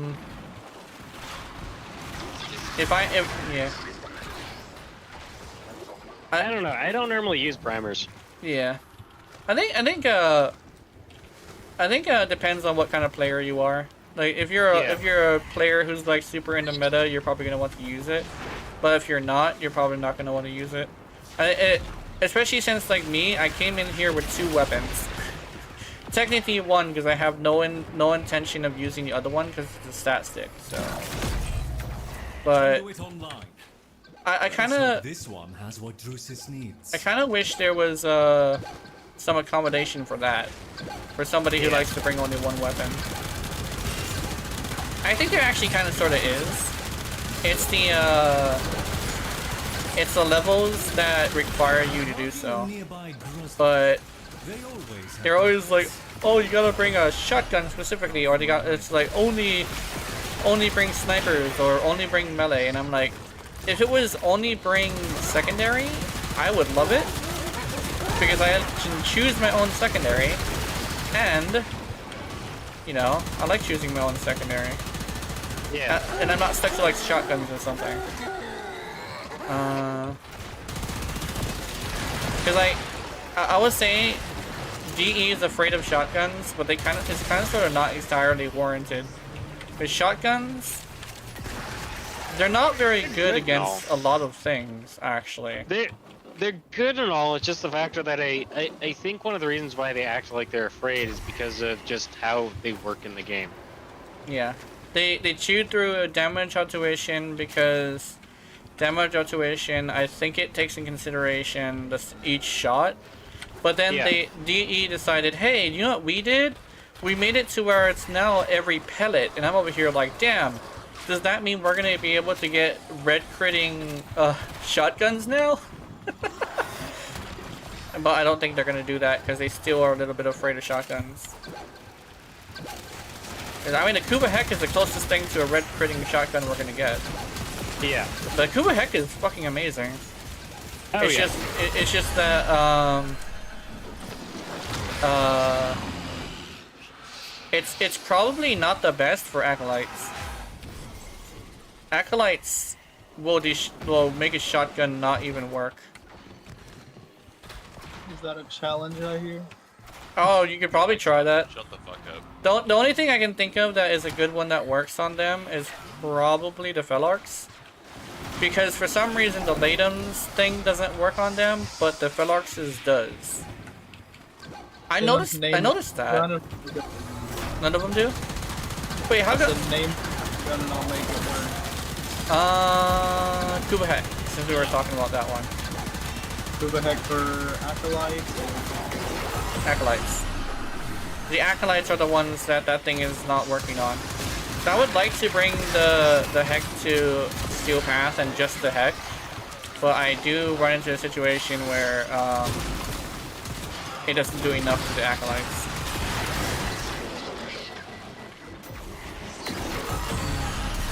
You are fighting admirably so far.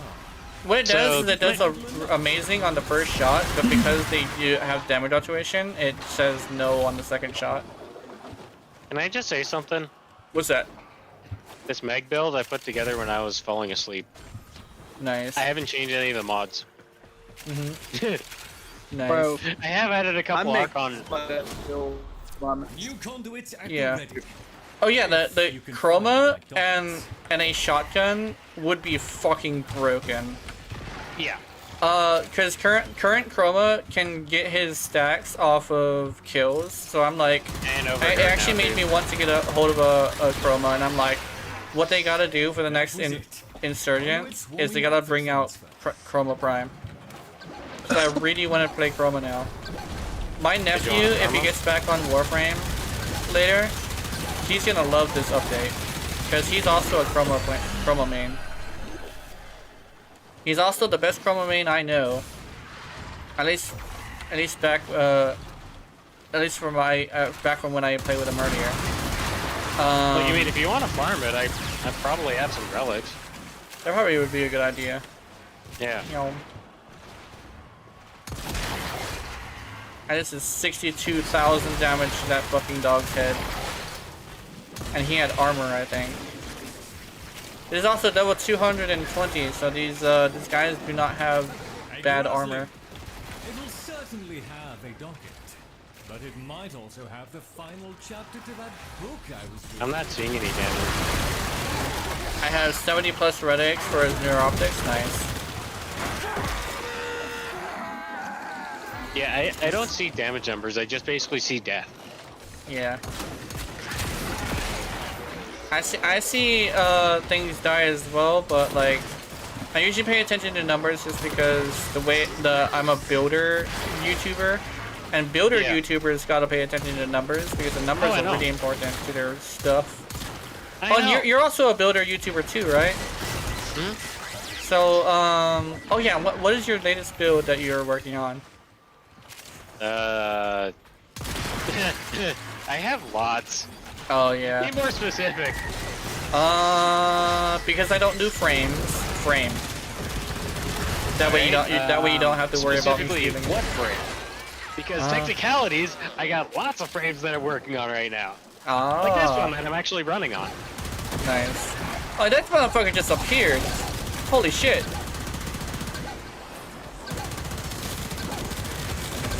Enough, but I also have some projects in the works.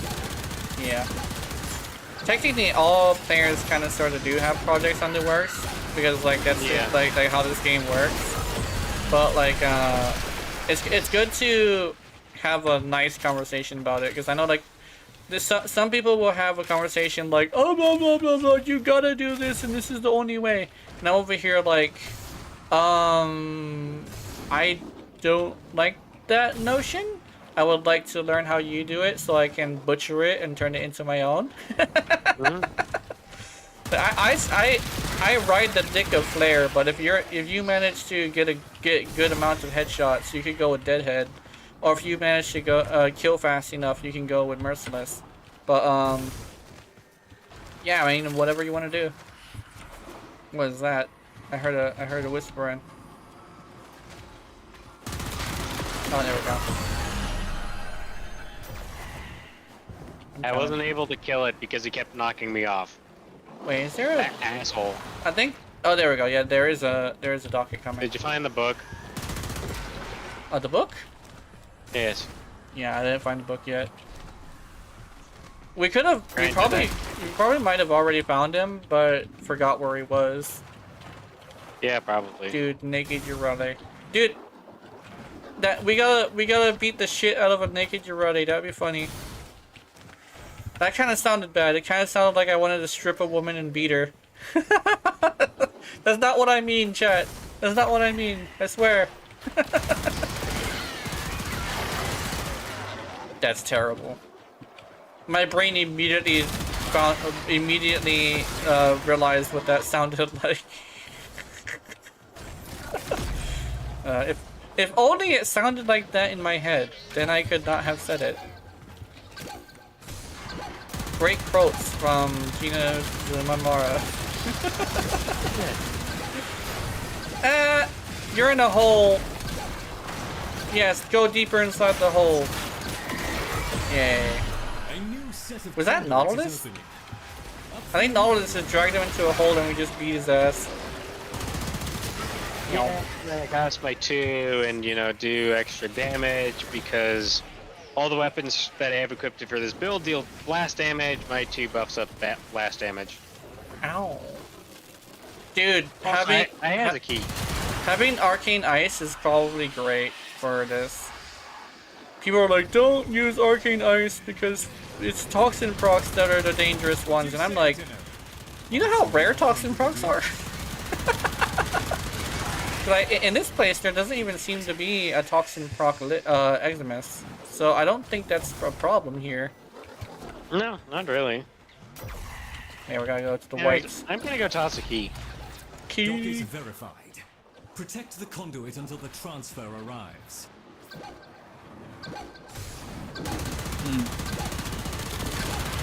Oh, this bothers me. Ow. You ever look at it?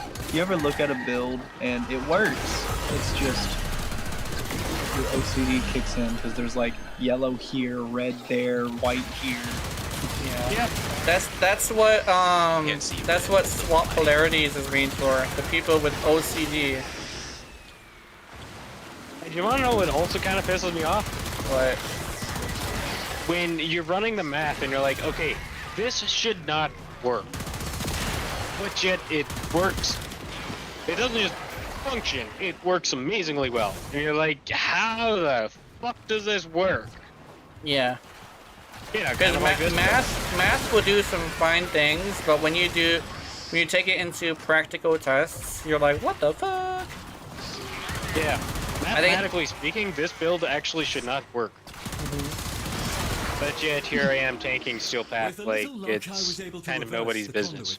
Yeah. Also, Ninetales? No, Oh, it's this I one. can't red. But considering that I've played Warframe for like 8 years now, I know that there are red mods. Yeah. But you're cheating. Well, they're technically brown mods. There's there's the Archon mod. Archon. Yeah, I know. I forgot about the Archon ones actually. The Archon mods are pretty cool, but I haven't used them in a bit. I use them on certain builds. They're kind of circumstantial. God fucking damn it. There's literally only 2 that I use, and that is Archon Vitality and Archon Stretch. What was also really useful on Frost. Yeah, Archon mods have pretty good gimmicks, but the gimmicks are probably like not game changing. I think this depends on the frame. It really depends on the frame. They're game changing. It just depends. Depends. Yes. That's probably what it is. It's Probably very just it depends on what you're using it on. I think Flow would be really good if it did on all cold damage. But then again, with a nuking your rally, that shit is hilarious. Just like when you get that really good roll, and it's just like they pop into like a dozen pieces of energy, and it's like, look, I made balls. You did. What are you gonna do with those balls, your rally? I'm gonna put them in my mouth. Already level 2 by accident. Pretty much. Let's see. Let's go. Where is this? I'm already feeling better about that situation this morning because I kind of sort of have gotten off my chest finally. See, I'll be stuck on something for hours, so I'm not gonna be stuck on it for the whole day. Got those down. I think went to go do something. No, I got my health drained. Aw. I wasn't paying attention. Where is this motherfucker? Motherfucker. The damn snake.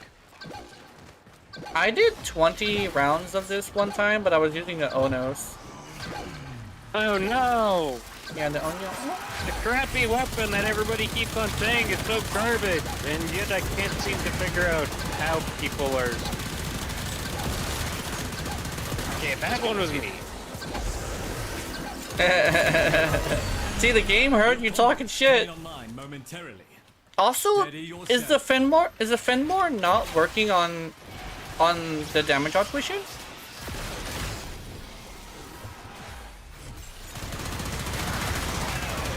Where'd you go? Where'd you go? Onos for me is bad, yeah. I think the thing is that the Onos kind of sort of... oh shit. Fuck! Why is your down timer 3 minutes? Guys, we have a problem. Hold on, let me... Holy shit! What? I'm stuck inside of a conduit. I think you guys are gonna have to, like... do this one. Unstuck? Yeah, hold on. Where is the slash? Actually, what is that? I have been unstuck. I have been put back inside the fucking thing. Yeah, that's exactly what's happening. Hold on, let me get down as well. I'm getting down and dirty. Alright, I should be free in like 5 minutes. I have no energy. Target obstructed. Target obstructed. Damn. This game really did me bad. Oh, what the fuck? Oh, I got out.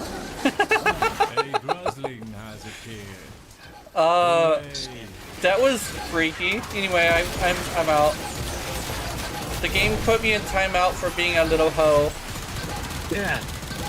Let me see.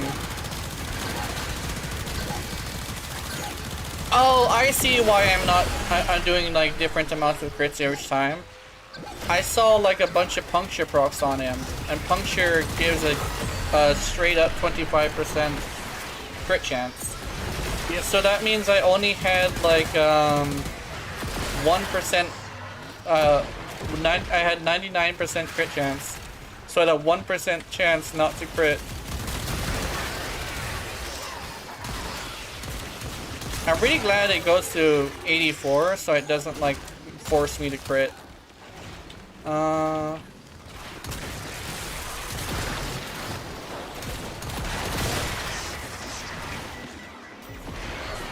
on, bitch. Yeah, we're going to 15, I think. And after 15, we should be good. Motherfucker. Oh.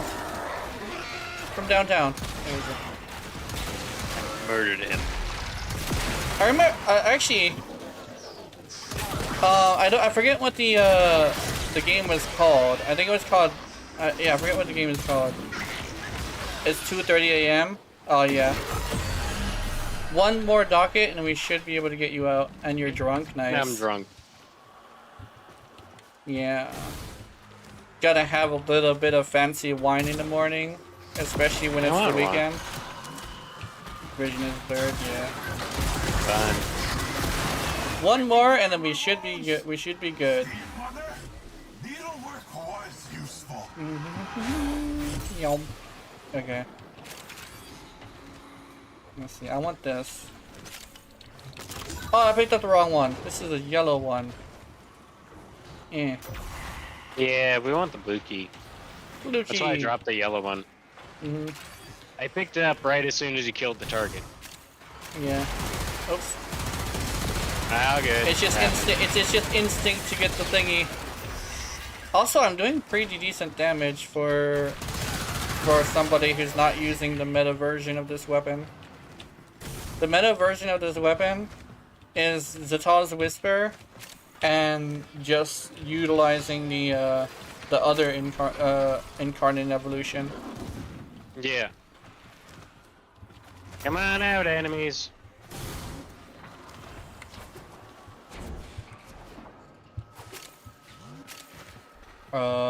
Where'd they go? Oh, there they are. I got it. Insert docket. Yay. Or not. Oh, where'd he go? He's over here. Mania! Oh no! Someone forgot to take their medication! Alright, let's go. I like to think that this is all the enemies are just like bad mental health situations that the player is just avoiding throughout their life. And the Tenno are just like whether or not we apply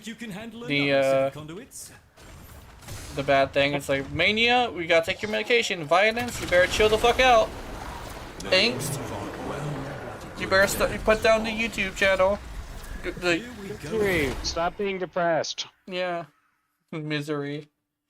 Misery, go touch grass. Angst, stop watching YouTube as much. Violence, chill the fuck out. What's another one? Torment. Just leave the situation and go talk to your friends instead. What's the other one? Malice. I don't know what to do about Malice. That's kind of sort of like the thing. I think I hit that much accuracy. Nice.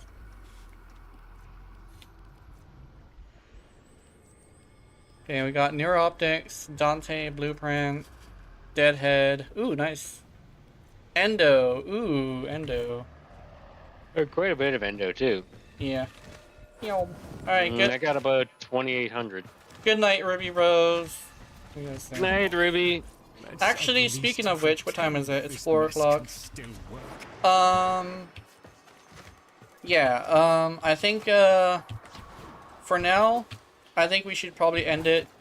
I know it was another extended one, but that's because, I don't do videos on Saturdays anymore for mental health reasons.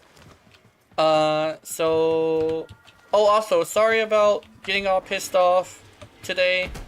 That kind of sort of was, me having a bad reaction to something that's kind of sort of normal. So, yeah. Have one of, and then, I'm planning tomorrow to do Archons. So if you decide to come with Archons, that'd be really good. Oh, nice. Successfully hit Floating Essence. So, have wonderful, wonderful nightmares. I will see you in them. Remember, if you're watching my content, I know you're into it. Honey, honey. Good night. Alright, let's see. Good night. Oh no, did you have a bad day, waifu? Do you need to be in the girlfriend burrito? Good night. I remember that meme. That meme was hilarious. Oh yeah.